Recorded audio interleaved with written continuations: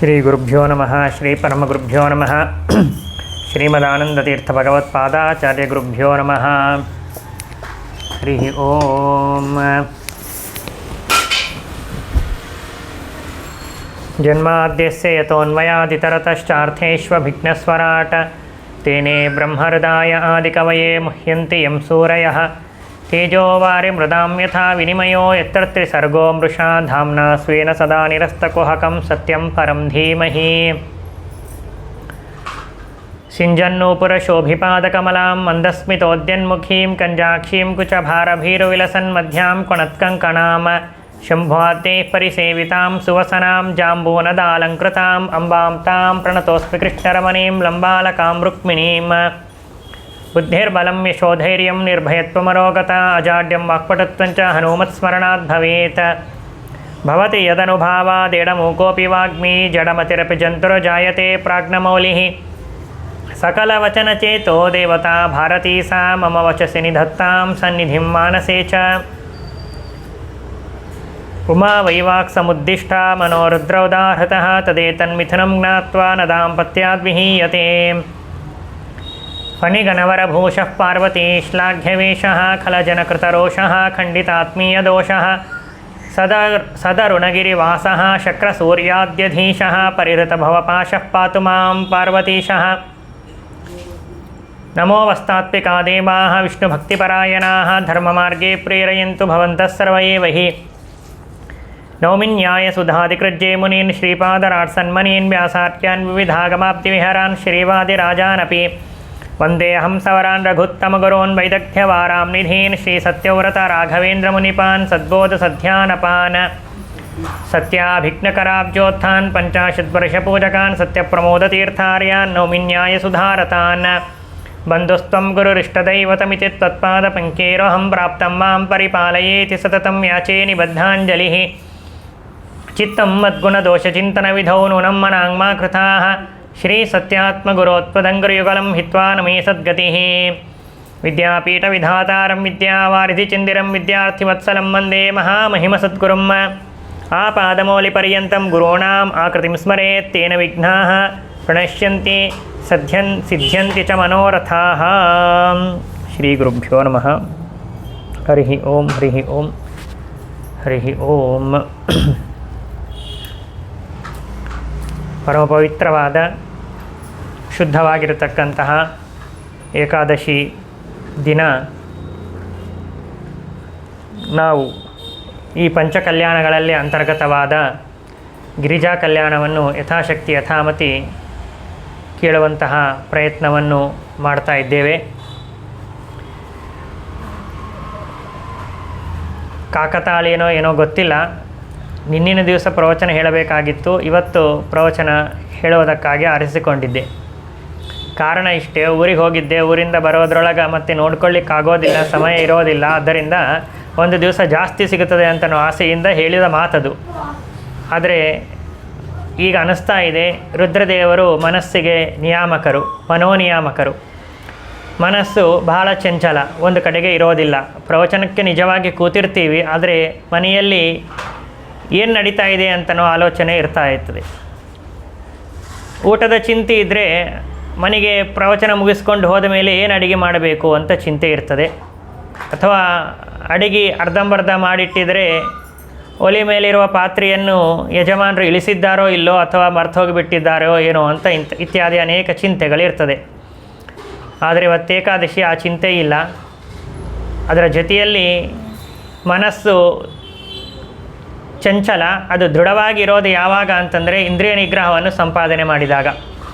ಇಂದ್ರಿಯ ನಿಗ್ರಹವನ್ನು ನಾವು ಸಂಪಾದನೆ ಮಾಡಿದರೆ ಮನಸ್ಸು ಚೆನ್ನಾಗಿರ್ತದೆ. ಆ ಇಂದ್ರಿಯ ನಿಗ್ರಹವನ್ನು ಸಂಪಾದನೆ ಮಾಡಬೇಕು ಅಂತಂದರೆ ಅದಕ್ಕೆ ಬೇಕಾದ ಆಹಾರವನ್ನು ಕೊಡಬಾರದು, ಅಂದರೆ ಅದಕ್ಕೆ ಉಪವಾಸದಿಂದ ಇಡಬೇಕು. ಚೆಂದಾಗಿ ಉಂಡು ದಷ್ಟಪುಷ್ಟಾಗೆಲ್ಲ ಮಾಡಿ ಬಂದಿದ್ವಿ ಅಂತಂದರೆ ಮನಸ್ಸು, ಇಂದ್ರಿಯಗಳು ಆ ಕಡೆ ಈ ಕಡೆಗೆ ಹಾರ್ತಾ ಇರ್ತವೆ, ಮನಸ್ಸು ಹಾರ್ತದೆ.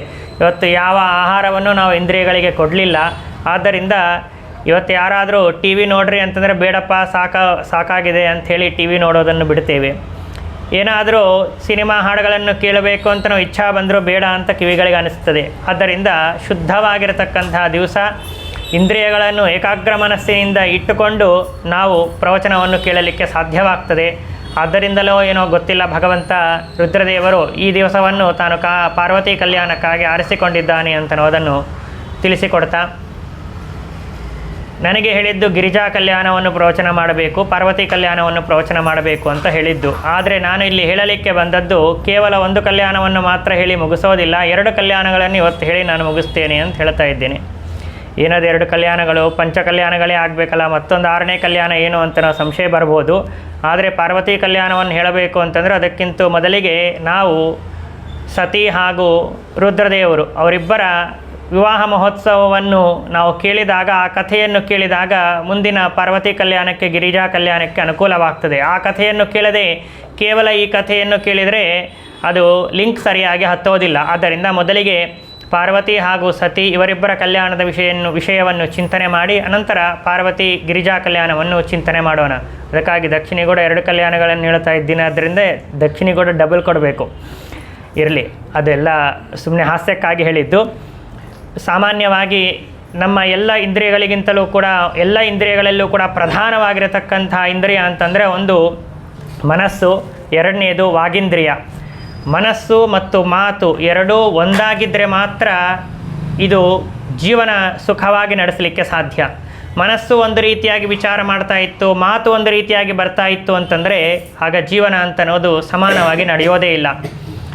ಸಜ್ಜನರ ಮನಸ್ಸು ಹೇಗೆ ಇರ್ತದೆ ಅಂತಂದರೆ ಮನಸ್ಸೇಕಂ ವಚಸ್ಸೇಕಂ ಕರ್ಮಣ್ಯೇಕಂ ಮನಸ್ಸೇಕಂ ವಚಸ್ಸೇಕಂ ಕರ್ಮಣ್ಯೇಕಂ ದುರಾತ್ಮನಾಮ್ ಅಂತ ಹೇಳ್ತಾರೆ. ಅಂದರೆ ಕೆಟ್ಟವರ ಮನಸ್ಸು ಒಂದು ರೀತಿಯಾಗಿ ಆಲೋಚನೆ ಮಾಡ್ತಾ ಇರ್ತದೆ, ಮಾತು ಒಂದು ರೀತಿಯಾಗಿ ಬರ್ತಾ ಇರ್ತದೆ, ಅವರು ಮಾಡುವಂಥ ಕ್ರಿಯೆ ಚರ್ಯ ಅಂತನ್ನೋದು ಒಂದು ರೀತಿಯಾಗಿ ಇರ್ತದೆ.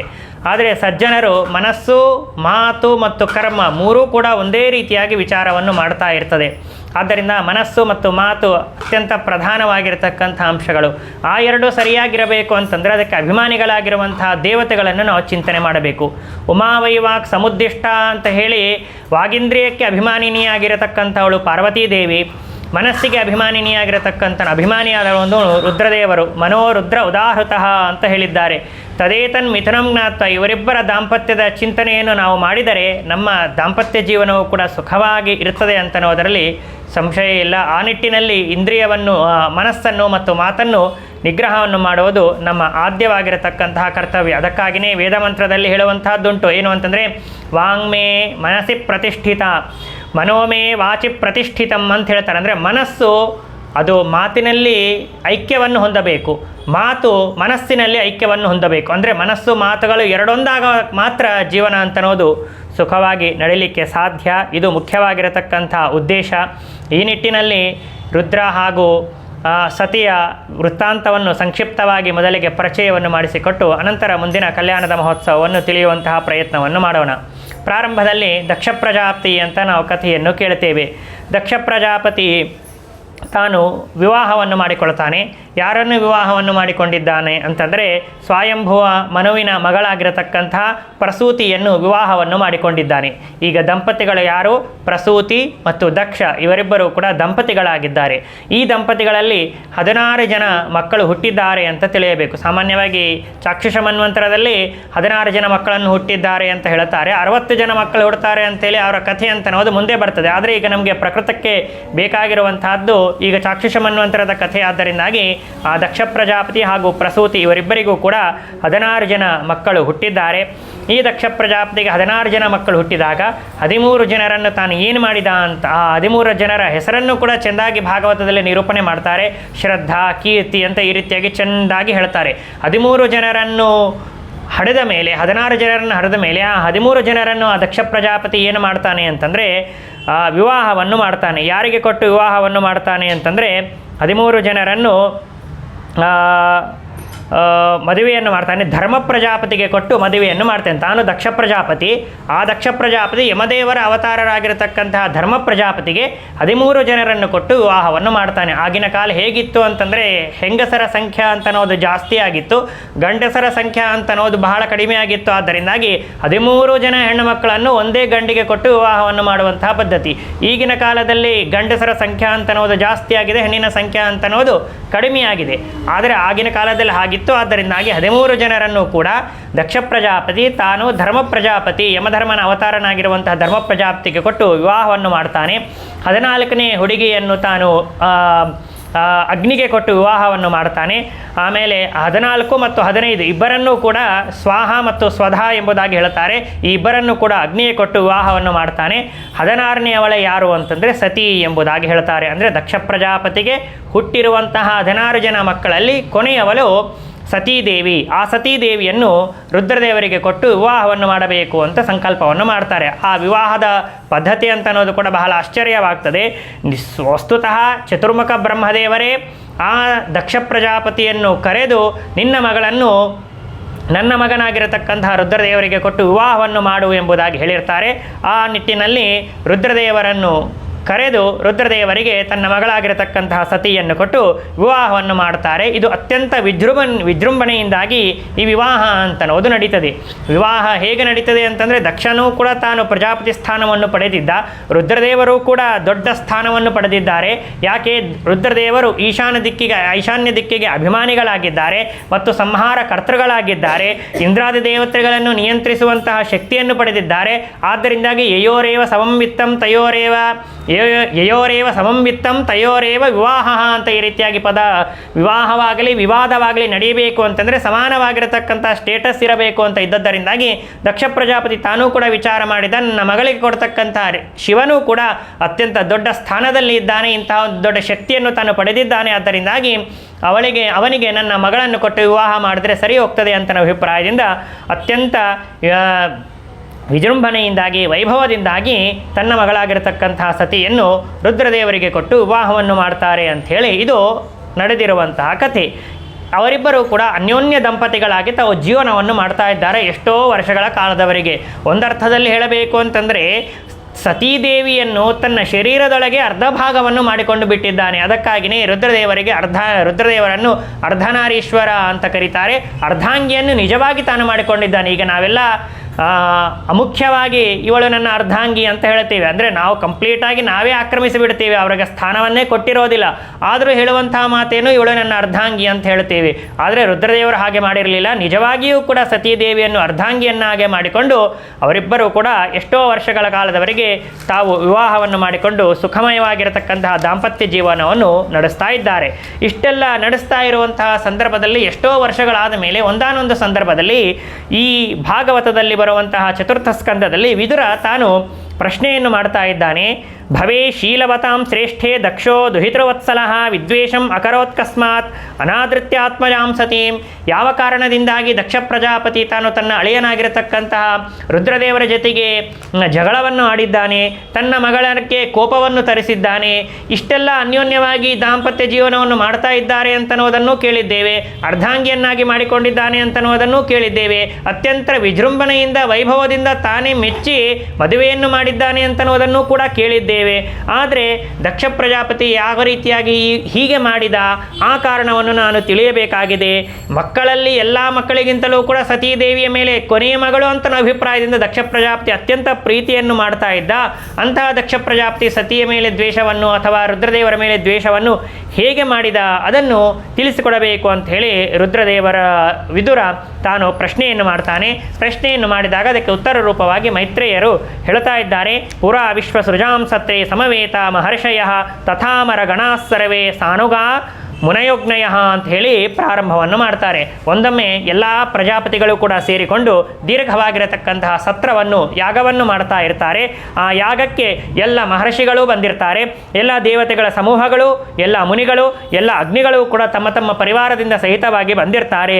ಅಂತಹ ಸಂದರ್ಭದಲ್ಲಿ ಆ ಒಂದು ಯಜ್ಞ ಮಂಟಪಕ್ಕೆ ದಕ್ಷ ಪ್ರಜಾಪತಿ ತಾನು ಪ್ರವೇಶವನ್ನು ಮಾಡ್ತಾನೆ. ದಕ್ಷ ಪ್ರಜಾಪತಿ ಪ್ರವೇಶವನ್ನು ಮಾಡುವುದಕ್ಕಿಂತ ಮೊದಲಿಗೇನೆ ಚತುರ್ಮುಖ ಬ್ರಹ್ಮದೇವರು ಅಲ್ಲಿಗೆ ಬಂದಿದ್ದರು. ಚತುರ್ಮುಖ ಬ್ರಹ್ಮದೇವರು ಆಸೀನರಾಗಿದ್ದರು, ರುದ್ರದೇವರು ಕೂಡ ಆಸೀನರಾಗಿದ್ದರು, ಎಲ್ಲ ಮುನಿಗಳು ಅಗ್ನಿಗಳು ಎಲ್ಲರೂ ಕೂಡ ಆಸೀನರಾಗಿದ್ದರು.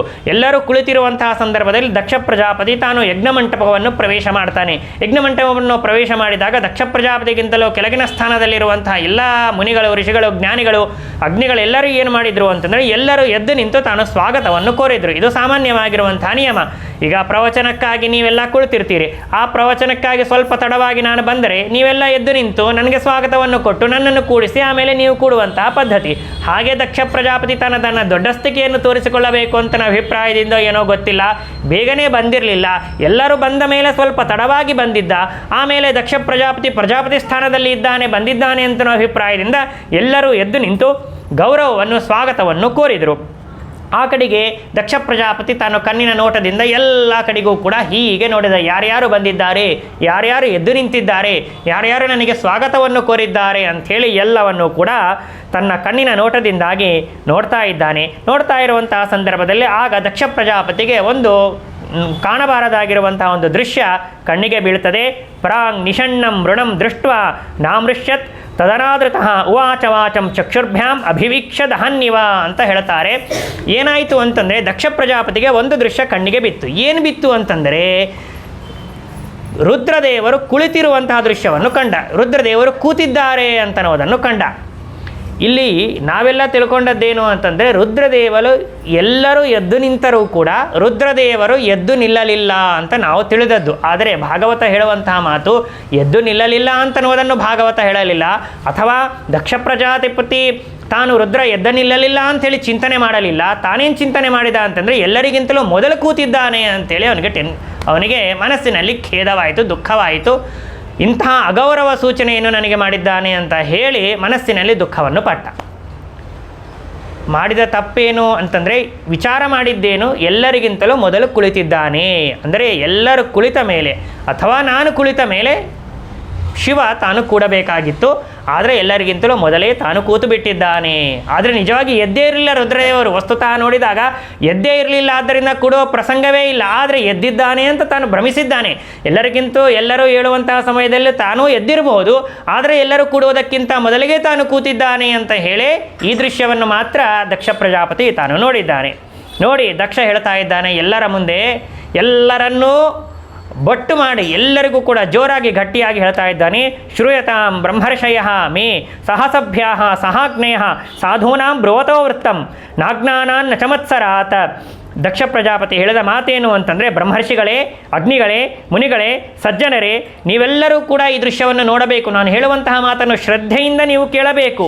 ಇದು ನಾನು ನನ್ನ ಅಜ್ಞಾನದಿಂದಾಗಲಿ ಅಥವಾ ನನ್ನ ಮಾತ್ಸರ್ಯದಿಂದಾಗಲಿ, ನಾನು ಸೊಕ್ಕಿನಿಂದಾಗಲಿ ಈ ಮಾತನ್ನು ನಾನು ಆಡ್ತಾ ಇಲ್ಲ.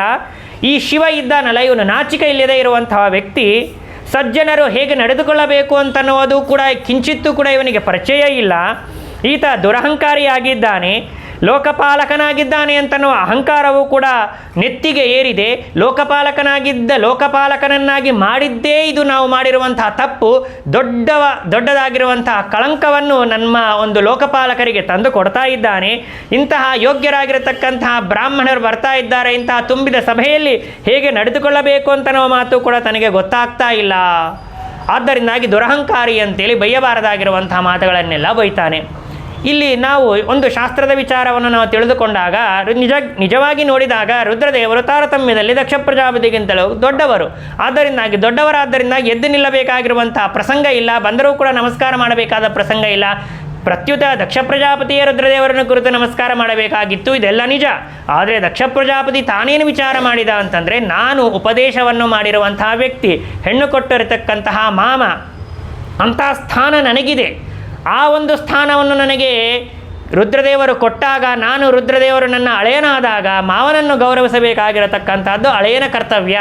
ಬಂಧುತ್ವದಿಂದಾಗಲೂ ನಮಸ್ಕಾರವನ್ನು ಮಾಡಬೇಕಾಗಿತ್ತು. ಹೌದು, ನೀನು ಹೆಚ್ಚಿನ ವಿದ್ಯೆಯನ್ನು ನೀನು ಅಧ್ಯಯನವನ್ನು ಮಾಡಿರಬಹುದು, ಆದರೆ ಉಪದೇಶವನ್ನು ಮಾಡಿದ್ದಾನೆ, ಮಗಳನ್ನು ಕೊಟ್ಟಿದ್ದಾನೆ, ಆ ಒಂದು ಅಭಿಪ್ರಾಯದಿಂದಾದರೂ ಎದ್ದು ನಿಲ್ಲಬೇಕಾಗಿತ್ತು, ಗೌರವವನ್ನು ಸಲ್ಲಿಸಬೇಕಾಗಿತ್ತು.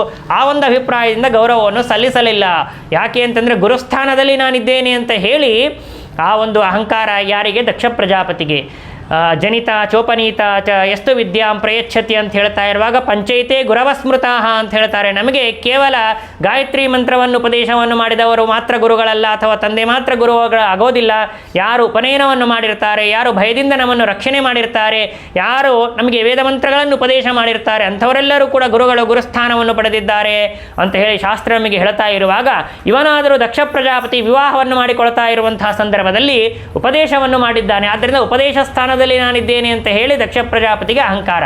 ಏನು ಉಪದೇಶವನ್ನು ಮಾಡ್ತಾನೆ ಅಂತಂದರೆ, ಮದುವೆಯನ್ನು ಮಾಡಿಕೊಳ್ತಾ ಇರುವಂತಹ ಸಂದರ್ಭದಲ್ಲಿ ಇದು ನೆನಪಲ್ಲಿಟ್ಟುಕೊಳ್ಳಬೇಕು. ಅಂದರೆ ಹೆಣ್ಣು ಕೊಡ್ತಾ ಇರುವಂತಹ ಮಾವ ತಾನು ಅಳೆಯನಿಗೆ ಕೆಲವು ಮಾತುಗಳನ್ನು ಹೇಳ್ತಾನೆ, ಉಪದೇಶಗಳನ್ನು ಹೇಳ್ತಾನೆ. ಆ ಉಪದೇಶಗಳನ್ನು ಕೇಳಿದ ಮೇಲೆ ಆ ಅಳೆಯ ಏನು ಮಾಡಬೇಕು ಅಂತಂದರೆ, ಹಾಗೆ ಮಾವ ನೀನು ಹೇಳಿದಂಗೆ ನಾನು ಮಾಡ್ತೇನೆ ಅಂತ ಹೇಳಿ ಅಪ್ಪಣೆಯನ್ನು ಕೊಡಬೇಕು.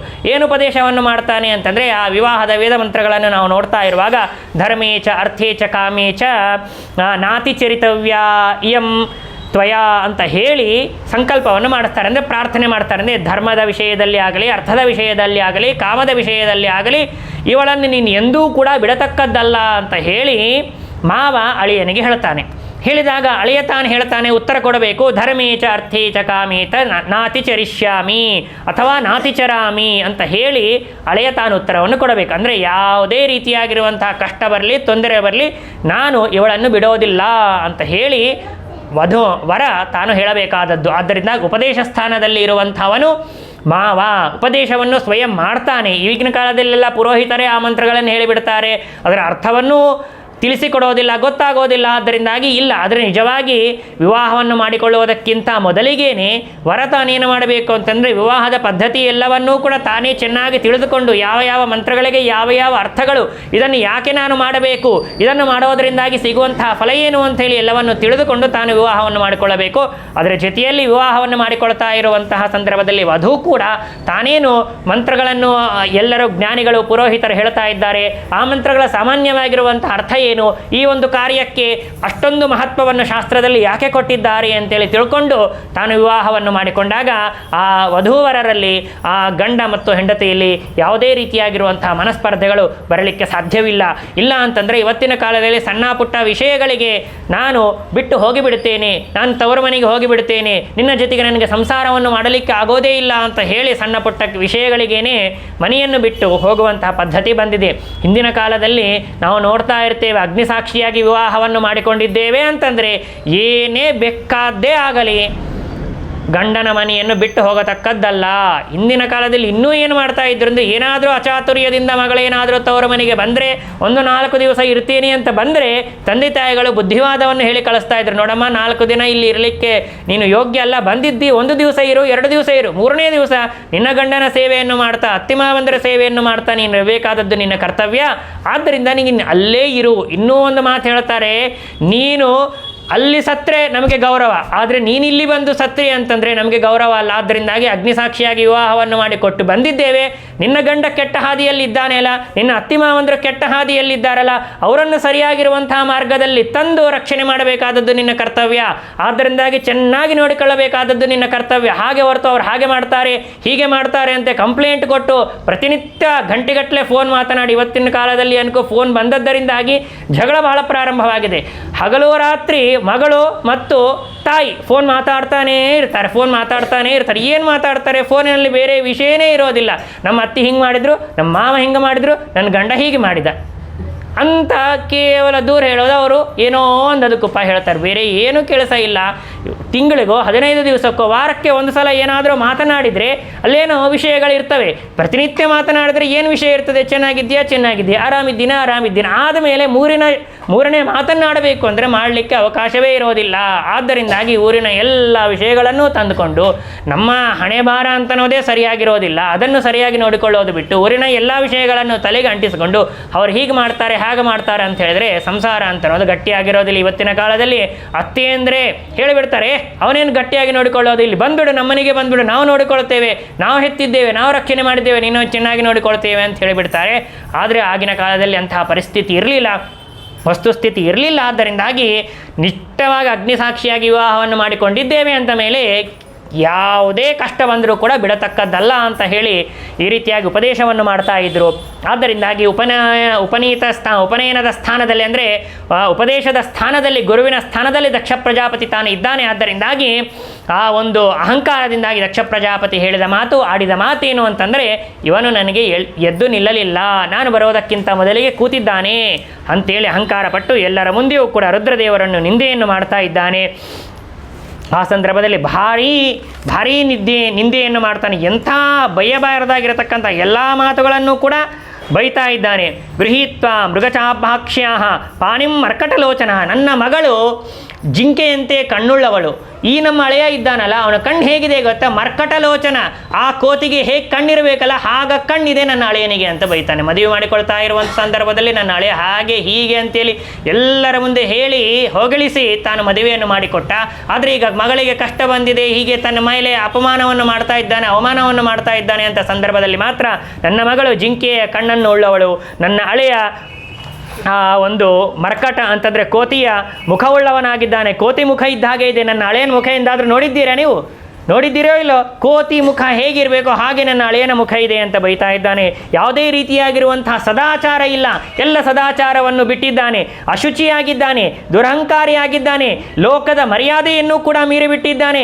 ಇಂಥವಳಿಗೆ ನನ್ನ ಮಗಳನ್ನು ಕೊಟ್ಟಿದ್ದೇನೆ, ನಾನೇನೋ ಇಷ್ಟಪಟ್ಟು ಕೊಟ್ಟಿಲ್ಲ, ಏನೋ ಬ್ರಹ್ಮ ಇದ್ದಾನಲ್ಲ, ಆ ಬ್ರಹ್ಮ ಒಂದು ನನಗೆ ಮಗಳನ್ನು ಕೊಡುವಂತೇನೋ ಹೇಳಿದ ಅವನ ಮಾತನ್ನು ನಂಬಿ ನಾನು ವಿವಾಹವನ್ನು ಮಾಡಿಕೊಟ್ಟು ಬಿಟ್ಟಿದ್ದೇನೆ. ಒಂದು ಕ್ಷಣ ನಾನು ಆಲೋಚನೆ ಮಾಡಲಿಲ್ಲ. ವಿವಾಹವನ್ನು ಮಾಡಬೇಕು ಅಂತಂದರೆ ಅಟು ಎಡುತ್ತರಾಲು ಇಟು ಎಡುತ್ತರಾಲು ಎಲ್ಲ ನೋಡಬೇಕು ಅಂತ ಹೇಳ್ತಾರೆ. ನಾನು ಯಾವ ಮಾತನ್ನೂ ಕೇಳಿಲ್ಲ. ಬ್ರಹ್ಮದೇವರೇ ಸೃಷ್ಟಿ ಮಾಡಿದ್ದು, ಎಲ್ಲವೂ ಅವನಿಗೆ ಗೊತ್ತಿರ್ತದೆ ಅಂತೇಳಿ ಅವನ ಮಾತಿನ ಮೇಲೆ ವಿಶ್ವಾಸ ಕೊಟ್ಟು ನಾನು ವಿವಾಹವನ್ನು ಮಾಡಿಬಿಟ್ಟಿದ್ದೇನೆ ಅಂತ ಹೇಳಿ ಘೋರವಾಗಿರತಕ್ಕಂಥ ಸ್ಮಶಾನದಲ್ಲಿ ವಾಸವನ್ನು ಮಾಡ್ತಾ ಇರ್ತಾನೆ. ಭೂತಪ್ರೇಷ ಪಿಶಾಚಗಳೇ ಸುತ್ತಮುತ್ತ ಇಟ್ಟುಕೊಂಡಿರ್ತಾನೆ, ಮೈಗೆ ಬೂದಿಯನ್ನು ಬಡಿದುಕೊಂಡಿರ್ತಾನೆ, ತಲೆ ಕೂದಲನ್ನು ಕೆರೆದುಕೊಂಡಿರ್ತಾನೆ, ನಗತಾ ಇರ್ತಾನೆ, ಅಳ್ತಾ ಇರ್ತಾನೆ, ನರ್ತನವನ್ನು ಮಾಡ್ತಾ ಇರ್ತಾನೆ. ಯಾವ ಸಂದರ್ಭದಲ್ಲಿ ಹೇಗೆ ಇರ್ತಾನೋ ಗೊತ್ತಿಲ್ಲ. ಚಿತಾಭಸ್ಮವನ್ನು ಧಾರಣೆ ಮಾಡ್ತಾ ಇರ್ತಾನೆ, ಸ್ನಾನವನ್ನೇ ಮಾಡೋದಿಲ್ಲ, ಭಸ್ಮವನ್ನೇ ತನ್ನ ಸ್ನಾನವನ್ನಾಗಿ ತಾನು ಮಾಡಿಕೊಂಡು ಬಿಟ್ಟಿರ್ತಾನೆ.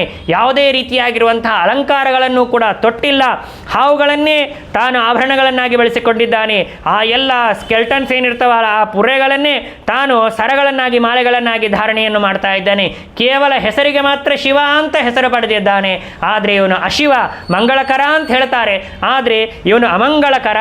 ತಾನು ಉನ್ಮತ್ತರಾಗಿರತಕ್ಕಂಥ ಭೂತಪ್ರೇತ ಪಿಶಾಚಾದಿಗಳೇ ಇವನ ಬಂಧುಗಳು. ಇಂಥವನ ಜೊತೆಗೆ ಇವನು ಸಜ್ಜನರ ಸಹವಾಸವನ್ನು ಮಾಡಿದರೆ ಇವನ ಬುದ್ಧಿ ಚೆನ್ನಾಗಿರ್ತದೆ, ಆದರೆ ಎಲ್ಲರ ಭೂತಪ್ರೇತ ಪಿಶಾಚಾದಿಗಳ ಸಹವಾಸವನ್ನು ಇವನು ಮಾಡ್ತಾ ಇದ್ದಾನೆ ಅಂತಂದರೆ ಇವನ ಬುದ್ಧಿ ಹೇಗಿದೆ ಅಂತ ಹೇಳಿ ವಿಚಾರವನ್ನು ಮಾಡ್ತಾ ದತ್ತ ಬತಮಯಾ ಸಾಧ್ವಿ ಚೋದಿತೆ ಪರಮೇಷ್ಠಿನ ಅಂಥೇಳಿ ಚತುರ್ಮುಖ ಬ್ರಹ್ಮದೇವರನ್ನು ಕೂಡ ಬೈದು ಕೊನೆಗೆ ರುದ್ರದೇವರಿಗೆ ದಕ್ಷ ಪ್ರಜಾಪತಿ ತಾನು ಶಾಪವನ್ನು ಕೊಡ್ತಾ ಇದ್ದಾನೆ. ಏನಂತ ಶಾಪವನ್ನು ಕೊಟ್ಟ ಅಂತಂದರೆ, ಶಾಪವನ್ನು ಕೊಡ್ತಾ ಇರುವಂತಹ ಸಂದರ್ಭದಲ್ಲೂ ಕೂಡ ಏನು ಮಾಡಿದ ಅಂತಂದರೆ, ಕ್ರುದ್ಧನಾಗಿ ದಕ್ಷ ಪ್ರಜಾಪತಿ ಚೆಂದಾಗಿ ಕೈಕಾಲುಗಳನ್ನು ತೊಳೆದುಕೊಂಡು ಆಚಮನವನ್ನು ಮಾಡಿ ಶಾಪವನ್ನು ಕೊಟ್ಟ. ಅಂತಂದರೆ ತಾನು ಸಿಟ್ಟಿಗೆ ಎದ್ದಿದ್ದೇನೆ, ಅದರಿಂದಾಗಿ ಸಿಟ್ಟಿಗೆ ಎದ್ದಿದ್ದೇನೆ ಅಂತಂದರೆ ನಮಗೆ ಸಿಟ್ಟು ಬಂತು ಅಂತಂದರೆ ಮೈಲಿಗೆ ಅಂತ ಅರ್ಥ. ಪೂಜೆಯನ್ನು ಮಾಡ್ತಾ ಇರುವಂತಹ ಸಂದರ್ಭದಲ್ಲಿ, ಶ್ರಾದ್ದವನ್ನು ಮಾಡ್ತಾ ಇರುವಂತಹ ಸಂದರ್ಭದಲ್ಲಿ ಎಂದೂ ಸಿಟ್ಟಿಗೆ ಬರಬಾರ್ದು, ಎಂದೂ ಸಿಟ್ಟಿಗೆ ಬರಬಾರ್ದು. ಆದರೆ ನಿಜವಾಗಿ ಆ ಎರಡು ಸಂದರ್ಭಗಳಲ್ಲೇನೆ ನಮಗೆ ಸಿಟ್ಟಿಗೆ ಬರ್ತಕ್ಕಂಥದ್ದು. ಯಾಕೆ ಅಂತಂದರೆ ಸರಿಯಾಗಿ ಬತ್ತಿ ಹಾಕಿಲ್ಲ, ಮಂಗಳಾರತಿ ಬತ್ತಿ ಕೊಟ್ಟಿಲ್ಲ, ನೈವೇದ್ಯಕ್ಕೆ ಕೊಟ್ಟಿಲ್ಲ, ಥಾಳಿ ಒದ್ದಿ ಅದನ್ನು ಸರಿಯಾಗಿ ಒರೆಸಿಲ್ಲ, ಅದು ಇದು ಅಂತ ಹೇಳಿ ಪೂಜೆಗೆ ಕುಳಿತಾ ಇರುವಂತಹ ಸಂದರ್ಭದಲ್ಲೇ ಬೈಯಬಾರದಾಗಿರುವಂತಹ ಎಲ್ಲ ಮಾತುಗಳನ್ನು ಕೂಡ ಬೈದು ಬಿಡ್ತೀವಿ, ಸಿಟ್ಟು ಜಾಸ್ತಿ ಬಂದುಬಿಡ್ತದೆ. ಆದರೆ ಸಿಟ್ಟು ಬಂತು ಅಂತಂದರೆ ನಿಜವಾಗಿ ಮೈಲಿಗೆ ಅಂತ ಅರ್ಥ. ಮತ್ತೆ ಸ್ನಾನವನ್ನು ಮಾಡಿ ಮತ್ತೆ ಪೂಜೆಯನ್ನು ಮಾಡಬೇಕು ಅಂತ ಹೇಳ್ತಾರೆ. ಸತ್ಯಪ್ರಮೋದ ತೀರ್ಥ ಶ್ರೀಪಾದಂಗಳವರ ಕಥೆಯನ್ನು ಹೇಳ್ತಾ ಇರುವಾಗ ಒಂದು ಮಾತನ್ನು ಹೇಳ್ತಾರೆ. ಪೂಜೆಯನ್ನು ಮಾಡ್ತಾ ಇರುವಂತಹ ಸಂದರ್ಭದಲ್ಲಿ ತಲೆಗೆ ಬಟ್ಟೆಯನ್ನು ಕಟ್ಟಿಕೊಂಡಿದ್ದಾರೆ, ಎಲ್ಲ ಪುಷ್ಪಗಳನ್ನು ತುಳಸಿಗಳನ್ನು ಎಲ್ಲವನ್ನು ಏರಿಸ್ತಾ ಇರ್ತಾರೆ. ಆ ಸಂದರ್ಭದಲ್ಲಿ ಆ ಹೂವಿನಲ್ಲೋ ತುಳಸಿನಲ್ಲೋ ಒಂದು ದಾರ ಬಂತು.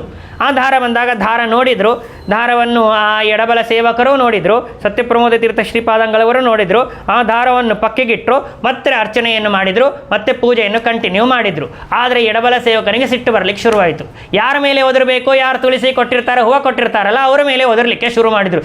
ಬುದ್ಧಿ ಇಲ್ಲ, ದಡ್ಡಿದ್ಯಾ, ಇಂಥ ಮಾಡ್ತಾ ಇದ್ಯಾ, ಸ್ವಾಮಿಗಳನ್ನಾಗೆ ನಾನು ಉತ್ತರ ಕೊಡಬೇಕು, ನಾಳೆ ಬೆಳಗ್ಗೆ ನೀನು ಉತ್ತರ ಕೊಡೋನಲ್ಲ, ಪೂಜೆ ಮುಗಿದ ಮೇಲೆ ನನ್ನನ್ನು ಕರೀತಾರೆ, ಬಾಗಿಲು ಹಾಕ್ತಾರೆ, ನನ್ನನ್ನು ಬೈತಾರೆ, ನಾನೇನು ಉತ್ತರ ಕೊಡಲಿ ಅಂತ ಹೇಳಿ ಮಂಗಳಾರತಿ ಕೊಡ್ತಾ ಇದ್ದಾನೆ, ಒದರ್ತಾ ಇದ್ದಾನೆ, ಮಂಗಳಾರತಿ ಕೊಡ್ತಾ ಇದ್ದಾನೆ, ಹಿಂದೆ ಕೊಡುವಂಥವರಿಗೆ ಒದರ್ತಾ ಇದ್ದಾನೆ. ಆಗ ಸತ್ಯಪ್ರಮೋದ ತೀರ್ಥ ಶ್ರೀಪಾದಂಗಳವರು ನೋಡಿ ಒಂದೇ ಮಾತು ಹೇಳಿದ್ರಂತೆ, ಸ್ನಾನ ಮಾಡ್ಕೊಂಡು ಬಾ ನೀನು ಹೋಗಿ ಅಂತ ಹೇಳಿದರು ಅವನಿಗೆ. ಸ್ವಾಮಿ ನಾನು ಮೈಲಿಗಾಗೇ ಇಲ್ಲ, ನೀವೇ ಮೈಲಿಗಾಗಿರಿ, ನೀವೇ ದಾರ ಮುಟ್ಟಿರಿ, ನಾನೇನು ದಾರ ಮುಟ್ಟಿಲ್ಲ, ನಾನ್ಯಾಕೆ ಸ್ನಾನ ಮಾಡಬೇಕು ಅಂತ ಅವರು. ಆದರೆ ಅವ್ರು ಹೇಳಿದ ಮಾತೇನೋ, ಸಿಟ್ಟು ನಿನಗೆ ಬಂದದ, ನನಗೆ ಸಿಟ್ಟಿಗೆ ಬಂದಿಲ್ಲ. ನಿಜವಾಗಿ ನಾನು ತಲೆ ಮೇಲೆ ಬಟ್ಟೆಯನ್ನು ಕಟ್ಟಿಕೊಂಡ ಮೇಲೆ ವಾಯುದೇವರೇ ಪರಮಾತ್ಮನ ಪೂಜೆಯನ್ನು ಮಾಡ್ತಾ ಇರ್ತಾರೆ ಅಂತ ನಾನು ಅನುಸಂಧಾನದಿಂದ ಪೂಜೆಯನ್ನು ಮಾಡ್ತಾ ಇರ್ತೇನೆ. ಆ ಸಂದರ್ಭದಲ್ಲಿ ಯಾವುದೇ ರೀತಿಯಾಗಿರುವಂತಹ ಮೈಲಿಗೆ ಪ್ರಸಕ್ತಿನೇ ಇಲ್ಲ. ಅಂಥದ್ದು ನೀನು ಮೈಲಿಗೆ ಅಂತ ನೀನು ಅಂದ್ಕೊಂಡಿದ್ಯಾ, ನೀನು ಸಿಟ್ಟು ಮಾಡಿಕೊಂಡಿದ್ದೀಯಾ, ಆದ್ದರಿಂದಾಗಿ ನೀನು ಸ್ನಾನವನ್ನು ಮಾಡಿಕೊಂಡು ಬಾ ಅಂತ ಹೇಳಿ ಅವನಿಗೆ ಸ್ನಾನಕ್ಕೆ ಕರೆಸಿದರು. ಅವನು ಸ್ನಾನ ಮಾಡಿಕೊಂಡು ಬಂದ ಮೇಲೆ ಅವನನ್ನು ಸ್ವೀಕಾರ ಮಾಡಿದರು ಅಂತ ಕಥೆಯನ್ನು ನಾವು ಕೇಳುತ್ತೇವೆ. ಆದ್ದರಿಂದಾಗಿ ಪೂಜೆಯನ್ನು ಮಾಡ್ತಾ ಇರುವಂತಹ ಸಂದರ್ಭದಲ್ಲಿ, ಶ್ರಾದ್ದಾದಿಗಳನ್ನು ಮಾಡ್ತಾ ಇರುವಂತಹ ಸಂದರ್ಭದಲ್ಲಿ ಸಿಟ್ಟಿಗೆ ಬರಬಾರದು. ಆದ್ದರಿಂದ ಈ ದಕ್ಷ ಪ್ರಜಾಪತಿ ಆ ರುದ್ರನ ಮೇಲೆ ಸಿಟ್ಟಿಗೆ ಬಂದಿದ್ದಾನೆ. ಶಾಪ ಕೊಡಬೇಕು, ಅದು ಫಲಪ್ರದವಾಗಬೇಕು ಅಂತಂದರೆ ಹಾಗೆ ಶಾಪ ಕೊಟ್ಟರೆ ನಡೆಯೋದಿಲ್ಲ. ಆದ್ದರಿಂದಾಗಿ ಸಿಟ್ಟನ್ನು ಸ್ವಲ್ಪ ಕಂಟ್ರೋಲ್ ಮಾಡಿಕೊಂಡಿದ್ದಾನೆ, ಕೈಕಾಲುಗಳನ್ನು ತೊಳೆದುಕೊಂಡಿದ್ದಾನೆ, ಆಚಮನವನ್ನು ಮಾಡಿದ್ದಾನೆ. ಆಚಮನವನ್ನು ಮಾಡಿ ಶಾಪವನ್ನು ಕೊಟ್ಟಿದ್ದಾನೆ. ಏನಂತ ಶಾಪವನ್ನು ಕೊಟ್ಟಿದ್ದಾನೆ ಅಂತಂದರೆ, ಯಜ್ಞ ಭಾಗಂ ನ ಲಭತಾಂ ದೇವಗಣಾಧಮಃ ಎಂಬುದಾಗಿ ಶಾಪವನ್ನು ಕೊಟ್ಟಿದ್ದಾನೆ. ಅಂದರೆ ದೇವತೆಗಳಿಗೆ ಆಹುತಿಗಳನ್ನು ಕೊಡ್ತಾ ಇರುವಂತಹ ಸಂದರ್ಭದಲ್ಲಿ ಯಜ್ಞದಲ್ಲಿ ಯಾವುದೇ ರೀತಿಯಾಗಿರುವಂತಹ ಹವಿರ್ಭಾಗವನ್ನು, ಆಹುತಿಯನ್ನು ರುದ್ರದೇವರಿಗೆ ಕೊಡುವಂತೆ ಇಲ್ಲ ಅಂತ ಹೇಳಿ ಶಾಪವನ್ನು ಕೊಟ್ಟಿದ್ದಾನೆ. ಯಾರೂ ಕೊಡುವಂತೆ ಇಲ್ಲ ಅಂತೇಳಿ ಪ್ರಜಾಪತಿ ಸ್ಥಾನದಲ್ಲಿ ಇದ್ದಾನೆ. ಆದ್ದರಿಂದಾಗಿ ತಾನು ಅಂತಹ ಕರಾರನ್ನು ಮಾಡಿದ್ದಾನೆ. ರುದ್ರದೇವರು ಏನೂ ಮಾತನ್ನಾಡಲಿಲ್ಲ, ಶಾಪವನ್ನು ಸ್ವೀಕಾರ ಮಾಡಿದ್ದಾರೆ. ಯಾವ ಸಿಟ್ಟನ್ನೂ ಮಾಡಿಕೊಳ್ಳದೆ ನಿಧಾನವಾಗಿ ಅಲ್ಲಿಂದ ರುದ್ರದೇವರು ಹೊರಟೋಗಿದ್ದಾರೆ. ಇದು ನಿಜವಾಗಿ ವಿನಯಕ್ಕೆ ಸಂಕೇತ ಅಂತ ಹೇಳ್ತಾರೆ. ಇನ್ನು ಒಬ್ಬರು ಸಿಟ್ಟು ಮಾಡ್ತಾ ಇರುವಂತಹ ಸಂದರ್ಭದಲ್ಲಿ ನಾವು ಸಿಟ್ಟು ಮಾಡಿಕೊಂಡಿವಿ ಅಂತಂದರೆ ಇನ್ನೂ ಜಾಸ್ತಿ ಜಗಳವೇ ಆಗಿಬಿಡ್ತದೆ ಹೊರತು ಯಾರೋ ಒಬ್ಬರು ಕಂಟ್ರೋಲ್ ಇರಲೇಬೇಕು, ಯಾರೋ ಒಬ್ಬರು ಶಾಂತಚಿತ್ತರಾಗಿರಬೇಕು. ಗಂಡನೂ ಓದಿರಿದ ಹೆಂಡತಿನೂ ಓದಿರಿದ್ಲು ಅಂತಂದರೆ ಆ ಸಿಟ್ಟು ಇನ್ನೂ ಜಾಸ್ತಿ ಆಗಿಬಿಡ್ತದೆ, ಅಷ್ಟರೊಳಗೆ ಬಗೆಯಿರೋದಿಲ್ಲ. ಗಂಡನಿಗೆ ಸಿಟ್ಟು ಬಂದಿದೆಯಲ್ಲ, ಶಾಂತ ಚಿತ್ತರಾಗಿರಬೇಕು. ಬೈತಾ ಇರುವಂತಹ ಸಂದರ್ಭದಲ್ಲಿ ಬೈಸ್ಕೊಂಡ್ಬಿಡಬೇಕು. ಆಮೇಲೆ 4 ಮಾತುಗಳಾದ ಮೇಲೆ 5 ಮಾತುಗಳಾದ ಮೇಲೆ ಏನ್ರಿ ನೀವು ಹೀಗೆ ಮಾತಾಡಿದ್ರಿ, ನಾನೇನೋ ಅನ್ಕೊಂಡ್ಬಿಟ್ಟಿದ್ದೆ ಅಂತ. ಹೌದಾ, ನನಗೆ ಹಾಗೆ ಆವಾಗೇ ಹೇಳಬಾರ್ದಾಗಿತ್ತಾ ಅಂತಂದ್ರೆ ಗಂಡ ಅಂತಾನೆ, ಹಾಗೆ ಹೇಳಿದರೆ ನೀವು ಕೇಳುವಂತಹ ಸ್ಥಿತಿಯಲ್ಲಿ ನೀವೆಲ್ಲಿದ್ರಿ, ನೀವು ಕೇಳಲಿಕ್ಕೆ ರೆಡಿನೇ ಇಲ್ಲ, ಒದರ್ತಾನೇ ಇದ್ರಿ, ಹೇಳ್ತಾನೇ ಇದ್ರಿ ಮಾತುಗಳನ್ನು ಅಂತ ಅಂದುಬಿಡ್ತಾರೆ. ಆದ್ದರಿಂದಾಗಿ ಮಾತು ಬೆಳೆಯಬಾರ್ದು. ಯಾರೋ ಒಬ್ಬರು ಕಂಟ್ರೋಲ್ ಮಾಡಿಕೊಳ್ಳಬೇಕು. ಸಿಟ್ಟನ್ನು ನಿಗ್ರಹ ಮಾಡಿದಾಗ ಮಾತ್ರ ಇರಲಿಕ್ಕೆ ಸಾಧ್ಯ ಅಂತ ಹೇಳಿ ರುದ್ರದೇವರು ಅದನ್ನು ತೋರಿಸ್ತಾ ತಾವು ತಮ್ಮ ಅನುಚರರಿಂದ ಎಲ್ಲರಿಂದಲೂ ಕೂಡ ಸಹಿತರಾಗಿ ತಾವು ಹೋಗಬೇಕು ಅಂತ ಸಿದ್ಧರಾಗಿದ್ದಾರೆ. ಆದರೆ ಇದೊಂದು ವಿಚಿತ್ರವಾಗಿರುವಂತಹ ಸಂಘಟನೆ. ಆ ರುದ್ರದೇವರ ಅನುಚರರಲ್ಲಿ ಮುಖ್ಯನಾಗಿರತಕ್ಕಂಥ ನಂದಿಕೇಶ್ವರ ನಂದಿ ತಾನು ದಕ್ಷ ಪ್ರಜಾಪತಿಯನ್ನು ಸಿಟ್ಟಿನಿಂದ ನೋಡಿದ್ದಾನೆ. ನಮ್ಮ ಗುರುಗಳಿಗೆ ನೀವು ಶಾಪವನ್ನು ಕೊಡ್ತೀರಾ, ನಮ್ಮ ಯಜಮಾನರಿಗೆ ನೀವು ಶಾಪವನ್ನು ಕೊಡ್ತೀರಾ ಅಂತ ಸಿಟ್ಟಿಗೆದ್ದಿದ್ದಾನೆ. ಇದು ನಿಜವಾಗಿ ವಸ್ತುಸ್ಥಿತಿ ಇವತ್ತಿನ ಕಾಲದಲ್ಲಿ ನಾವು ನೋಡ್ತಾ ಇರುವಾಗ ಪಾಪ ಅವರವರ ಚೆನ್ನಾಗಿರ್ತಾರೆ, ಸುತ್ತಮುತ್ತಿದ್ದವರೇ ಜಗಳ ಎಬ್ಬಿಸ್ಬಿಡ್ತಾರೆ. ನಮ್ಮ ಗುರುಗಳು ಹೀಗೆ ಮಾಡಿರಿ, ನೀವು ನಿಮ್ಮ ಗುರುಗಳು ಹೀಗೆ ಮಾಡಿರಿ ಅಂತ ನಾವು. ಅಂದರೆ ಯಜಮಾನರು ಚೆಂದಾಗೇ ಇರ್ತಾರೆ, ಅವರಿಬ್ಬರು ಸಖ್ಯದಿಂದೇ ಇರ್ತಾರೆ. ಆದರೆ ಸುತ್ತಮುತ್ತ ಇದ್ದವರಿಗೆ ಮಾತ್ರ ಅವರನ್ನು ನೋಡಿದರೆ ಇವ್ರಿಗಾಗೋದಿಲ್ಲ, ಇವರನ್ನು ನೋಡಿದರೆ ಅವ್ರಿಗಾಗೋದಿಲ್ಲ. ಆದ್ದರಿಂದಾಗಿ ಒಬ್ಬರ ಮೇಲೆ ಒಬ್ಬರು ಪ್ರಹಾರ. ಏನಾದರೂ ಒಂದಾನೊಂದು ಸಂದರ್ಭದಲ್ಲಿ ಅವರಿಬ್ಬರು ಕಲಿಬೇಕು ಅಂತ ನೋಡಿದರೂ ಕೂಡ ಈ ಕಡೆ ಇದ್ದವರು ಆ ಕಡೆ ಇದ್ದವರು ಹಂಗೆಂಗೆ ಕಲಿತೀರಿ, ಕಲೀಲಿಕ್ಕೆ ಸಾಧ್ಯನೇ ಇಲ್ಲ ಅಂತ ಹೇಳಿ ಮಾತುಗಳನ್ನು ಹೇಳಿ ಅವರನ್ನು ದೂರ ಮಾಡಿಬಿಡ್ತಾರೆ. ಅಂತಹದ್ದು ಈ ನಂದಿಕೇಶ್ವರ ತಾನು ದಕ್ಷ ಪ್ರಜಾಪತಿಯ ಸಿಟ್ಟನ್ನು ನೋಡಿ ಶಾಪವನ್ನು ಕೇಳಿ ರುದ್ರದೇವರ ನಿಂದೆಯನ್ನು ಮಾಡ್ತಾ ಇದ್ದೀರಿ, ನಮ್ಮ ಗುರುಗಳ ನಿಂದೆಯನ್ನು ಮಾಡ್ತಾ ಇದ್ದೀರಾ ಅಂತ ತಿಳಿದುಕೊಂಡು ಎಲ್ಲ ಋಷಿಗಳಿಗೂ ಮುನಿಗಳಿಗೂ ಕೂಡ ಆ ನಂದಿ ಶಾಪವನ್ನು ಕೊಡ್ತಾ ಇದ್ದಾನೆ. ನಂದಿ ಆಡಿದ ಮಾತುಗಳನ್ನು ನೋಡ್ತಾ ಇರುವಾಗ ಶಾಪವನ್ನು ಕೊಟ್ಟ. ಏನಂತ ಶಾಪ ಕೊಟ್ಟ ಅಂತಂದರೆ, ಇಲ್ಲಿರುವಂತಹ ಜ್ಞಾನಿಗಳು ಮುನಿಗಳು ಋಷಿಗಳು ಯಾರಿದ್ದೀರಿ ಅವರೆಲ್ಲರಿಗೂ ಕೂಡ ತತ್ವಜ್ಞಾನ ಅಂತನೋದು ಲೋಪವಾಗಿ ಹೋಗಲಿ ಅಂತನೋ ಶಾಪವನ್ನು ಕೊಟ್ಟಿದ್ದಾನೆ ಅಂಥೇಳಿ ಭಾಗವತದಲ್ಲಿ ನಮಗೆ ಈ ಮಾತು ಬರ್ತದೆ. ತತ್ವಜ್ಞಾನ ಶೂನ್ಯರಾಗಲಿ ಅಂತ ಶಾಪವನ್ನು ಕೊಟ್ಟಿದ್ದಾನೆ. ಇದು ಎಷ್ಟು ಸಮಂಜಸ ಸರಿ ಹೋಗ್ತದೆ ಅಂತಂದರೆ ಅದಕ್ಕೆ ಶ್ರೀಮಠಾಚಾರ್ಯರು ಭವಿಷ್ಯೋತ್ತರ ಪುರಾಣದ ವರಾಹ ಪುರಾಣದ ಮಾತನ್ನು ಉಲ್ಲೇಖ ಮಾಡಿ ಕೋಟ್ ಮಾಡಿ ಹೇಳ್ತಾರೆ. ನಿಜವಾಗಿ ನಂದಿ ತಾನು ದಕ್ಷ ಪ್ರಜಾಪತಿಗೆ ಮತ್ತು ಮುನಿಗಳಿಗೆ ಶಾಪವನ್ನು ಕೊಟ್ಟದ್ದೇನು, ತತ್ವಜ್ಞಾನ ಶೂನ್ಯರಾಗಲಿ ಅಂತೇಳಿ ಶಾಪವನ್ನು ಕೊಟ್ಟಿದ್ದಾರೆ. ಆದರೆ ಈ ಒಂದು ತತ್ವಜ್ಞಾನ ಶೂನ್ಯರಾಗಲಿ ಅಂತನೋ ನಂದಿ ಕೊಟ್ಟಿರುವಂತಹ ಶಾಪ ಇದು ಯಾವುದೇ ರೀತಿಯಾಗಿರುವಂತಹ ವಿಘ್ನಕ್ಕೆ ಅಂದರೆ ಮೋಕ್ಷಕ್ಕೆ ಅಡ್ಡಿಯಾಗದೇ ಇರುವಂತಹದ್ದು. ಆದ್ದರಿಂದಾಗಿ ತತ್ವಜ್ಞಾನ ಶೂನ್ಯರಾಗಲಿ ಅಂತನೋ ಮಾತಿಗೆ ಅರ್ಥವೇನು ಅಂತಂದರೆ, ಕೆಲವು ಕಾಲ ಮಾತ್ರ ತತ್ವಜ್ಞಾನ ನಿಮ್ಮಿಂದ ದೂರವಾಗಲಿ, ತತ್ವಜ್ಞಾನ ಕೆಲವು ಕಾಲದವರೆಗೆ ನಿಮ್ಮ ಹತ್ರ ಇಲ್ಲದೇ ಹೋಗಲಿ ಅಂತ ಅಭಿಪ್ರಾಯದಿಂದಾಗಿ ಶಾಪವನ್ನು ಕೊಟ್ಟದ್ದು. ಯಾಕೆ ಅಂತಂದರೆ ತತ್ವಜ್ಞಾನ ಇದೆಲ್ಲ ಬರ್ತಾ ಇರುವಂತಹದ್ದು ಯಾವುದರಿಂದ ಬರ್ತದೆ ಅಂತಂದರೆ ಪ್ರಾರಬ್ಧ ಕರ್ಮವಶಾತ್ ಇದೆಲ್ಲವೂ ಕೂಡ ಬರ್ತಾ ಇರ್ತದೆ. ಆದ್ದರಿಂದ ಪ್ರಾರಬ್ಧ ಕರ್ಮಕ್ಕೆ ಈ ಒಂದು ನನ್ನ ಶಾಪ ಇದು ಸೂಚಕವಾಗಲಿ ಅಂತ ಅಭಿಪ್ರಾಯದಿಂದ ಶಾಪವನ್ನು ಕೊಟ್ಟದ್ದೇ ಹೊರತು ನಿಜವಾಗಿ ತತ್ವಜ್ಞಾನ ಶೂನ್ಯರಾಗಲಿ ಅಂತ ಶಾಪ ಕೊಡುವಂತಹ ಅಧಿಕಾರವಾಗಲಿ ಅಥವಾ ಅವರು ತತ್ವಜ್ಞಾನ ಶೂನ್ಯರಾಗಲಿ ಆಗೋದು ಪ್ರಸಂಗ ಇಲ್ಲ ಅಂತ ಅದನ್ನು ತಿಳಿಸಿಕೊಡ್ತಾರೆ. ಈ ರೀತಿಯಾಗಿ ಎಲ್ಲರೂ ಕೂಡ ಚಿಂತಾಕ್ರಾಂತರಾಗಿ ಇರ್ತಾ ಇರುವಂತಹ ಸಂದರ್ಭದಲ್ಲಿ ಎಲ್ಲರೂ ಪ್ರಮಥ ಗಣಗಳೇನಿವೆ ಅವರೆಲ್ಲರೂ ಕೂಡ ಆ ನಂದಿಕೇಶ್ವರನ ಮಾತನ್ನು ಕೇಳಿದ್ದಾರೆ. ಮಾತನ್ನು ಕೇಳಿ ಆ ಯಜ್ಞವನ್ನು ಧ್ವಂಸ ಮಾಡಬೇಕು, ಅಲ್ಲಿ ಯಜ್ಞಕ್ಕೆ ಏನಾದರೂ ಸಿದ್ಧತೆಯನ್ನು ಮಾಡಿದ್ದಾರೆ. ಆ ಎಲ್ಲ ಪದಾರ್ಥಗಳನ್ನು ಕೂಡ ಧ್ವಂಸವನ್ನು ಮಾಡ್ತಾ ಇದ್ದಾರೆ. ಅನೇಕ ಶಾಪಗಳನ್ನು ಕೊಟ್ಟ, ಕೇವಲ ತತ್ವಜ್ಞಾನ ಶೂನ್ಯರಾಗಲಿ ಅಂತ ಇಷ್ಟೇ ಶಾಪವನ್ನು ಕೊಡಲಿಲ್ಲ. ಅದರ ಜೊತೆಯಲ್ಲಿ ನೀವೆಲ್ಲರೂ ಕೂಡ ಪಶುತುಲ್ಯರಾಗಿ ಬಿಡ್ರಿ, ಅತಿಯಾಗಿ ಸ್ತ್ರೀ ಲಂಪಟರಾಗಿ ಬಿಡ್ರಿ, ಶೀಘ್ರದಲ್ಲೇನೆ ಈ ದಕ್ಷ ಪ್ರಜಾಪತಿ ಏನಿದ್ದಾನೆ ಅವನು ಆಡಿನ ಮುಖವನ್ನು ಪಡೆಯಲಿ ಅಂತ ನಾವು ಶಾಪವನ್ನು ಕೂಡ ನಂದಿಕೇಶ್ವರ ತಾನು ಕೊಟ್ಟಿದ್ದಾನೆ. ಸರ್ವಭಕ್ಷ ದ್ವಿಜಾವೃತ್ತಿ, ಆಮೇಲೆ ಬ್ರಾಹ್ಮಣರು ಅಂತ ಏನಿದ್ದಾರೆ ಅವರೆಲ್ಲರೂ ಕೂಡ ಅಭಕ್ಷ್ಯ ಪದಾರ್ಥಗಳನ್ನು ಉಣ್ಣುವಂತೆ ಆಗಲಿ, ಉನ್ಮತ್ತರಾಗಿ ಬಿಡ್ರಿ. ಆಮೇಲೆ ಯಾವುದೇ ರೀತಿಯಾಗಿರುವಂತಹ ತಪಸ್ಸು ವ್ರತಗಳು ಬ್ರಾಹ್ಮಣರಿಂದ ನಡೆಯದೇ ಇರಲಿ, ಹಣಕ್ಕಾಗಿ ಸಂಪಾದನೆಯನ್ನು ಮಾಡ್ತಾ ತಾವು ಜೀವನವನ್ನು ನಡೆಸ್ತಾ ಇರಲಿ, ಶರೀರೇಂದ್ರಿಯ ಸುಖಗಳನ್ನೇ ತನ್ನ ವಶವಾಗಿಟ್ಟುಕೊಂಡು ಶರೀರೇಂದ್ರಿಯ ಸುಖಗಳನ್ನೇ ತಾವು ಅನುಭವಿಸ್ತಾ ಅವುಗಳಿಗೆ ದಾಸರಾಗಿ ಯಾಚಕರಾಗಿ ಲೋಕದಲ್ಲಿ ಸಂಚಾರ ಮಾಡ್ತಾ ಇರಲಿ ಅಂತ ಹೇಳಿ ಈ ರೀತಿಯಾಗಿ ನಾನಾ ವಿಧವಾಗಿರತಕ್ಕಂತಹ ಶಾಪಗಳನ್ನು ಬ್ರಾಹ್ಮಣ ಕುಲಕ್ಕೇನೆ ನಂದಿಕೇಶ್ವರ ಮೊದಲಾಗಿರತಕ್ಕಂಥವರು ಕೊಡ್ತಾರೆ. ಕೊಟ್ಟಾಗ ಆ ಶಾಪವನ್ನು ಕೇಳಿದ ವ್ಯಕ್ತಿ ಯಾರು ಅಂತಂದರೆ ಈ ಕಡೆಗೆ ದಕ್ಷ ಪ್ರಜಾಪತಿಯ ಸ್ಥಾನದಲ್ಲಿ ಅಂದರೆ ದಕ್ಷ ಪ್ರಜಾಪತಿಯ ಕಡೆಗೆ ಇರುವಂತಹ ಭೃಗು ಮಹರ್ಷಿಗಳು ಈ ಮಾತನ್ನು ಕೇಳ್ತಾರೆ. ಮಾತನ್ನು ಕೇಳಿದಕ್ಕೆ ಪ್ರತಿಯಾಗಿ ನಮಗೆ ನೀವು ಶಾಪವನ್ನು ಕೊಡ್ತೀರಾ, ನಾವು ತಿರುಗಿ ನಿಮಗೆ ಶಾಪವನ್ನು ಕೊಡ್ತೇವೆ ಅಂಥೇಳಿ ಆ ರುದ್ರದೇವರ ಎಲ್ಲ ಸೇವಕರೇನಿದ್ದಾರೆ ಅವರೆಲ್ಲರಿಗೂ ಕೂಡ ಭೃಗು ಮಹರ್ಷಿಗಳು ಶಾಪವನ್ನು ಕೊಡ್ತಾರೆ. ಏನಂತ ಶಾಪವ ಕೊಟ್ಟರು ಅಂತಂದರೆ, ಯಾರು ಶಿವವ್ರತವನ್ನು ಧಾರಣೆ ಮಾಡ್ತಾ ಇದ್ದೀರಿ, ಶಿವನನ್ನೇ ನೀವು ಗುರುಗಳು ಅಂತ ಸ್ವೀಕಾರ ಮಾಡಿದ್ದೀರಿ, ನಿಜವಾಗಿಯೂ ಕೂಡ ನೀವು ಶಿವವನ್ನೇ ಸರ್ವೋತ್ತಮ ಅಂತ ತಿಳ್ಕೊಂಡು ಹಾಳಾಗಿ ಬಿಡ್ರಿ ಅಂತೇಳಿ ಶಾಪವನ್ನು ಕೊಡ್ತಾರೆ. ವೇದ ನಿಂದಕರಾಗಲಿ ಅಂತ ನಾವು ಶಾಪವನ್ನು ಕೊಡ್ತಾರೆ. ಸಚ್ಚಾಸ್ತ್ರ ವಿರೋಧಿಗಳಾಗಲಿ, ಶೌಚಾಚಾರವಿಲ್ಲದೇ ಇದ್ದವರಾಗಲಿ, ಆಮೇಲೆ ಮಂದಬುದ್ಧಿಗಳಾಗಿ ಬಿಟ್ರಿ, ಆಮೇಲೆ ಜಟಾ ಭಸ್ಮಗಳನ್ನು ಧಾರಣೆ ಮಾಡುವವರಾಗ್ರಿ ಅಂತ ಈ ರೀತಿಯಾಗಿ ಅನೇಕ ವಿಧವಾಗಿರತಕ್ಕಂತಹ ಶಾಪಗಳನ್ನು ಕೊಟ್ಟು ಪಾಷಂಡಿಗಳಾಗಿ ಬಿಡ್ರಿ ಅಂಥೇಳಿ ಕೊನೆಗೆ ಭೃಗು ಮಹರ್ಷಿಗಳು ಶಾಪವನ್ನು ಕೊಡ್ತಾರೆ. ಎಂಥ ಘೋರವಾಗಿರತಕ್ಕಂಥ ಪರಸ್ಪರವಾಗಿ ಶಾಪಗಳು ನಡೆದಿವೆ ಅಂತಂದರೆ ಇಂಥ ಒಂದು ದೊಡ್ಡ ಶಾಪದ ವೃತ್ತಾಂತವನ್ನು ನಾವು ಪುರಾಣಗಳಲ್ಲಿ ಎಲ್ಲೂ ಕೂಡ ಕಾಣೋದೇ ಇಲ್ಲ, ಎಲ್ಲೂ ಕೂಡ ಕಾಣಲಿಕ್ಕೆ ಸಾಧ್ಯವಿಲ್ಲ. ಅಂಥ ಒಂದು ಘೋರವಾಗಿರತಕ್ಕಂಥ ಅನರ್ಥ ಇಲ್ಲಿ ನಡೆದು ಬಿಟ್ಟಿದೆ. ಪರಸ್ಪರವಾಗಿ ಒಬ್ಬರ ಮೇಲೆ ಒಬ್ಬರ ನಿಂದೆಯನ್ನು ಮಾಡಿಕೊಂಡು ಬಿಟ್ಟಿದ್ದಾರೆ, ಬೇಕಾದ ಹಾಗೆ ಮನಸ್ಸಿಗೆ ಬಂದ ಹಾಗೆ ಶಾಪವನ್ನು ಕೊಟ್ಟು ಬಿಟ್ಟಿದ್ದಾರೆ ಅಂತ ಹೇಳಿ ಈ ಎಲ್ಲ ವೃತ್ತಾಂತವನ್ನು ಕೂಡ ಮೈತ್ರೇಯರು ತಿಳಿಸಿಕೊಡ್ತಾರೆ. ಇದೆಲ್ಲವೂ ಕೂಡ ರುದ್ರದೇವರಿಗೆ ಗೊತ್ತಾಯಿತು. ಬಹಳ ಖಿನ್ನರಾಗಿ ಬಿಟ್ಟಿದ್ದಾರೆ, ಬಹಳ ದುಃಖಪಟ್ಟಿದ್ದಾರೆ. ದುಃಖವನ್ನು ಪಟ್ಟು ರುದ್ರದೇವರು ತಮ್ಮ ಕೈಲಾಸಕ್ಕೆ ತಾವು ಹೊರಟು ಹೋಗಿಬಿಟ್ಟಿದ್ದಾರೆ. ಈ ಕಡೆಗೆ ಎಲ್ಲ ಪ್ರಜಾಪತಿಗಳು ಕೂಡ ಸೇರಿಕೊಂಡು ಆ ಸತ್ರಯಾಗವನ್ನು ಚೆನ್ನಾಗಿ ನಡೆಸಬೇಕು ಅಂತ ಅಭಿಪ್ರಾಯದಿಂದ, ಇದನ್ನು ನಿರ್ವಿಘ್ನವಾಗಿ ನಡೆಯಬೇಕು, ಇದು ಯಾವುದೇ ರೀತಿಯಾಗಿರುವಂತಹ ಆಟಂಕ ಬರಬಾರದು ಅಂತ ಅಭಿಪ್ರಾಯದಿಂದ ಸರ್ವೋತ್ತಮನಾಗಿರತಕ್ಕಂತಹ ಭಗವಂತನನ್ನು ಆರಾಧನೆ ಮಾಡ್ತಾ ಇದ್ದಾರೆ. ಈ ರೀತಿಯಾಗಿ ಎಷ್ಟೋ ಕಾಲಗಳಾದ ಮೇಲೆ, ಅಂದರೆ ವಿವಾದ ಅಂತನೋದು ನಡೀತು, ಪರಸ್ಪರವಾಗಿ ಶಾಪಗಳನ್ನು ಕೊಟ್ಟಿದ್ದಾರೆ.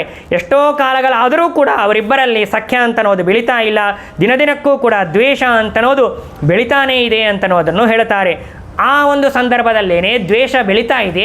ಆ ದ್ವೇಷವನ್ನು ಬೆಳೆಸಲಿಕ್ಕೆ ಇನ್ನೂ ಪೂರಕವಾಗಿ ಚತುರ್ಮುಖ ಬ್ರಹ್ಮದೇವರು ಏನು ಮಾಡಿಬಿಡ್ತಾರೆ ಅಂತಂದರೆ, ದಕ್ಷನನ್ನು ಎಲ್ಲ ಪ್ರಜಾಪತಿಗಳಿಗೂ ಕೂಡ ಅಧಿಪತಿಯನ್ನಾಗಿ, ಅಂದರೆ ಅವನು ಆಲ್ರೆಡಿ ಪ್ರಜಾಪತಿಗಳಲ್ಲಿ ಒಬ್ಬನಾಗಿದ್ದ, ಆದರೆ ಎಲ್ಲ ಪ್ರಜಾಪತಿಗಳಿಗಿಂತಲೂ ನೀನು ಉತ್ತಮನಾಗು, ಎಲ್ಲ ಪ್ರಜಾಪತಿಗಳಿಗೂ ನೀನು ಲೀಡರ್ ಆಗು ಅಂತ ಅಭಿಪ್ರಾಯದಿಂದ ಒಂದು ದಕ್ಷ ಪ್ರಜಾಪತಿಗಳಿಗೂ ಕೂಡ ಅಧಿಪತಿಯಾಗಿ ಎಂಬುದಾಗಿ ಪಟ್ಟಾಭಿಷೇಕವನ್ನು ಮಾಡಿ ಚತುರ್ಮುಖ ಬ್ರಹ್ಮದೇವರು ಕೂಡ ಕೊಟ್ಟಿದ್ದಾರೆ. ಇದರಿಂದಾಗಿ ದಕ್ಷ ಪ್ರಜಾಪತಿಗಳಿಗೆ ಇನ್ನೂ ಕೂಡ ಹೆಚ್ಚಿನ ಅಹಂಕಾರ ಬಂದಿದೆ.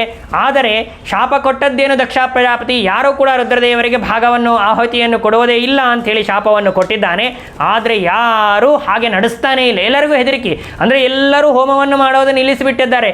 ಈಗ ನಾವು ಆಹುತಿಯನ್ನು ಕೊಡಬೇಡವೋ, ಕೊಡದೇ ಇದ್ದರೆ ರುದ್ರದೇವರ ಸಿಟ್ಟಿಗೆ ನಾವು ಪಾತ್ರರಾಗಿ ಬಿಡ್ತೇವೆ, ಕೊಟ್ಟರೆ ದಕ್ಷ ಪ್ರಜಾಪತಿ ಸಿಟ್ಟಿಗೆ ನಾವು ಪಾತ್ರರಾಗಿ ಬಿಡ್ತೇವೆ.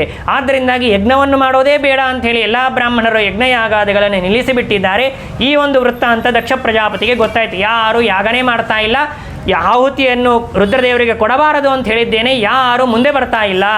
ಆದ್ದರಿಂದಾಗಿ ರುದ್ರದೇವರ ಸಿಟ್ಟಿಗೆ ಯಾರೂ ಪಾತ್ರರಾಗಬಾರದು ಅಂತಂದರೆ ಇದಕ್ಕೆ ಸರಿಯಾಗಿರುವಂತಹ ಮಾರ್ಗವನ್ನು ನಾನೇ ಕೊಡ್ತೇನೆ ಅಂಥೇಳಿ ದಕ್ಷ ಪ್ರಜಾಪತಿ ತಾನೇ ಒಂದು ದೀರ್ಘವಾಗಿರತಕ್ಕಂತಹ ಸತ್ರವನ್ನು ಯಾಗವನ್ನು ಮಾಡಬೇಕು ಅಂತ ಸಂಕಲ್ಪವನ್ನು ಮಾಡಿದ್ದಾನೆ. ಒಂದು ಯಾಗವನ್ನು ಮಾಡ್ತಾನೆ ಅಂತನ್ನೋದನ್ನು ಕೂಡ ಹೇಳ್ತಾರೆ. ಬೃಹಸ್ಪತಿ ಸವಂ ನಾಮ ಸಮಾರೇಭೆ ಕ್ರತುತ್ತಮಂ, ಎಲ್ಲ ಕ್ರತುಗಳಿಂದಲೂ ಕೂಡ ಉತ್ತಮವಾಗಿರತಕ್ಕಂತಹ ವಾಜಪೇಯಿ ಯಾಗವನ್ನು ಮಾಡಿದ ಅಂತ ಹೇಳ್ತಾರೆ. ಅದನ್ನು ಮುಗಿಸಿ ಬೃಹಸ್ಪತಿ ಸವನ ಅಂತನ್ನುವ ಒಂದು ಮಹಾಯಾಗವನ್ನು ಕೂಡ ಮಾಡುವುದಕ್ಕಾಗಿ ತೊಡಗಿದ್ದಾನೆ. ಆ ಯಾಗವನ್ನು ಮಾಡಬೇಕು ಅಂತ ಸಂಕಲ್ಪವನ್ನು ಮಾಡಿ ಈ ಯಾಗವನ್ನು ನಾನು ಮಾಡ್ತಾ ಇದ್ದೇನೆ, ಈ ಯಾಗವನ್ನು ಮಾಡ್ತಾ ಇರುವಂತಹ ಸಂದರ್ಭದಲ್ಲಿ ರುದ್ರದೇವರಿಗೆ ನಾನು ಆಹುತಿ ಕೊಡ್ತಾ ಇಲ್ಲ, ಈ ವಿಷಯ ಎಲ್ಲರಿಗೂ ಗೊತ್ತಾಗಬೇಕು ಅಂಥೇಳಿ ಎಲ್ಲರನ್ನೂ ಕೂಡ ಕರೆದಿದ್ದಾನೆ. ಎಲ್ಲರನ್ನೂ ಕರೆದು ನಾನು ಆಹುತಿ ಕೊಡ್ತಾ ಇರುವಂತಹ ಸಂದರ್ಭದಲ್ಲಿ ರುದ್ರದೇವರಿಗೆ ನಾನು ಆಹುತಿ ಕೊಡ್ತಾ ಇಲ್ಲ, ಇದರಿಂದ ನನಗೇನೂ ಅನರ್ಥವಾಗಲಿಲ್ಲ, ಅದರಂತೆ ನೀವು ಕೂಡ ರುದ್ರದೇವರಿಗೆ ಆಹುತಿಯನ್ನು ಕೊಡಬೇಡ್ರಿ, ನಿಮಗೇನೂ ಆಗೋದಿಲ್ಲ ಅಂತ ವಿಶ್ವಾಸವನ್ನು ಹುಟ್ಟಿಸುವುದಕ್ಕಾಗಿಯೇ ಎಲ್ಲ ಬ್ರಹ್ಮರ್ಷಿಗಳನ್ನು, ದೇವರ್ಷಿಗಳನ್ನು, ಪಿತೃಗಳನ್ನು, ದೇವತೆಗಳನ್ನು ಎಲ್ಲರನ್ನೂ ಕೂಡ ಕರೆದಿದ್ದಾನೆ. ಎಲ್ಲರಿಗೂ ಕೂಡ ಸತ್ಕಾರವನ್ನು ಮಾಡಿದ್ದಾನೆ. ಅವರವರಿಗೆ ಯೋಗ್ಯವಾಗಿರತಕ್ಕಂಥ ಸ್ಥಾನವನ್ನು ಕೂಡ ಕೊಟ್ಟಿದ್ದಾನೆ. ಕೊಟ್ಟು ಮತ್ತು ರುದ್ರದೇವರನ್ನು ಬೈಯಬಾರದಾಗಿರುವಂತಹ ಎಲ್ಲ ಮಾತುಗಳಿಂದಲೂ ಕೂಡ ಬೈದು ರುದ್ರದೇವರಿಗೆ ಆಹುತಿಯನ್ನೇ ಕೊಡಲಿಲ್ಲ, ಆಹುತಿಯನ್ನು ಕೊಡಲೇ ಇಲ್ಲ. ಕೊಡದೇ ಇರುವಂತಹ ಸಂದರ್ಭದಲ್ಲಿ ಆ ಒಂದು ಆಹುತಿಯನ್ನು ಕೊಡದೇ ಇರುವಂತಹ ಸಂದರ್ಭಕ್ಕಿಂತಲೂ ಮೊದಲಿಗೆ ಒಂದು ವೃತ್ತಾಂತ ನಡೆದಿರುತ್ತದೆ. ಏನಾಗಿರುತ್ತದೆ ಅಂತಂದರೆ, ಈ ಒಂದು ದಕ್ಷ ಪ್ರಜಾಪತಿ ತಾನು ಯಾಗವನ್ನು ಮಾಡ್ತಾ ಇದ್ದಾನೆ, ಯಾಗಕ್ಕೆ ಎಲ್ಲರನ್ನೂ ಕೂಡ ಕರೆದಿದ್ದಾನೆ. ಎಲ್ಲರನ್ನೂ ಕರಿತಾ ಇರುವಂತಹ ಸಂದರ್ಭದಲ್ಲಿ ಎಲ್ಲ ಲೋಕಗಳಿಂದ ಜನ ಹೋಗ್ತಾ ಇರಬೇಕು. ಜನ ಹೋಗ್ತಾ ಇರುವಾಗ ಕೈಲಾಸದ ಮೇಲಿಂದೇ ಹೋಗಬೇಕು. ಕೈಲಾಸ ಮೇಲಿಂದ ಹೋಗ್ತಾ ಇರುವಾಗ ಸತೀದೇವಿ ತಾನು ನೋಡ್ತಾ ಇರಬೇಕು, ಏನು ಇವರೆಲ್ಲರೂ ಯಾಕೆ ಹೋಗ್ತಾ ಇದ್ದಾರೆ, ಎಲ್ಲಿ ಹೋಗ್ತಾ ಇದ್ದಾರೆ ಅಂತ ನೋಡಿದ್ಲು. ನೋಡಿದಾಗ ಯಾರೋ ಒಬ್ಬರು ಕೇಳಿದಾಗ ಯಾರೊಬ್ಬರು ಹೇಳಿದರು, ದಕ್ಷ ಪ್ರಜಾಪತಿ ಒಂದು ದೊಡ್ಡದಾಗಿರುವಂತಹ ಯಾಗವನ್ನು ಮಾಡ್ತಾ ಇದ್ದಾನೆ, ಅದಕ್ಕಾಗಿ ನಮಗೆ ಕರೆದಿದ್ದಾನೆ, ನಾವು ಬ್ರಾಹ್ಮಣರಾಗಿ ಹೋಗ್ತಾ ಇದ್ದೇವೆ, ದಂಪತಿ ಸಹಿತ ಹೋಗ್ತಾ ಇದ್ದೇವೆ, ಮಕ್ಕಳನ್ನು ಕರೆದುಕೊಂಡು ಹೋಗ್ತಾ ಇದ್ದೇವೆ ಅಂತ ನಾವು ವೃತ್ತಾಂತವನ್ನು ಎಲ್ಲರೂ ಕೂಡ ಸತೀದೇವಿಗೆ ತಿಳಿಸಿಬಿಡ್ತಾರೆ. ಸತೀದೇವಿಗೆ ಈ ವಿಷಯ ಅಂತನ್ನೋದು ಗೊತ್ತಾಯಿತು. ಗೊತ್ತಾದ ತಕ್ಷಣ ಗಂಡನಾಗಿರತಕ್ಕಂತಹ ರುದ್ರದೇವರ ಹತ್ರ ಹೋಗ್ತಾರೆ. ಹೋಗಿ ರುದ್ರದೇವರನ್ನು ಪ್ರಾರ್ಥನೆ ಮಾಡ್ತಾ ಇದ್ದಾಳೆ. ನೋಡ್ರಿ, ನಮ್ಮ ಅಪ್ಪ ಯಜ್ಞವನ್ನು ಮಾಡ್ತಾ ಇದ್ದಾನೆ. ಆ ಒಂದು ಯಜ್ಞಕ್ಕೆ ನನ್ನ ಎಲ್ಲ ಸಹೋದರಿಯರು ಕೂಡ 15 ಜನ ಸಹೋದರಿಯರು ಕೂಡ ಎಲ್ಲರೂ ಬರ್ತಾ ಇದ್ದಾರೆ. ಬಹಳ ದಿನ ಆಯಿತು ನಾನು ನನ್ನ ಅಕ್ಕ ತಂಗಿಯಂದ್ರನ್ನು ನೋಡಿ, ಆಮೇಲೆ ಬಂಧು ಬಳಗನನ್ನು ನೋಡಿ ಕೂಡ ಬಹಳ ದಿನ ಆಗಿಬಿಡ್ತು. ಆದ್ದರಿಂದಾಗಿ ನಾನು ಅಲ್ಲಿ ಹೋಗಬೇಕು ಅಂತ ಇಚ್ಛಾ ಪಡ್ತಾ ಇದ್ದೇನೆ, ಆದ್ದರಿಂದಾಗಿ ಅವಶ್ಯವಾಗಿ ಹೋಗಿ ಬರ್ತೇನೆ ಅಂತ ಹೇಳಿ ಒಂದು ಮಾತನ್ನು ಹೇಳ್ತಾಳೆ. ಏನು ಅಂತಂದರೆ, ಸಹೋಪನೀತಂ ಪರಿಬರಹ ಮರ್ಹಿತುಂ ಅಂತ ನಾವು ಮಾತನ್ನು ಹೇಳ್ತಾರೆ. ಅದಕ್ಕೆ ವ್ಯಾಖ್ಯಾನದಲ್ಲಿ ಬರೀತಾರೆ, ತಂದೆ ತಾಯಿಗಳು ನೀಡುವಂತಹ ಉಡುಗೊರೆಗಾಗಿ ಆದರೂ ನಾನು ಹೋಗಬೇಕು.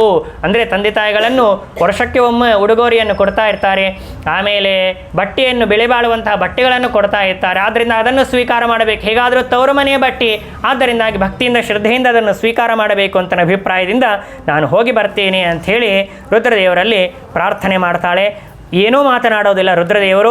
ಅನೇಕ ಸಂದರ್ಭಗಳನ್ನು ಕೂಡ ಹೇಳಿಕೊಡ್ತಾರೆ. ನನ್ನ ಸೋದರಿಯರಷ್ಟೇ ಬಂದಿರೋದಿಲ್ಲ, ನಮ್ಮ ಚಿಕ್ಕಮ್ಮ ಬಂದಿರ್ತಾರೆ, ನಮ್ಮ ದೊಡ್ಡಮ್ಮ ಬಂದಿರ್ತಾರೆ, ಆಮೇಲೆ ನನ್ನ ತಾಯಿ ಕೂಡ ಅತ್ಯಂತ ಪ್ರೀತಿಯಿಂದ ವಾತ್ಸಲ್ಯದಿಂದ ಬಹಳ ದಿನ ಆದ ಮೇಲೆ ನಾನು ಬಂದಿದ್ದೇನೆ ಅಂತ ನಾವು ಅಭಿಪ್ರಾಯದಿಂದ ನನ್ನ ಮೇಲೆ ಪ್ರೀತಿ ಮಾಡ್ತಾಳೆ. ನನ್ನ ತಂದೆಗೆ ನನ್ನ ಮೇಲೆ ಪ್ರೀತಿ ಜಾಸ್ತಿ, ಕೊನೆಯವಳು ಅಂತ ನನ್ನ ಅಭಿಪ್ರಾಯದಿಂದ, ಆದ್ದರಿಂದಾಗಿ ಬಹಳ ದಿನ ಆಯಿತು ನಾನು ಹೋಗಿ ಬರ್ತೇನೆ ಅಂತ ಹೇಳಿ ರುದ್ರದೇವರನ್ನು ಕುರಿತು ಪಾರ್ವತಿ ದೇವಿ ಪ್ರಾರ್ಥನೆ ಮಾಡ್ತಾಳೆ. ಇಲ್ಲೂ ಕೂಡ ನಾವು ಗಮನಿಸಬೇಕಾಗಿರುವಂತಹ ವಿಷಯ ಏನು ಅಂತಂದರೆ, ನಾನು ಹೋಗಿ ಬರ್ತೀನಿ ಅಂತ ಹೇಳಲಿಲ್ಲ, ಹೋಗಿ ಬಂದಬೇಕು ಅಂತ ಅಂದುಕೊಂಡಿದ್ದೇನೆ, ಆದರೆ ನೀವು ಅನುಮತಿಯನ್ನು ಕೊಡಬೇಕು ಅಂಥೇಳಿ ಪ್ರಾರ್ಥನೆಯನ್ನು ಮಾಡ್ತಾಳೆ. ಪ್ರಾರ್ಥನೆ ಮಾಡಿ ಇನ್ನೊಂದು ಮಾತನ್ನು ಕೂಡ ಹೇಳ್ತಾಳೆ. ಏನು ಅಂತಂದರೆ, ಕರೆಯದೇ ಇದ್ದರೆ ಹೋಗೋದು ಹೇಗೆ ಅಂತ ಪ್ರಶ್ನೆ ಬಂತು.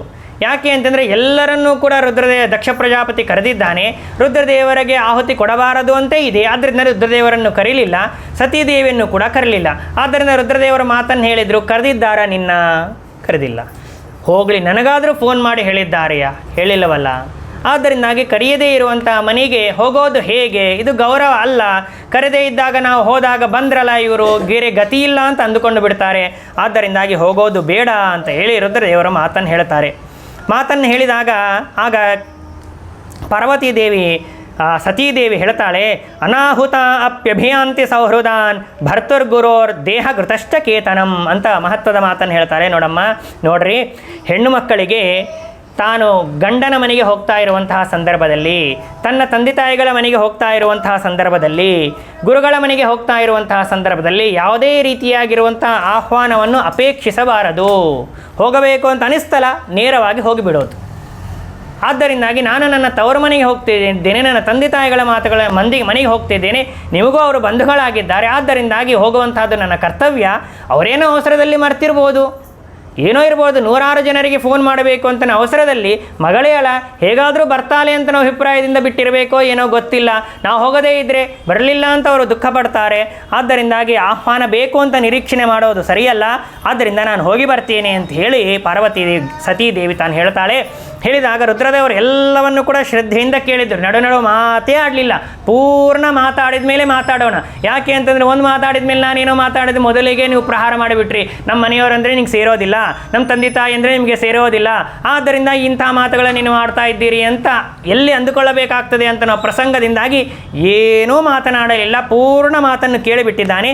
ಕೇಳಿ ಒಂದೇ ಒಂದು ಮಾತು ರುದ್ರದೇವರು ಹೇಳಿದರು, ತ್ವಯೋದಿತಂ ಶೋಭನಮೇವ ಶೋಭನೆ ಅನಾಹುತ ಅಪ್ಯಭಿಯಾಂತಿ ಬಂಧುಷೋ ತೇಯದ್ಯನುತ್ಪಾದಿತ ದೋಷದೃಷ್ಟಯ ಬಲೀಯಸಾನಾತ್ಮ್ಯಮದೇನ ಮನ್ಯುನಾ. ಹೌದು, ತಂದೆ ತಾಯಿಗಳ ಮನೆಗೆ ಆಹ್ವಾನ ಇಲ್ಲದೆ ಹೋಗಬೇಕು, ಗುರುಗಳ ಮನೆಗೆ ಆಹ್ವಾನ ಇಲ್ಲದೆ ಹೋಗಬೇಕು, ಇದೆಲ್ಲ ಶಾಸ್ತ್ರದ ಮಾತುಗಳನ್ನು ನೀನು ಕೇಳಿದ್ದಿ, ನಾನು ಓದಿದ್ದೇನೆ ನಿಜ.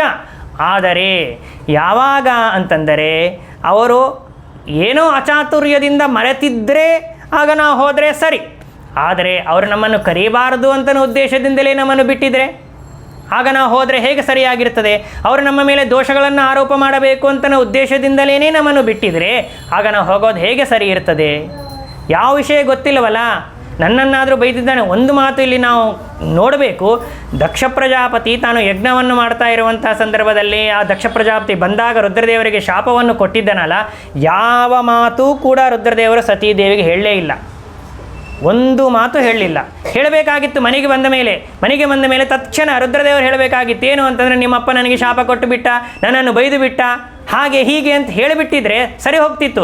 ಆದರೆ ರುದ್ರದೇವರು ಒಂದು ಮಾತು ಹೇಳಲಿಲ್ಲ. ಯಾಕೆ ಅಂತಂದರೆ, ನಾನೇನಾದರೂ ಮಾತು ಹೇಳಿಬಿಟ್ರೆ ಅವಳು ದುಃಖ ಪಡ್ತಾಳೆ, ಅವಳ ಮನಸ್ಸಿಗೆ ಬೇಜಾರಾಗಿ ಬಿಡುತ್ತದೆ, ಮತ್ತೆ ಫೋನ್ ಮಾಡ್ತಾಳೆ, ತಂದೆಯನ್ನು ಬೈತಾಳೆ, ತಾಯಿಯನ್ನು ಬೈತಾಳೆ. ಇದೆಲ್ಲ ಆಗೋದು ಬೇಡ. ಏನೋ ನನ್ನ ಹಣೆಯ ಭಾರ, ನನ್ನ ಪ್ರಾರಬ್ಧ, ನಂದು ಸರಿಯಾಗಿಲ್ಲ, ನಾನು ಯಾಕೆ ಅವಳಿಗೆ ಹೇಳಬೇಕು? ಎಲ್ಲವನ್ನು ನಾನು ಅನುಭವಿಸಬೇಕು, ಅದನ್ನು ಅನುಭವಿಸ್ತೇನೆ ಅಂತ ರುದ್ರದೇವರು ಅನುಭವಿಸಿಬಿಟ್ಟಿದ್ರು. ಒಂದು ಮಾತು ಸತೀದೇವಿಗೆ ಯಾವ ವಿಷಯವನ್ನು ಕೂಡ ಹೇಳಿರಲಿಲ್ಲ. ಆ ಸಂದರ್ಭ ಬಂದಿದೆ ಅಂತ ನನ್ನ ಅಭಿಪ್ರಾಯದಿಂದ ರುದ್ರದೇವರು ಈ ಒಂದು ಮಾತನ್ನು ಹೇಳಿದರು. ದೋಷವನ್ನು ನನ್ನ ಮೇಲೆ ಆರೋಪ ಮಾಡಿದ್ದಾರೆ, ದೋಷಗಳನ್ನು ಆರೋಪ ಮಾಡಬೇಕು ಅಂತ ನನ್ನ ಅಭಿಪ್ರಾಯದಿಂದಲೇ, ನಮ್ಮನ್ನು ಕರೀಬಾರದು ಅಂತ ನನ್ನ ಅಭಿಪ್ರಾಯದಿಂದಲೇ ಶಾಪವನ್ನು ಕೂಡ ಕೊಟ್ಟಿದ್ದಾರೆ.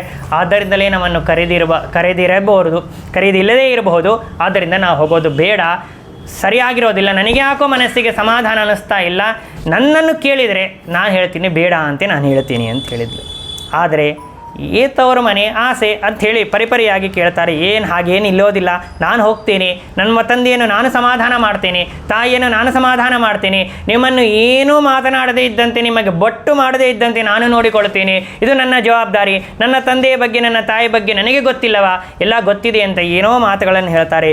ಎಷ್ಟು ಹೇಳಿದರೂ ಕೂಡ ರುದ್ರದೇವರಂತಾಳೆ, ಇದು ಬೇಡ ಬೇಡ ಬೇಡ ಬೇಡ ಅಂತ ಹೇಳಿದರು ಕೂಡ ಕೊನೆಗೆ ನಾನು ಹೋಗಬೇಕು ಅಂತೇಳಿ ಹಠ ಮಾಡಿದಾಗ ರುದ್ರದೇವರು ಹೇಳ್ತಾರೆ, ನಾನೇನೂ ಮಾತನಾಡೋದಿಲ್ಲ, ಇದರ ಮೇಲೆ ನಿನ್ನಿಷ್ಟ ಅಂತಂದು ಏನೂ ಮಾತನೇ ಆಡಲಿಲ್ಲ. ಮೌನವಾಗಿ ಕೂತುಬಿಟ್ರು. ಮೌನಂ ಸಮ್ಮತಿ ಲಕ್ಷಣಂ ಅಂತ ಹೇಳ್ತಾರಲ್ಲ, ಪಾರ್ವತಿ ದೇವಿ ಸತೀದೇವಿ ತಾನು ಅಂದ್ಕೊಂಡ್ಬಿಟ್ಲು, ಮೌನವಾಗಿ ನಮ್ಮ ಮನೆಯವರು ಇದ್ದಾರೆ ಅಂತಂದರೆ ಅರ್ಧ ಒಪ್ಪಿಗೆ ಕೊಟ್ಟಿದ್ದಾರೆ ಅಂತಲೇ ಅರ್ಥ. ಆದ್ದರಿಂದ ಹೋಗಬೇಕು ಅಂತ ಮನಸ್ಸಿನಲ್ಲಿ ಅನಿಸ್ತು. ಎಷ್ಟು ಚೆಂದಾಗಿ ವೇದವ್ಯಾಸದೇವರು ವರ್ಣನೆ ಮಾಡ್ತಾರೆ ಅಂತಂದರೆ, ಹೋಗಬೇಕು ಅಂತ ಒಂದು ಕ್ಷಣ ಅನಿಸ್ತು. ಮನೆ ಬಿಟ್ಟು ಹೊಸ್ತಲು ದಾಟಿ ಹೋಗ್ತಾಳೆ. ತಕ್ಷಣ ಅನ್ನಿಸ್ತದೆ, ಯಾಕೋ ಗಂಡ ಬೇಡ ಅಂತ ಹೇಳ್ತಾ ಇದ್ದಾನೆ, ಪತಿಯನ್ನು ಅವಮಾನ ಮಾಡಿ ಪತಿಯನ್ನು ನಿಂದೆ ಮಾಡಿದ ಮನೆಗೆ ನಾನು ಹೇಗೆ ಹೋಗೋದು, ಆದ್ದರಿಂದ ಸರಿ ಅಲ್ಲವೇನೋ ಅಂತ ಮತ್ತೆ ಒಳಗಡೆ ಬರ್ತಾಳೆ. ಮತ್ತೆ ಸ್ವಲ್ಪ ಕ್ಷಣ ಆದಮೇಲೆ ತವರು ಮನೆ ಮೇಲೆ ಪ್ರೀತಿ, ಅವರೆಲ್ಲರ ಬಾಂಧವ್ಯ ಅದು ಇದು ನೆನಪಾದಾಗ ನಾನು ಹೋಗೋದೇ ಇದ್ದರೆ ಸರಿ ಇರ್ತದೋ ಇಲ್ಲೋ, ಹೋಗಿಬಿಡೋಣ ಅಂತ ಮತ್ತೆ ಹೊರಗಡೆ ಹೋಗ್ತಾಳೆ. ಮತ್ತೆ ಒಳಗೆ ಬರೋ ಹೀಗೆ 4-5 ಬಾರಿ ಬರ್ತಾರೆ. ರುದ್ರದೇವರು ಎಲ್ಲವನ್ನೂ ನೋಡ್ತಾ ಇರ್ತಾರೆ, ರುದ್ರದೇವರ ಕಡೆಗೆ ಕಣ್ಣು ಮಾಡಿ ನೋಡ್ತಾ ಇರ್ತಾರೆ. ರುದ್ರದೇವರ ಮನಸ್ಸಿನಿಂದ ಹೋಗಿ ಬಾ ಅಂತ ಹೇಳ್ತಾರೋ ಏನೋ ಅಂತ ಹೇಳಿದ್ರೆ ರುದ್ರದೇವರು ಯಾವ ಮಾತನ್ನು ಹೇಳಲೇ ಇಲ್ಲ. ಕೊನೆಗೆ ರುದ್ರದೇವರು ಒಂದೇ ಮಾತನ್ನು ಮನಸ್ಸಿನಲ್ಲಿ ಚಿಂತನೆ ಮಾಡಿದರು. ಕಣ್ಣು ಮುಚ್ಚಿ ಧ್ಯಾನ ಮಾಡ್ತಾಳೆ. ಇವಳು ಹೇಗಾದರೂ ಮಾಡಿ ಅವಮಾನ ಆಗೋದಿದೆ, ಇದು ನಿಶ್ಚಿತ. ಇಲ್ಲಿದ್ದರೂ ಸಾಯ್ತಾಳೆ, ಅಲ್ಲಿದ್ದರೂ ಸಾಯ್ತಾಳೆ, ಇವಳು ಸಾಯೋದು ನಿಶ್ಚಿತ. ಕನ್ಫರ್ಮ್ ಮಾಡಿಬಿಟ್ರು. ರುದ್ರದೇವರಿಗೆ ಗೊತ್ತಾಯಿತು ದಿವ್ಯ ಜ್ಞಾನದಿಂದಾಗಿ, ಒಂದು ವೇಳೆ ಇವಳನ್ನು ಕಳಿಸಲಿಲ್ಲ, ಇಲ್ಲೇ ನಾನು ಇರಿಸಿಕೊಂಡು ಬಿಟ್ಟೆ ಅಂತಂದರೆ ಅಲ್ಲಿ ನನಗೆ ಆಹುತಿ ಕೊಡಲಿಲ್ಲ, ಈ ವಿಷಯ ಇವಳಿಗೆ ಗೊತ್ತಾಯಿತು ಅಂತಂದರೆ ಪತಿನಿಂದ ಆಗಿದೆ, ಆ ಮನೆಯಲ್ಲಿ ನಾನು ಹೇಗೆ ಹೋಗಲಿ ಅಂತ ಅವಮಾನಪಟ್ಟು ಇಲ್ಲೇ ಸತ್ತು ಹೋಗಿಬಿಡ್ತಾಳೆ. ಒಂದು ವೇಳೆ ನಾನು ಕಳಿಸಿದೆ ಅಂತಂದರೆ ಆಹುತಿ ಕೊಡದೇ ಇರುವಂಥ ದೃಶ್ಯವನ್ನು ತಾನು ನೋಡಿಬಿಟ್ಟು ತಾನು ಸತ್ತು ಹೋಗಿಬಿಡ್ತಾಳೆ. ಇದು ಸಾಯೋದಕ್ಕೂ ನಿಶ್ಚಿತ, ದೇವರ ಸಂಕಲ್ಪ ಆಗಿದೆ, ನಾನೇನು ಮಾಡೋದಿಲ್ಲ ಅಂತ ಹೇಳಿಬಿಟ್ರು. ಕೊನೆಗೆ ಆದದ್ದಾಗಲಿ, ನಾನು ಮಾತ್ರ ಸುಮ್ಮನೆ ಇದ್ದು ಬಿಡ್ತೇನೆ ಅಂಥೇಳಿ ರುದ್ರದೇವರು ಕಣ್ಣುಮುಚ್ಚಿ ಭಗವಂತನ ಧ್ಯಾನವನ್ನು ಮಾಡ್ತಾ ತಾವು ಕುಳಿತು ಬಿಟ್ಟಿದ್ದಾರೆ. ಧೈರ್ಯವನ್ನು ಮಾಡಿ ಸತೀದೇವಿ ಆ ಒಂದು ದಕ್ಷ ಪ್ರಜಾಪತಿ ಯಾಗವನ್ನು ನಡೀತಾ ಇರುವಂತಹ ಸಂದರ್ಭದಲ್ಲಿ ಆ ಒಂದು ಯಾಗಕ್ಕೆ ಹೋಗಿದ್ದಾಳೆ. ಯಾಗಕ್ಕೆ ಹೋದಾಗ ಏನಾಯಿತು ಅಂತಂದರೆ ಅಲ್ಲಿ ದಕ್ಷ ಪ್ರಜಾಪತಿ ಪಾರ್ವತ ಸತೀದೇವಿಯನ್ನು ನೋಡಿದರೂ ಒಂದೂ ಮಾತನಾಡಲಿಲ್ಲ, ತಾನು ಹಾಗೆ ಹೋಗಿಬಿಟ್ಟ. ಆಗ ಸತೀದೇವಿ ಅಂದ್ಕೊಂಡ್ಳು, ನಮ್ಮಪ್ಪ ಭಾಳ ಬ್ಯುಸಿ ಇರ್ತಾರಾ, ಅದರಿಂದಾಗಿ ಮಾತಾಡಿಸ್ಲಿಕ್ಕೆ ಟೈಮ್ ಇಲ್ಲ, ಆದ್ದರಿಂದ ಬಿಟ್ಟಿರ್ಬೋದು ಅಂತ ಅಂದ್ಕೊಂಡ್ಳು. ಅಂದರೆ ಪಾಸಿಟಿವ್ ಆಗೇ ಅವಳು ಥಿಂಕ್ ಮಾಡ್ತಾ ಇದ್ದಾಳೆ ಹೊರತು ನೆಗೆಟಿವ್ ಆಗಿ ಆಲೋಚನೆ ಬರ್ತಾನೇ ಇಲ್ಲ. ಅದರಿಂದಾಗಿ ಬಿಟ್ಟಿರಬೇಕು, ಮತ್ತೆ ಬರ್ತಾರೆ ಮಾತಾಡಿಸ್ತಾರೆ, ಎಲ್ಲಿ ಹೋಗ್ತಾಳೆ ನನ್ನ ತಂದೆ ಅಂತ ಹೇಳಿ ಈ ರೀತಿಯಾಗಿ ಚಿಂತನೆ ಮಾಡಿದ್ಲು. ಆಮೇಲೆ ಎಲ್ಲ ಸಹೋದರಿಯರೆಲ್ಲರೂ ಬಂದರು, ಮಾತನಾಡಿಸಿದ್ರು, ತಾಯಿ ಬಂದಳು ಮಾತನಾಡಿಸಿದ್ಲು. ಆದರೆ ತಂದೆ ಮಾತ್ರ ತಾನು ನೋಡ್ತಾನೇ ಇಲ್ಲ. ಇದೇನಪ್ಪ ಹೀಗೆ ನಡೀತಾ ಇದೆ ಅಂತ ವಿಚಾರ ಮಾಡ್ತಾ ಇರುವಂತಹ ಸಂದರ್ಭದಲ್ಲೇನೆ ಆಗ ದಕ್ಷ ಪ್ರಜಾಪತಿ ಎಲ್ಲ ಸಭಿಕರನ್ನು ಕೂಡ ಕುರಿತು, ಬ್ರಾಹ್ಮಣರನ್ನು ಪುರೋಹಿತರನ್ನು ಕುರಿತು ಎಲ್ಲವನ್ನೂ ಕೂಡ ಹೇಳಿದ. ಏನು ಅಂತಂದರೆ, ಎಲ್ಲರಿಗೂ ಆಹುತಿಯನ್ನು ನೀವು ಕೊಡ್ರಿ, ಆದರೆ ರುದ್ರದೇವರಿಗೆ ನೀವು ಆಹುತಿಯನ್ನು ಕೊಡುವಂತೇ ಇಲ್ಲ. ನಾನು ನನ್ನ ಮಗಳನ್ನು ಕೊಟ್ಟೇ ಮೊದಲಿನ ತಪ್ಪು ಕೆಲಸವನ್ನು ಮಾಡಿಬಿಟ್ಟಿದ್ದೇನೆ, ಈಗ ಆಹುತಿಯನ್ನು ಕೊಟ್ಟು ಎರಡನೇ ತಪ್ಪು ಕೆಲಸ ನಾನು ಮಾಡೋದಿಲ್ಲ, ಸರ್ವಥಾ ನೀವು ಆಹುತಿಯನ್ನು ಕೊಡತಕ್ಕದ್ದಲ್ಲ ಅಂತ ಹೇಳಿ ಕರಾರಾಗಿ ಗಟ್ಟಿಯಾಗಿ ಎಲ್ಲ ಪುರೋಹಿತರಿಗೂ ಕೂಡ ತಾನು ಹೇಳಿದ್ದಾನೆ. ಹಾಗೆ ಯಜ್ಞವನ್ನು ಮುಂದೆ ಒರೆಸಿದ್ದಾನೆ. ಹೀಗೆ ಒರೆಸ್ತಾ ಇರುವಂತಹ ಸಂದರ್ಭದಲ್ಲಿ ಅಲ್ಲಿಗೆ ಸಾವಿರಾರು ರುದ್ರದೇವರ ಅನುಚರರು ಬಂದಿದ್ದಾರೆ. ಅಂದರೆ ಪಾರ್ವತೀ ದೇವಿ ಒಬ್ಬಳೇ ಹೋಗಿದ್ದಾಳೆ, ಅವಳಿಗೇನಾದರೂ ಕೀಡಾದೀತು, ಅವಳನ್ನು ರಕ್ಷಣೆ ಮಾಡಬೇಕಾದದ್ದು ನಮ್ಮ ಕರ್ತವ್ಯ. ನಮ್ಮ ಗುರುಗಳು ರುದ್ರದೇವರಾದರೂ ಹೋಗಲಿಲ್ಲ, ನಾವಾದರೂ ಹೋಗೋಣ ಅಂತ ಅಭಿಪ್ರಾಯದಿಂದ ಎಲ್ಲ ಅನುಚರರು ಕೂಡ ಸತೀದೇವಿಯನ್ನು ಹಿಂಬಾಲಿಸಿ ಆ ಒಂದು ಯಜ್ಞ ಮಂಟಪಕ್ಕೆ ಬಂದಿದ್ದರು. ಈ ವಿಷಯವನ್ನು ಎಲ್ಲರೂ ಕೂಡ ಅವರನ್ನು ಕೇಳಿ ಅವರಿಗೂ ಕೂಡ ಬಹಳ ಸಿಟ್ಟು ಬಂದು ನಮ್ಮ ಗುರುಗಳಿಗೆ ನೀವು ಆಹುತಿಯನ್ನು ಕೊಡೋದಿಲ್ಲವಲ್ಲ ಅಂಥೇಳಿ ಅಲ್ಲಿ ಅರುದ್ರ ಭಾಗಂ ತಮವೇಕ್ಷ್ಯ ಚಾಧ್ವರಂ ಪಿತ್ರಾಚ ದೇವೇ ಕೃತ ಹೇಳನಂ ವಿಭೌ ಅನಾದೃತ ಯಜ್ಞ ಸದಸ್ಯಧೀಶ್ವರಿ ಚುಕೋಪ ಲೋಕಾನಿವ ದಕ್ಷತೀರುಷಾ. ಬಹಳ ಸಿಟ್ಟು ಬಂದುಬಿಟ್ಟಿದೆ ಜಗದೀಶ್ವರಿ ಆ ಸತೀದೇವಿಗೆ. ಸಿಟ್ಟು ಬಂದು ತನ್ನನ್ನೇ ತಾನು ಸುಟ್ಟುಕೊಳ್ಳಬೇಕು, ದಹನ ಮಾಡಿಕೊಳ್ಳಬೇಕು ಅಂತ ಸಂಕಲ್ಪವನ್ನು ಮಾಡಿದ್ದಾರೆ. ಅಷ್ಟರೊಳಗೆ ಎಲ್ಲ ಭೂತಗಣಗಳು ಏನು ಮಾಡಿಬಿಟ್ಟಿವೆ ಅಂತಂದರೆ, ಆ ಪಾರ್ವತೀ ದೇವಿಗೆ, ಆ ಸತೀದೇವಿಗೆ ಸಿಟ್ಟು ಬಂದಿದೆ ಅಂತ ಅದನ್ನು ತಿಳ್ಕೊಂಡು ಯಜ್ಞವನ್ನು ಧ್ವಂಸ ಮಾಡಿಬಿಟ್ಟಿದ್ದಾರೆ. ಮಾಡಬಾರದಾಗಿರುವಂಥ ಎಲ್ಲ ಕೆಲಸಗಳನ್ನು ಕೂಡ ಮಾಡಿಬಿಟ್ಟಾರೆ. ಯಾವ ರೀತಿಯಿಂದಲೂ ಕೂಡ ಈ ಯಜ್ಞ ಸಂಪೂರ್ಣವಾಗಿ ಆಗುವಂತೆ ಇಲ್ಲ ಅಂತ ಹೇಳಿ ಅವರು ಮಾಡಿಬಿಟ್ಟಿದ್ದಾರೆ. ಆ ಸಂದರ್ಭದಲ್ಲಿ ಸತೀದೇವಿ, ನನ್ನ ಗಂಡನಿಗೆ ಅವಮಾನವಾಗಿದೆ, ಆ ಸ್ಥಳದಲ್ಲಿ ನಾನು ಒಂದು ಕ್ಷಣವೂ ಕೂಡ ಇರಬಾರದು, ಈ ಒಂದು ಮುಖವನ್ನಿಟ್ಟುಕೊಂಡು ನಾನು ಕೈಲಾಸಕ್ಕೆ ಹೋದರೆ ರುದ್ರದೇವರಿಗೆ ಅವಮಾನ ಮಾಡಿದಂತೆ ಆಗ್ತದೆ, ಆದ್ದರಿಂದ ಅಲ್ಲಿ ನಾನು ಹೋಗುವಂತೆ ಇಲ್ಲ, ಇಲ್ಲೂ ಕೂಡ ನಾನು ಇರುವಂತೆ ಇಲ್ಲ ಅಂತ ಹೇಳಿ ತಿಳಿದುಕೊಂಡು ಯೋಗಾಗ್ನಿಯಲ್ಲಿ ತನ್ನ ಗಂಡನಾಗಿರತಕ್ಕಂತಹ ರುದ್ರದೇವರ ಪಾದ ಪದ್ಮಾರವಿಂದಗಳನ್ನು ಧ್ಯಾನವನ್ನು ಮಾಡ್ತಾ ಅಂತರ್ಯಾಮಿಯಾಗಿರುವಂತಹ ವಾಯುದೇವರನ್ನು, ಅಂತರ್ಯಾಮಿಯಾಗಿರತಕ್ಕಂತಹ ಲಕ್ಷ್ಮೀದೇವಿಯನ್ನು, ಪರಮಾತ್ಮನನ್ನು ಧ್ಯಾನವನ್ನು ಮಾಡ್ತಾ ಯೋಗಾಗ್ನಿಯಲ್ಲಿ ತಾನು ಶರೀರವನ್ನು ಬಿಟ್ಟಿದ್ದಾಳೆ ಅಂತನ್ನುವುದನ್ನು ಹೇಳುತ್ತಾರೆ. ಇಲ್ಲಿ ಶರೀರವನ್ನು ಬಿಟ್ಟಿದ್ದಾರೆ ಅಂತಂದರೆ ಯಜ್ಞಕುಂಡ ನಡೀತಾ ಇತ್ತು. ಇವತ್ತಿನ ಕಾಲದಲ್ಲಿ TV ಸೀರಿಯಲಲ್ಲಿ ತೋರಿಸ್ಬಿಟ್ಟು ಯಜ್ಞ ನಡೀತಾ ಇತ್ತು, ದಕ್ಷ ಪ್ರಜಾಪತಿ ಯಜ್ಞ ಮಾಡ್ತಾ ಇದ್ದ, ಪಾರ್ವತೀ ದೇವಿ ಸತೀದೇವಿಗೆ ಸಿಟ್ಟು ಬಂದುಬಿಡ್ತು, ಯಜ್ಞಕುಂಡದಲ್ಲಿ ದುಂಕಿ ತಾನು ತನ್ನ ಪ್ರಾಣತ್ಯಾಗವನ್ನು ಮಾಡಿಕೊಂಡು ಬಿಟ್ಲು. ಇದು ನಿಜವಾಗಿ ಮಾಡಿದ್ದಲ್ಲ. ಯೋಗಾಗ್ನಿಯಿಂದಾಗಿ ಆತ್ಮಹತ್ಯೆಯನ್ನು ಮಾಡಿಕೊಳ್ಳಲಿಲ್ಲ, ತಾನು ಯೋಗಾಗ್ನಿಯನ್ನು ಧಾರಣೆ ಮಾಡಿ ಯಾವ ರೀತಿಯಾಗಲಿ ಶಾಸ್ತ್ರದಲ್ಲಿ ದೇಹವನ್ನು ತ್ಯಾಗ ಮಾಡಬೇಕು ಅಂತ ಹೇಳಿದ್ದಾರೆ ಆ ರೀತಿಯಾಗಿ ತ್ಯಾಗವನ್ನು ಮಾಡಿಬಿಟ್ಟಿದ್ದಾರೆ. ಈ ವಿಷಯ ರುದ್ರದೇವರಿಗೆ ಈ ಕಡೆಗೆ ಗೊತ್ತಾಗಿಬಿಡ್ತದೆ. ರುದ್ರದೇವರು ತತ್ಕ್ಷಣ ತಾನೇನು ಮಾಡಿಬಿಡ್ತಾರೆ ಅಂತಂದರೆ ತನ್ನ ಜಟೆಯನ್ನು ಝಾಡಿಸ್ತಾರೆ. ಆ ಸಂದರ್ಭದಲ್ಲಿ ರುದ್ರದೇವರದ್ದೇ ಒಂದು ಅಂಶ ಹೊರಗೆ ಬರ್ತದೆ. ಹೊರಗೆ ಬಂದು ಅಲ್ಲೆಲ್ಲರನ್ನೂ ಕೂಡ ನಾಶ ಮಾಡಿಬಿಟ್ಟು ಆ ದಕ್ಷ ಪ್ರಜಾಪತಿಯನ್ನು, ರುಂಡವನ್ನು ಎಷ್ಟು ಬಾರಿ ತುಂಡು ಮಾಡಬೇಕು ಅಂತ ಪ್ರಯತ್ನ ಮಾಡ್ತಾರೆ, ತುಂಡು ಆಗೋದೇ ಇಲ್ಲ, ಶರೀರವನ್ನು ಮುಟ್ಲಿಕ್ಕೆ ಆಗೋದಿಲ್ಲ. ಆ ಸಂದರ್ಭದಲ್ಲಿ ರುದ್ರದೇವರ ಒಂದಂಶ ಅಂತ ಅನ್ನೋದು ಹೊರಗೆ ಬಂದು ಇವನನ್ನು ಯಜ್ಞ ಪಶುವನ್ನಾಗಿ ನೀವು ಚಿಂತನೆ ಮಾಡಿದಾಗ ಮಾತ್ರ, ಯಜ್ಞ ಬಲಿಯನ್ನಾಗಿ ಕೊಟ್ಟಾಗ ಮಾತ್ರ ರುಂಡ ಹೋಗಲಿಕ್ಕೆ ಸಾಧ್ಯ, ಇಲ್ಲದೇ ಇದ್ದರೆ ಸಾಧ್ಯವಿಲ್ಲ ಅಂತೇಳಿ ಅಶರೀರವಾಣಿಯಾಗಿ ಹೇಳಿಬಿಡ್ತದೆ. ಆ ಮಾತನ್ನು ಕೇಳಿಸಿಕೊಂಡು ಯಜ್ಞ ಪಶುವನ್ನಾಗಿ ಕೊಟ್ಟು ಬಲಿಯನ್ನು ಕೊಡಬೇಕು ಅಂತ ಅಭಿಪ್ರಾಯದಿಂದ ರುಂಡವನ್ನು ತುಂಡು ಮಾಡಿಬಿಡ್ತಾರೆ. ರುಂಡ ಹೋಗಿಬಿಡ್ತದೆ. ಎಲ್ಲವೂ ಕೂಡ ಗೊಂದಲವಾಗಿ ಬಿಟ್ಟಿದೆ. ಯಜ್ಞ ಅಂತ ಅನ್ನೋದು ನಡೀತಾ ಇಲ್ಲ. ಹೀಗೆ ದಿಕ್ಕಾಪಕ್ಕಾಗಿ ಎಲ್ಲರೂ ಕೂಡ ದೂರ ಸರಿದು ಬಿಟ್ಟಿದ್ದಾರೆ. ಇದೇನು ಯಾಗವನ್ನು ಚೆನ್ನಾಗಿ ಮಾಡಬೇಕು ಅಂತ ಸಂಕಲ್ಪ ಮಾಡಿದ್ದಾರೆ, ಆದರೆ ಇದು ಯಾವುದು ನಡೀತಾ ಇಲ್ಲ ಅಂತ ಹೇಳಿ ಹೀಗಾಗಿಬಿಟ್ಟಿದೆ ಅಂತ ತಿಳ್ಕೊಂಡ್ಬಿಟ್ರು. ಅಷ್ಟರೊಳಗೆ ಅಲ್ಲಿ ಭೃಗು ಮಹರ್ಷಿಗಳು ಕೂಡ ಬರ್ತಾರೆ. ಆ ಭೃಗು ಮಹರ್ಷಿಗಳು ಈ ಎಲ್ಲ ರುದ್ರ ಪಾರ್ಷದರು ಏನು ಈ ರುದ್ರದೇವರಿಗೆ ಸಹಕಾರವನ್ನು ಮಾಡ್ತಾ ಇರ್ತಾರೆ, ಅದೆಲ್ಲವನ್ನೂ ಕೂಡ ನೋಡಿ ಸಿಟ್ಟಿಗೆದ್ದು ಬಿಟ್ಟು ಶಾಪವನ್ನು ಕೂಡ ಕೊಟ್ಟು ಬಿಡ್ತಾರೆ. ಋಭಗಳು ಆ ದಕ್ಷ ಪ್ರಜಾಪತಿಯ ಸೇವಕರೇನಿರ್ತಾರೆ ಅವರೆಲ್ಲರಿಗೂ ಕೂಡ ಶಾಪವನ್ನು ಕೂಡ ಕೊಟ್ಟು ಬಿಡ್ತಾರೆ. ಆಮೇಲೆ ಯಜ್ಞ ಅಂತನೋದು ಹೀಗೆ ನಿಂತು ಹೋಗಿಬಿಡ್ತು, ಯಜ್ಞ ನಡೀತಾನೇ ಇಲ್ಲ. ಆ ಸಂದರ್ಭದಲ್ಲಿ ದಕ್ಷ ಪ್ರಜಾಪತಿಯ ಒಂದು ವೃತ್ತಾಂತವನ್ನು ನಾರದರಿಂದಾಗಿ ಎಲ್ಲವನ್ನು ಕೂಡ ಕೇಳಿಸಿಕೊಂಡು ರುದ್ರದೇವರು ಬಹಳ ಸಿಟ್ಟಿಗೆ ಬಂದು ಏನು ಮಾಡಿಬಿಡ್ತಾರೆ, ನಾನು ಈಗ ಏನೂ ಮಾಡೋದು ಬೇಡ ಅಂತೇಳಿ ತನ್ನ ಕೈಲಾಸಕ್ಕೆ ಹೋಗಿ ತಾನು ತಪಸ್ಸನ್ನು ಮಾಡ್ತಾ ತಾನಿರಬೇಕು ಅಂಥೇಳಿ ಕೈಲಾಸದಲ್ಲಿ ತಾವು ತಪಸ್ಸನ್ನು ಮಾಡ್ತಾ ಕುಳಿತು ಬಿಡ್ತಾರೆ. ಹೀಗೆ ಸತೀದೇವಿಯ ವಿಯೋಗವಾಗಿದೆ ಅಂತ ಗೊತ್ತಾಯಿತು, ಹೆಂಡತಿಯ ವಿಯೋಗವಾಗಿ ಬಿಟ್ಟಿದೆ, ಈಗ ನಾನು ಅವಳನ್ನು ಇರದೆ ಜೀವನ ಮಾಡಲಿಕ್ಕೆ ಸಾಧ್ಯವೇ ಇಲ್ಲ, ಬೇರೆ ಉಪಾಯ ಇಲ್ಲ, ನಾನು ತಪಸ್ಸನ್ನು ಮಾಡ್ತಾ ನಾನು ಕುಳಿತು ಬಿಡ್ತೇನೆ ಅಂತೇಳಿ ತಪಸ್ಸನ್ನು ಮಾಡುವುದಕ್ಕಾಗಿ ಕೈಲಾಸದಲ್ಲಿ ಕುಳಿತು ಬಿಟ್ಟಿದ್ದಾರೆ. ಇದು ಸತೀದೇವಿ ಹಾಗೂ ರುದ್ರದೇವರ ಒಂದು ವಿವಾಹ ಮಹೋತ್ಸವವನ್ನು ಭಾಗವತದಲ್ಲಿ ನಮಗಿಷ್ಟು ತಿಳಿಸಿಕೊಡ್ತಾರೆ. ಇಷ್ಟು ತಿಳಿಸಿಕೊಟ್ಟಾದ ಮೇಲೆ ಮುಂದೇನಾಯಿತು, ಮತ್ತೆ ರುದ್ರದೇವರು ಸತಿಯನ್ನು ಹೇಗೆ ವಿವಾಹವನ್ನು ಮಾಡಿಕೊಂಡರು, ಪಾರ್ವತಿಯನ್ನು ವಿವಾಹ ಮಾಡಿಕೊಂಡರು ಅಂತ ನಾವು ಕಥೆಯನ್ನು ನಾವು ಕೇಳ್ತೇವೆ. ಆ ಪಾರ್ವತಿಗೆ ಗಿರಿಜಾ ಅಂತ ಹೆಸರು ಬಂದಿದೆ ಅಂತ ಅದನ್ನು ಕೂಡ ಕೇಳ್ತೇವೆ. ಆ ಒಂದು ವೃತ್ತಾಂತವನ್ನು ಕೂಡ ನಮಗೆ ತಿಳಿಸಿಕೊಡಬೇಕು ಅಂತ ಪ್ರಾರ್ಥನೆ ಮಾಡಿದಾಗ ಭಾಗವತದಲ್ಲಿ ಕಥೆ ಇಷ್ಟೇ ಬಂದರೂ ಕೂಡ ವಿಶೇಷವಾಗಿ ಗಿರಿಜಾ ಕಲ್ಯಾಣದ ಕಥೆಯನ್ನು ನಮಗೆ ಸ್ಕಂದ ಪುರಾಣ ತಿಳಿಸಿಕೊಡ್ತದೆ. ಆ ಸ್ಕಂದ ಪುರಾಣದಲ್ಲಿ ವೇದವ್ಯಾಸ ದೇವರೇ ಈ ವೃತ್ತಾಂತವನ್ನು ಹೇಳ್ತಾ ಇದ್ದಾರೆ. ಹಿಂದಕ್ಕೆ ಪರ್ವತಗಳಿಗೆ ರಾಜನಾಗಿರತಕ್ಕಂತಹ ಹಿಮವಂತ ರಾಜ, ಹಿಮವತ್ ಪರ್ವತ, ಆ ಹಿಮವಂತ ರಾಜ ತಾನು ರಾಜ್ಯವನ್ನು ಚೆನ್ನಾಗಿ ಪರಿಪಾಲನೆ ಮಾಡ್ತಾ ಇರ್ತಾನೆ. ಆ ಹಿಮವಂತ ರಾಜ ಪಿತೃಮಾನಸ ಕನ್ಯೆಯಾಗಿರತಕ್ಕಂತಹ ಮೇನೆ ಅವಳನ್ನು ವಿವಾಹವನ್ನು ಮಾಡಿಕೊಂಡಿರ್ತಾನೆ. ವಿವಾಹವನ್ನು ಮಾಡಿಕೊಂಡು ಒಂದು ಗಂಡು ಸಂತಾನವನ್ನು ಕೂಡ ಪಡಿತಾನೆ.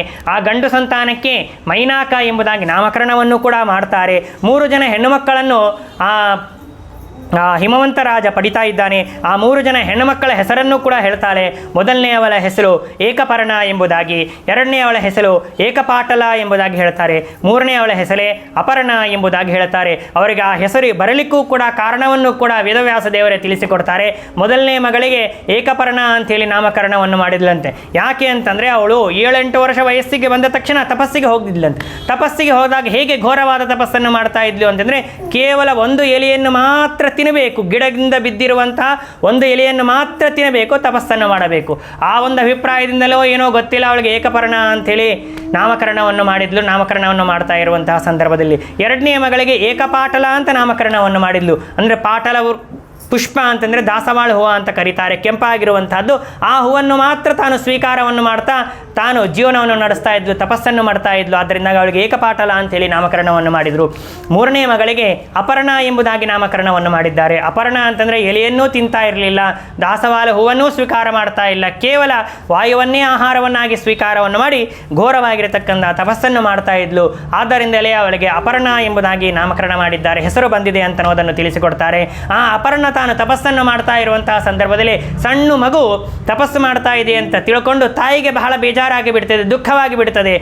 ಮನೆಯಲ್ಲಿ ಸಣ್ಣ ಮಕ್ಕಳು ಉಪವಾಸವನ್ನು ಮಾಡ್ತಾ ಇದ್ರುವಾಗಲೇ ತಂದೆ ತಾಯಿಯಂದರು ಉಪವಾಸ ಮಾಡೋದು ಬೇಡ, ತಿನ್ನು ಅಂತ ಹೇಳ್ತಾ ಇರ್ತಾರೆ.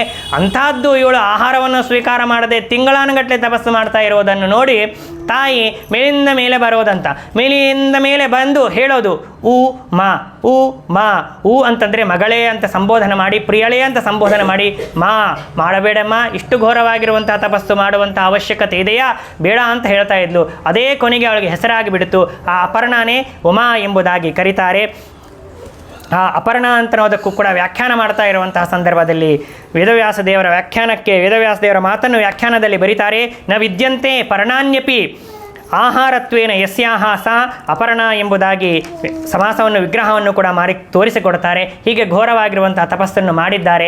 ಆ ಸಂದರ್ಭದಲ್ಲಿ ಒಂದಾನೊಂದು ಸಂದರ್ಭದಲ್ಲಿ ನಾರದರು ಬರ್ತಾರೆ. ನಾರದರು ಎಲ್ಲಿಗೆ ಬಂದಿದ್ದಾರೆ ಅಂತಂದರೆ ಆ ಹಿಮವಂತ ಪರ್ವತನ ರಾಜನ ಮನೆಗೆ ಬಂದಿದ್ದಾರೆ. ಮನೆಗೆ ಬಂದು ನಿನ್ನ ಮಗಳು ಬಹಳ ಸುಂದರಿ ಅಂತ ನಾವು ಮಾತನ್ನು ನಾನು ಕೇಳಿದ್ದೇನೆ, ಬಹಳ ಲಾವಣ್ಯಪೂರ್ಣನಾದಳು, ಈಗಾಗಲೇ ತಪಸ್ಸು ಮಾಡಿ ಮನೆಗೆ ಬಂದಿದ್ಲು, ಆದ್ದರಿಂದಾಗಿ ಆ ತೇಜಸ್ಸು ಕೂಡ ಮುಖದಲ್ಲಿ ಹೊಳಿತಾ ಇತ್ತು. ಎಲ್ಲವನ್ನೂ ಕೂಡ ನೋಡಿ ಒಂದೇ ಮಾತನ್ನು ನಾರದರು ಹೇಳಿಬಿಡ್ತಾಳೆ, ಇವಳು ಇದ್ದದ್ದೇ ರುದ್ರದೇವರನ್ನು ಶಿವನನ್ನು ವಿವಾಹ ಮಾಡಿಕೊಳ್ಳುವುದಕ್ಕಾಗಿ ಇವಳಿದ್ದಾಳೆ, ಶಿವನೇ ನಿಮಗೆ ಯೋಗ್ಯನಾಗಿರತಕ್ಕಂತಹ ಅಳೆಯ ಅಂತ ನಾವು ಮಾತನ್ನು ಕೂಡ ನಾರದರು ಹೇಳುತ್ತಾರೆ. ಅಂದರೆ ನಾರದರು ಯೋಗ್ಯವಾದ ಸಮಯಕ್ಕೆ ಬಂದುಬಿಡ್ತಾರೆ. ಅಂದರೆ ಅನೇಕ ಮದುವೆಗಳನ್ನು ತಾವೇ ಖುದ್ದಾಗಿ ಮಾಡಿಸಿದ್ದಾರೆ, ಅನೇಕ ವಿವಾಹಗಳನ್ನು ಮುರಿದಿದ್ದಾರೆ ಕೂಡ.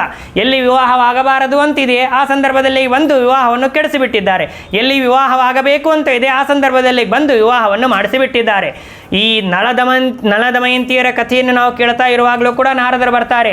ಆಮೇಲೆ ರುಕ್ಮಿಣಿ ಕಲ್ಯಾಣದಲ್ಲೂ ಕೂಡ ನಾರದರು ಬಂದುಬಿಡ್ತಾರೆ. ಶ್ರೀನಿವಾಸ ಇಲ್ಲಿ ಈ ಒಂದು ಪಾರ್ವತಿ ಕಲ್ಯಾಣದಲ್ಲೂ ಕೂಡ ನಾರದರು ಬಂದಿದ್ದಾರೆ. ಎಲ್ಲವನ್ನು ಕೂಡ ಮಾತು ಹೇಳಿ ನೀನು ರುದ್ರದೇವರಿಗೆ ಕೊಟ್ಟು ವಿವಾಹವನ್ನು ಮಾಡಬೇಕು ಅಂತ ನಾವು ವಿಷಯವನ್ನು ತಿಳಿಸಿಕೊಟ್ಟಿದ್ದಾರೆ. ಸರಿ ಆಯಿತು, ವಿವಾಹ ಮಾಡಿಕೊಳ್ಳಬೇಕು ಅಂತ ಸರಿ ಹೋಯಿತು. ಈ ಕಡೆಗೆ ಏನಾಯಿತು ಅಂತಂದರೆ ರುದ್ರದೇವರು ಕೂಡ ತಾವು ತನ್ನ ಗಂಡ ಹೆಂಡತಿಯನ್ನು ಕಳೆದುಕೊಂಡಿದ್ದಾರೆ ಅಂತ ಅಭಿಪ್ರಾಯದಿಂದ ಘೋರವಾಗಿರತಕ್ಕಂತಹ ತಪಸ್ಸನ್ನು ಮಾಡ್ತಾ ಇದ್ದಾರೆ. ಎಲ್ಲಿ ತಪಸ್ಸು ಮಾಡ್ತಾ ಇದ್ದಾರೆ ಅಂತಂದರೆ ಎಲ್ಲಿ ಹಿಮವಂತ ರಾಜ ಪರ್ವತದಲ್ಲಿ ಇದ್ದನಲ್ಲ ಆ ಒಂದು ಪರ್ವತದ ಮೂಲೆಯಲ್ಲೇನೆ ಈ ರುದ್ರದೇವರು ಕೂಡ ತಪಸ್ಸನ್ನು ಮಾಡ್ತಾ ಇದ್ದಾರೆ. ಈ ವಿಷಯ ರುದ್ರದೇವರು ಇಲ್ಲೇ ತಪಸ್ಸು ಮಾಡ್ತಾ ಇದ್ದಾರೆ ಅಂತನ್ನೋ ವಿಷಯ ಹಿಮವಂತ ರಾಜನಿಗೆ ಗೊತ್ತಾಯಿತು. ನಾರದರು ಹೇಗೋ ಬಂದು ಹೇಳಿದ್ದಾರೆ, ಎಲ್ಲವನ್ನೂ ಕೂಡ ತಿಳಿದುಕೊಂಡು ಒಮ್ಮೆ ರುದ್ರದೇವರ ಭೇಟಿಯಾಗೋಣ ಅಂತ ಅಭಿಪ್ರಾಯದಿಂದ ಮಗಳನ್ನು ಕರೆದುಕೊಂಡು ರುದ್ರದೇವರ ದರ್ಶನಕ್ಕಾಗಿ ಆ ಒಂದು ಪರ್ವತಕ್ಕೆ, ಹಿಮಾಲಯ ಪರ್ವತಕ್ಕೆ ಹೋಗ್ತಾರೆ. ರುದ್ರದೇವರು ತಪಸ್ಸು ಮಾಡ್ತಾ ಇರ್ತಾನೆ. ನಂದಿ ಹೊರಗೆ ಕೂತಿರ್ತಾನೆ, ಯಾರನ್ನು ಬಿಡೋದಿಲ್ಲ ಅಂತ ಹೇಳ್ತಾನೆ. ಇಲ್ಲ, ನಾನು ಭೇಟಿಯಾಗಬೇಕಾಗಿದೆ, ಮಾತನಾಡಬೇಕು ಅಂತ ಹಿಮವಂತ ರಾಜ ಹೇಳಿದಾಗ ನಮ್ಮ ಗುರುಗಳು ಸಾಯಂಕಾಲ ಆ ಒಂದು ಸಮಾಧಿಯಿಂದಾಗಿ ಹೊರಗೆ ಬರ್ತಾರೆ. ಆಗ ಮಾತ್ರ ಮಾತನಾಡಲಿಕ್ಕೆ ಸಾಧ್ಯ ಅಂತ ಹೇಳಿದಾಗ ಅಲ್ಲೇ ವೇಟ್ ಮಾಡ್ತಾನೆ. ಸಾಯಂಕಾಲ ಆದ ತಕ್ಷಣ ಅನೇಕ ದೇವಾದಿ ದೇವತೆಗಳು ಕೂಡ ರುದ್ರದೇವರ ಭೇಟಿಗಾಗಿ ಬಂದಿರ್ತಾರೆ. ಆಗ ಈ ಒಂದು ನಂದಿ ಏನು ಮಾಡ್ತಾನೆ ಅಂತಂದರೆ ರುದ್ರದೇವರಿಗೆ ಹೇಳ್ತಾನೆ, ಹೀಗೆ ಹಿಮವಂತ ರಾಜ ಬಂದಿದ್ದಾನೆ ಅಂತ ಹೇಳಿದಾಗ ರುದ್ರದೇವರ ಮೇಲಿಂದ ಎದ್ದು ಬೇಗ ಫಸ್ಟ್ ಅವ್ರನ್ನೇ ಕರಿ ಅಂತ ಹೇಳಿಬಿಟ್ಟ. ಫಸ್ಟ್ ಬೇರೆ ಇತರ ಜನರೆಲ್ಲರೂ ಬಂದಿದ್ದರು, ದೇವಾದಿ ದೇವತೆಗಳು ಬಂದಿದ್ದರು, ಆದರೆ ಫಸ್ಟ್ ಆ ಹಿಮವಂತ ರಾಜನನ್ನೇ ಕರಿ ಅಂತ ಹೇಳಿದ. ಯಾಕೆ ಅಂತಂದರೆ ಈ ಒಂದು ತಪಸ್ಸು ಮಾಡ್ತಾ ಇದ್ದೇನೆ ಅಂತಂದಿದ್ದು ಅವನೇ ಪರ್ವತ, ಅವನೇ ಓನರ್. ಓನರ್ ಮನೆಗೆ ಬಂದಾಗ ನಾವು ಗೌರವ ಕೊಡಲಿಲ್ಲ ಅಂದರೆ ಸರಿಯಾಗಿರೋದಿಲ್ಲ. ಅದರಿಂದಾಗಿ ಮೊದಲಿಗೆ ಅವನನ್ನು ಕರಿ ಅಂತ ಹೇಳಿದಾಗ ಆಗ ಹಿಮವಂತ ರಾಜ ಬರ್ತಾನೆ. ಹಿಮವಂತ ರಾಜ ನಮಸ್ಕಾರವನ್ನು ಮಾಡ್ತಾನೆ. ನಮಸ್ಕಾರವನ್ನು ಮಾಡಿದಾಗ ರುದ್ರದೇವರು ಕೇಳ್ತಾರೆ, ನೀವು ಬಂದದ್ದು ಏನು, ನೀವು ಬಂದ ಕಾರಣ ಏನು, ಯಾಕೆ ಬಂದಿದ್ದೀರಿ, ಅದನ್ನು ತಿಳಿಸಿಕೊಡ್ರಿ ಅಂತ ಕೇಳಿದಾಗ ಆಗ ತನ್ನ ಪರಿಚಯವನ್ನು ತಾನು ಮಾಡಿಸಿಕೊಳ್ಳೋದಲ್ಲದೆ ತನ್ನ ಜೊತೆಗೆ ಕರೆದುಕೊಂಡು ಬಂದಿರುವಂತಹ ಮಗಳ ಪರಿಚಯವನ್ನು ಕೂಡ ಆ ಹಿಮವಂತ ರಾಜ ಮಾಡಿಕೊಡಿಸ್ತಾನೆ. ಇವರು ನನಗೆ 3 ಜನ ಹೆಣ್ಣು ಮಕ್ಕಳು, ಏಕಪರ್ಣ ಅಂಥೇಳಿ, ಏಕಪಾಟಲ ಅಂಥೇಳಿ, ಅಪರ್ಣ ಎಂಬುದಾಗಿ. ಏಕಪರ್ಣ ಅವಳನ್ನು ಅಸಿತ ಮತ್ತು ದೇವಲರಿಗೆ ಕೊಟ್ಟು ವಿವಾಹವನ್ನು ಮಾಡಿದ್ದೇನೆ. ಏಕಪಾಟಲ ಇವರನ್ನು ಜೇಗೀಶವ್ಯರಿಗೆ ಕೊಟ್ಟು ವಿವಾಹವನ್ನು ಮಾಡಿದ್ದೇನೆ. ಇವಳ ಹೆಸರು ಅಪರ್ಣ ಎಂಬುದಾಗಿ. ಇವಳನ್ನು ನಿನ್ನ ಸೇವೆಗಾಗಿ ನಾನು ಬಿಡಬೇಕು ಅಂತ ಬಂದಿದ್ದೇನೆ. ನಿನ್ನ ಸೇವೆಯನ್ನು ಮಾಡ್ತಾ ಇವಳು ಇಲ್ಲೇ ಇದ್ದು ಬಿಡ್ತಾಳೆ ಅಂತ ಮಾತನ್ನು ಹೇಳಿದರು. ಆಗ ರುದ್ರದೇವರು ಹೇಳ್ತಾರೆ, ಅದೆಲ್ಲ ಸಾಧ್ಯನೇ ಇಲ್ಲ, ಕರ್ಕೊಂಡು ಹೋಗಿಬಿಡು. ಯಾಕೆ ಅಂತಂದರೆ ಎಲ್ಲಿ ನನಗೆ ವಿಕಾರವಾಗಿ ಬಿಡುತ್ತದೆ ಮತ್ತು ನಾನು ಎಲ್ಲಿ ತಪಸ್ಸಿನಿಂದ ವಂಚಿತನಾಗ್ತೇನೆ ಅಂಥೇಳಿ ರುದ್ರದೇವರಿಗೆ ಆ ಒಂದು ತಪಸ್ಸಿನ ಮೇಲೆ ಭಾರಿಯಾಗಿರುವಂತಹ ಪ್ರೀತಿ. ಆದ್ದರಿಂದ ಹಾಗೆಲ್ಲ ಸಾಧ್ಯನೇ ಇಲ್ಲ, ಕರ್ಕೊಂಡು ಹೋಗಿಬಿಡು ಅಂಥೇಳಿ ರುದ್ರದೇವರು ಹೇಳಿಬಿಡ್ತಾರೆ. ಹಾಗಾದರೆ ಒಂದು ಕೆಲಸ ಮಾಡಿ, ಪ್ರತಿನಿತ್ಯ ದರ್ಶನಕ್ಕೆ ಬರ್ತೀವಿ, ಅದು ಮಾತ್ರ ಅವಕಾಶ ಮಾಡಿಕೊಡ್ರಿ ಅಂತ ಹೇಳಿದರು. ಹಾಗಾದರೆ ತೊಂದರೆ ಇಲ್ಲ, ಪ್ರತಿನಿತ್ಯ ದರ್ಶನಕ್ಕೆ ಬರಬಹುದು ಅಂತ ಹೇಳಿದರು. ಪ್ರತಿನಿತ್ಯ ದರ್ಶನಕ್ಕೆ ಬರ್ತಾ ಇರುವಂತಹ ಸಂದರ್ಭದಲ್ಲಿ ಮಗಳಾಗಿರತಕ್ಕಂಥ ಅಪರ್ಣೆಯನ್ನು, ಉಮೆಯನ್ನು, ಪಾರ್ವತಿಯನ್ನು ಕರೆದುಕೊಂಡು ಬರಬೇಕು, ದರ್ಶನ ಮಾಡಿಕೊಳ್ಳಬೇಕು, ರುದ್ರದೇವರಿಗೆ ನಮಸ್ಕಾರವನ್ನು ಮಾಡಬೇಕು, ಕರ್ಕೊಂಡು ಹೋಗಬೇಕು. ಈ ರೀತಿಯಾಗಿ ನಡೀತಾ ಇರುವಂತಹ ಸಂದರ್ಭದಲ್ಲಿ ಎಷ್ಟೋ ದಿನಗಳಾದ ಮೇಲೆ ವಿಶಿಷ್ಟವಾಗಿರತಕ್ಕಂತಹ ಸೇವೆಯನ್ನು ಮಾಡ್ತಾ ಇದ್ದಾಳೆ ಅಂಥೇಳಿ. ಹೇಗೆ ಸೇವೆಯನ್ನು ಮಾಡ್ತಾ ಇದ್ಲು ಅಂತಂದರೆ ರುದ್ರದೇವರಿಗೆ ಆ ಒಂದು ಸಮಾಧಿಯಿಂದಾಗಿ ಹೊರಗೆ ಬರ್ತಾರೆ. ಬಂದ ತಕ್ಷಣ ಪೂಜೆಗೆ ಏನು ಬೇಕೋ ಅದೆಲ್ಲವನ್ನು ಒದಗಿಸಿಕೊಡ್ತಾ ಇದ್ಲು. ಅಂದರೆ ಬಿಲ್ವಪತ್ರೆಯನ್ನು ಸೇರಿಸೋದಾಗಲಿ, ಹೂವನ್ನು ಪೋಣಿಸೋದಾಗಲಿ, ಪೂಜೆಗೆ ಬೇಕಾಗಿರುವಂತಹ ಪಾತ್ರೆಯನ್ನು ತೊಳೆದಿಡೋದಾಗಲಿ, ಈ ರೀತಿಯಾಗಿ ಎಲ್ಲವನ್ನೂ ಕೂಡ ವಿಶಿಷ್ಟವಾಗಿರುವಂತಹ ಸೇವೆಯನ್ನು ಮಾಡ್ತಾ ಇರ್ತಾರೆ. ಇದೆಲ್ಲ ನಡೀತಾ ಇರುವಂತಹ ಸಂದರ್ಭದಲ್ಲೇನೆ ಇನ್ನೊಂದು ಕಥೆ ದೇವಲೋಕದಲ್ಲಿ ನಡೀತಾ ಇದೆ. ದೇವಲೋಕದಲ್ಲಿ ಏನಾಗಿಬಿಡ್ತು ಅಂತಂದರೆ ಅಲ್ಲಿ ತಾರಕಾಸುರ ಎಂಬ ಹೆಸರಿನ ಒಬ್ಬ ದೊಡ್ಡನಾಗಿರುವಂತಹ ಅಸುರ ತಾನೇನು ಮಾಡಿಬಿಡ್ತಾನೆ ಅಂತಂದರೆ, ಅಸುರ ಅವನು ನಖಶಿಕಾಂತವಾಗಿ ಅವನು ಘೋರವಾಗಿರತಕ್ಕಂಥ ಉಕ್ಕಿನ ಶರೀರವನ್ನು ಪಡೆದು ಬಿಟ್ಟಿದ್ದಾನೆ. ಉಕ್ಕಿನ ಶರೀರ ಹೇಗೆ ಪಡೆದಿದ್ದಾನೆ ಅಂತಂದರೆ, ಇಂದ್ರದೇವರು ತನ್ನ ವಜ್ರಾಯುಧದಿಂದ ಆ ತಾರಕಾಸುರನಿಗೆ ಹೊಡೆದರೆ ಆ ವಜ್ರಾಯುಧನೇ ಬೆಂಡಾಗಿ ಬಿಡಬೇಕು ಅಂಥ ಒಂದು ಉಕ್ಕಿನ ಶರೀರವನ್ನು ಪಡೆದಿದ್ದಾನೆ. ಆ ಉಕ್ಕಿನ ಶರೀರಕ್ಕೆ ತಂದೆ ತಾಯಿಗಳ ಬಂದಿರುವಂತಹ ವಂಶ ಪರಂಪರವಾಗಿ ಬಂದಿರುವಂತಹ ದೇಹದಾರ್ಢ್ಯನೂ ಕಾರಣವಾಗಿತ್ತು. ಅದರ ಜೊತೆಯಲ್ಲಿ ಚತುರ್ಮುಖ ಬ್ರಹ್ಮದೇವರ ವಿಶೇಷವಾಗಿರುವಂತಹ ವರವನ್ನು ಪುನಃ ತಾನು ಪಡೆದಿದ್ದ. ಚತುರ್ಮುಖ ಬ್ರಹ್ಮದೇವರನ್ನು ಕುರಿತು ತಪಸ್ಸು ಮಾಡಿದ. ಚತುರ್ಮುಖ ಬ್ರಹ್ಮದೇವರು ಪ್ರತ್ಯಕ್ಷರಾದರು. ಪ್ರತ್ಯಕ್ಷರಾದ ಮೇಲೆ ಕೇಳ್ತಾರೆ, ನಿನಗೇನು ಬರಬೇಕು ಅಂತ ಕೇಳಿದಾಗ, ನಾನು ಅವಧ್ಯನಾಗಬೇಕು, ನಾನು ಸಾಯಬಾರದು ಅಂತ ನಾವು ವರವನ್ನು ಕೊಡ್ರಿ ಅಂತ ಪ್ರಾರ್ಥನೆ ಮಾಡ್ತಾನೆ. ಪ್ರಾರ್ಥನೆ ಮಾಡಿದಾಗ ಚತುರ್ಮುಖ ಬ್ರಹ್ಮದೇವರು ಹೇಳ್ತಾರೆ, ಅದೆಲ್ಲ ಕೊಡ್ಲಿಕ್ಕೆ ಸಾಧ್ಯ ಇಲ್ಲ. ಯಾಕೆ ಅಂತಂದರೆ ಒಬ್ಬನು ಹುಟ್ಟಿದ್ದಾನೆ ಅಂತಂದರೆ ಅವನು ಸಾಯಲೇಬೇಕು. ಆದ್ದರಿಂದಾಗಿ ಪ್ರಕೃತಿಗೆ ವಿರುದ್ಧವಾಗಿರತಕ್ಕಂಥ ವರವನ್ನು ನಾನು ಕೊಡಲಿಕ್ಕೆ ಸಾಧ್ಯ ಇಲ್ಲ. ಬೇರೆ ಯಾವುದಾದ್ರೂ ಒಂದು ವರವನ್ನು ನೀನು ಅಪೇಕ್ಷಿಸು, ಕೇಳು ಅಂತ ಕೇಳಿದಾಗ ಆಗ ತಾನು ಆ ತಾರಕಾಸುರ ವಿಚಾರವನ್ನು ಮಾಡ್ತಾನೆ. ಏನು ವಿಚಾರ ಮಾಡ್ತಾನೆ ಅಂತಂದರೆ, ನಾನು ರುದ್ರದೇವರ ವಿಶೇಷವಾಗಿರುವಂತಹ ಭಕ್ತ. ಆದ್ದರಿಂದಾಗಿ ಮನಸ್ಸಿನಲ್ಲಿ ಆಲೋಚನೆ ಮಾಡಿ ಹೇಳ್ತಾನೆ. ಏನಂತ ಹೇಳ್ತಾನೆ ಅಂತಂದರೆ, ನಾನು ರುದ್ರದೇವರ ಮಗನಿಂದ ಸಾಯಬೇಕು. ರುದ್ರದೇವರ ಮಗನನ್ನು ಬಿಟ್ಟು ಬೇರೆ ಯಾರಿಂದಲೂ ಕೂಡ ನಾನು ಸಾಯಬಾರದು. ಅದೂ ರುದ್ರದೇವರ ಮಗನಿಗೆ 7 ದಿನಗಳ ರುದ್ರದೇವರಿಗೆ ಮಗ ಹುಟ್ಟಬೇಕು. ಆ ಮಗನಿಗೆ 7 ದಿನಗಳಿರಬೇಕು. 7 ದಿನಗಳಿಗಿಂತಲೂ ಹೆಚ್ಚು 1 ದಿನ ಜಾಸ್ತಿ ಆಯಿತು ಅಂತಂದರೆ ಅಂತಹ ಮಗುವಿನಿಂದ ನಾನು ಸಾಯಬಾರದು. ಅಂದರೆ ಮಗ ಹುಟ್ಟಬೇಕು, ಅವನಿಗೆ 7 ದಿನಗಳಲ್ಲಿ ನಾನು ಸಾಯಬೇಕು, ಅಷ್ಟೇ ನನಗೆ ವರವನ್ನಾಗಿಕೊಂಡ್ರೆ. ಮನಸ್ಸಿನಲ್ಲಿ ಏನು ಚಿಂತನೆ ಮಾಡಿದ್ದ ಅಂತಂದರೆ, ರುದ್ರದೇವರು ಈಗಾಗಲೇ ಸತೀದೇವಿಯನ್ನು ಕಳ್ಕೊಂಡಿದ್ದಾರೆ, ಮತ್ತೊಮ್ಮೆ ವಿವಾಹ ಮಾಡಿಕೊಳ್ಳೋದೇ ಇಲ್ಲ. ಯಾಕೆ ಅಂತಂದರೆ ಸತಿಯನ್ನು ಬಿಟ್ಟು ಬೇರೆ ಹೆಣ್ಣನ್ನು ಕಣ್ಣೆತ್ತಿ ಕೂಡ ನೋಡ್ತಾ ಇಲ್ಲ ರುದ್ರದೇವರು. ಅಷ್ಟಲ್ಲದೆ ವೈರಾಗ್ಯಾಧಿಪತಿಗಳು, ಈಶಾನಾಯ ಅಂಥೇಳಿ ವೈರಾಗ್ಯಾಧಿಪತಿಯೇ ಈಶಾನಾಯ ನಮಃ ಅಂಥೇಳಿ ನಾವು ಪೂಜೆಯನ್ನು ಮಾಡ್ತಾ ಇರುವಂತಹ ಸಂದರ್ಭದಲ್ಲಿ ಮಾಡ್ತಾ ಇರ್ತೇವೆ. ಆದ್ದರಿಂದಾಗಿ ವೈರಾಗ್ಯಾಧಿಪತಿಗಳು, ಅಷ್ಟೇ ಅಲ್ಲದೆ ದಾಕ್ಷಾಯಿಣಿ ಗ್ರಸ್ತಮನಾಹ ಅಂತ ಹೇಳ್ತಾರೆ. ದಾಕ್ಷಾಯಿಣಿಯ ಮೇಲೆ ವಿಶೇಷವಾಗಿರುವಂಥ ಅಭಿಮಾನವನ್ನು ಪಡೆದಿದ್ದಾರೆ. ಆದ್ದರಿಂದ ಯಾವ ರೀತಿಯಿಂದಲೂ ಕೂಡ ಇನ್ನೊಬ್ಬ ಹೆಣ್ಣನ್ನು ನೋಡೋದೇ ಇಲ್ಲ, ಇನ್ನೊಮ್ಮೆ ವಿವಾಹವಾಗೋದೇ ಇಲ್ಲ. ಏನೋ ಅಚಾತುರ್ಯದಿಂದ ಯಾರನ್ನಾದರೂ ವಿವಾಹವನ್ನು ಮಾಡಿಕೊಂಡರೂ ಕೂಡ ಅವರಲ್ಲಿ ಹುಟ್ಟುವಂಥ ಮಗು ಅಂತಂದರೆ ಸಣ್ಣ ಮಗ, 7 ದಿನದ ಮಗುವಿಗೆ ಎಷ್ಟು ಶಕ್ತಿ ಇರಲಿಕ್ಕೆ ಸಾಧ್ಯ? ಆ ಮಗು ನನ್ನನ್ನು ಹೇಗೆ ಸಾಯಿಸಲಿಕ್ಕೆ ಸಾಧ್ಯನೇ ಇಲ್ಲ. ಆದ್ದರಿಂದಾಗಿ ಈ ಒಂದು ವರ ಕೊಡ್ತಿದ್ರೆ ನಾನು ಸ್ವೀಕಾರ ಮಾಡ್ತೇನೆ ಅಂತ ಹೇಳಿದಾಗ ಚತುರ್ಮುಖ ಬ್ರಹ್ಮದೇವರು ಹಾಗೇ ಆಗಲಿ ಅಂಥೇಳಿ ತಥಾಸ್ತು ಅಂತ ವರವನ್ನು ಕೊಟ್ಟಿದ್ದಾರೆ. ಆ ಒಂದು ವರದ ಪ್ರಭಾವದಿಂದಾಗಿ ತಾರಕಾಸುರ ದೇವಲೋಕವನ್ನೇ ವ್ಯಾಪಿಸಿಬಿಟ್ಟಿದ್ದಾನೆ. ಇಂದ್ರನ ಸ್ವರ್ಗ ಒಂದು ಸ್ಥಾನವನ್ನೇ ಕಬಲಿಸಿಬಿಟ್ಟಿದ್ದಾನೆ. ಇಂದ್ರನ ಚೇರ್ ಮೇಲೆ ಬಂದು ಕೂತು ಬಿಟ್ಟಿದ್ದಾನೆ. ಎಲ್ಲ ದೇವತೆಗಳನ್ನು ಸ್ಥಾನಭ್ರಷ್ಟರನ್ನಾಗಿ ಮಾಡಿಬಿಟ್ಟಿದ್ದಾನೆ. ಏನು ಮಾಡಬೇಕು ಅಂತ ಯಾರಿಗೂ ಅರ್ಥವಾಗ್ತಾ ಇಲ್ಲ. ಹಗಲೆಲ್ಲ ಅವನಿಗೆ ಸೇವೆ ಮಾಡ್ತಾ ಇದ್ದಾರೆ ದೇವತೆಗಳು. ತಾರಕಾಸುರನ ಜೊತೆಗೆ ಸೇವೆ ಮಾಡ್ತಾ ಇದ್ದಾರೆ. ಅವನು ಏನು ಕೆಲಸವನ್ನು ಹೇಳ್ತಾನೆ ಆ ಕೆಲಸವನ್ನು ಮಾಡ್ತಾ ಇದ್ದಾರೆ. ರಾತ್ರಿ ಆದ ತಕ್ಷಣ ಏಕಾಂತದಲ್ಲಿ ಎಲ್ಲ ದೇವತೆಗಳು ಕೂತು ಮೀಟಿಂಗ್ ಮಾಡಲಿಕ್ಕೆ ಶುರು ಮಾಡಿದರು. ರಾತ್ರಿಯಲ್ಲಿ ಏನು ಮೀಟಿಂಗ್ ಮಾಡಲಿಕ್ಕೆ ಶುರು ಮಾಡಿದ್ರು ಅಂದರೆ, ಹೇಗಾದರೂ ಮಾಡಿ ಇವನನ್ನು ಕೊಲ್ಲಬೇಕು ಅಂತಂದರೆ ರುದ್ರದೇವರಿಗೆ ಮದುವೆ ಮಾಡಬೇಕು. ರುದ್ರದೇವರು ಮತ್ತೊಂದು ಮದುವೆ ಮಾಡಿಕೊಂಡ್ರೆ ಮಾತ್ರ, ಅಲ್ಲಿ ಮಕ್ಕಳು ಹುಟ್ಟಿದರೆ ಮಾತ್ರ ಇವನನ್ನು ಕೊಲ್ಲಲಿಕ್ಕೆ ಸಾಧ್ಯ. ಆದ್ದರಿಂದ ರುದ್ರದೇವರಿಗೆ ನಾವು ಹೇಗಾದರೂ ಮಾಡಿ ಪ್ರೀತಿಯನ್ನು ಹುಟ್ಟಿಸಿ ಮದುವೆಯನ್ನು ಮಾಡುವಂತೆ ನಾವು ನೋಡಿಕೊಳ್ಳಬೇಕು ಅಂತ ಹೇಳಿ ಇಂದ್ರಾದಿ ದೇವತೆಗಳು ತಾವು ಪ್ಲಾನ್ ಮಾಡ್ತಾ ಇದ್ದಾರೆ. ಪ್ಲಾನ್ ಮಾಡ್ತಾ ಇರುವಂತಹ ಸಂದರ್ಭದಲ್ಲಿ ಮಧ್ಯದಲ್ಲಿ ಪ್ರವಾಹವಾಯು ತಾನು ಹೇಳ್ತಾನೆ, ಇದು ಸಾಧ್ಯನೇ ಇಲ್ಲ. ರುದ್ರದೇವರ ಮನಸ್ಸನ್ನು ನಾವು ಯಾವ ರೀತಿಯಿಂದಲೂ ಕೂಡ ವಿಚಲಿತ ಮಾಡಲಿಕ್ಕೆ ಸಾಧ್ಯವೇ ಇಲ್ಲ. ತಸ್ಮೈ ನಕಾರಾಯ ದಿಗಂಬರಾಯ ಅಂತ ಹೇಳ್ತಾರೆ. ಯಾವಾಗಲೂ ರುದ್ರದೇವರು ನಾ ಅಂತ ಹೇಳುವವರು ಅಂತ. ಏನೇ ಹೂವು ಏರಿಸ್ಲಿಕ್ಕೆ ಬಂದರೆ ಬಟ್ಟೆಯನ್ನು ಕೊಡ್ಲಿಕ್ಕೆ ಬಂದರೆ ಅಲಂಕಾರವನ್ನು ಮಾಡ್ತೀವಿ ನಾವು ಅಂತಂದರೆ ಅಭಿಷೇಕ ಪ್ರಿಯೋ ವಿಷ್ಣು ಅಂತ ಹೇಳ್ತಾರೆ. ಯಾವಾಗಲೂ ನೀವು ಅಭಿಷೇಕ ಮಾಡಿರಿ, 24 ತಾಸು ನನ್ನ ತಲೆ ಮೇಲೆ ನೀರು ಹಾಕ್ರಿ, ನಾನು ಸ್ವೀಕಾರ ಮಾಡ್ತೀನಿ. ಆದರೆ ಏನೋ ಪುಷ್ಪಮಾಲೆಯನ್ನು ತರ್ತೇನೆ, ಅದನ್ನು ತರ್ತೇನೆ, ಇದನ್ನು ತರ್ತೇನೆ, ಏರಿಸ್ತೇನೆ ಅಂತಂದರೆ ಅದನ್ನು ಸ್ವೀಕಾರ ಮಾಡೋದಿಲ್ಲ. ಅದರಿಂದಾಗಿ ಪ್ರವಾಹವಾಯು ತಾನು ಹೇಳಿದ ಇದು ಸಾಧ್ಯವೇ ಇಲ್ಲ ಅಂತ ಹೇಳಿದ. ಯಾಕೆ ಅಂತಂದರೆ ಭಸ್ಮವನ್ನೇ ತನ್ನ ಶರೀರವನ್ನಾಗಿ ತನ್ನ ಅಲಂಕಾರವಾಗಿ ಧಾರಣೆ ಮಾಡಿಬಿಟ್ಟಿದ್ದಾನೆ, ಗಜಚರ್ಮವನ್ನೇ ತಾನು ಧಾರಣೆ ಮಾಡಿಬಿಟ್ಟಿದ್ದಾನೆ. ಇಷ್ಟೆಲ್ಲ ಇದೆ, ಆದ್ದರಿಂದ ಸಾಧ್ಯನೇ ಇಲ್ಲ ಅಂತ ಹೇಳಿದಾಗ ಆ ಒಂದು ದೇವತೆಗಳ ಗುಂಪಿನಲ್ಲಿ ಇನ್ನೊಬ್ಬ ದೇವತೆ ಯಾರು ಅಂತಂದರೆ ಚಂದ್ರ, ಸೋಮ. ಅವನು ಹೇಳಿದ, ನಾನು ನಿಮಗೆ ಸಹಾಯ ಮಾಡ್ತೀನಿ ಅಂತ ದೇವತೆಗಳಿಗೆ ಹೇಳಿದ. ನಾನು ಹೆಲ್ಪ್ ಮಾಡಬಹುದು ಅಂತಂದ. ಏನು ಹೆಲ್ಪ್ ಮಾಡಬಹುದು? ನಾನು ಯಾವಾಗಲೂ ರುದ್ರದೇವರ ತಲೆ ಮೇಲೆ ಇರ್ತೀನಲ್ಲ, ಯಾರು ತಲೆ ಮೇಲೆ ಇರ್ತಾರೋ ಅವ್ರು ಹೆಲ್ಪ್ ಮಾಡ್ಬೋದು. ಆದ್ದರಿಂದ ರುದ್ರದೇವರ ತಲೆ ಮೇಲೆ ನಾನು ಕೂತಿದ್ದೇನೆ ಅಂತಂದರೆ ನಾನು ನಿಮಗೆ ಹೆಲ್ಪ್ ಮಾಡ್ತೀನಿ ಅಂತ ಹೇಳಿದ.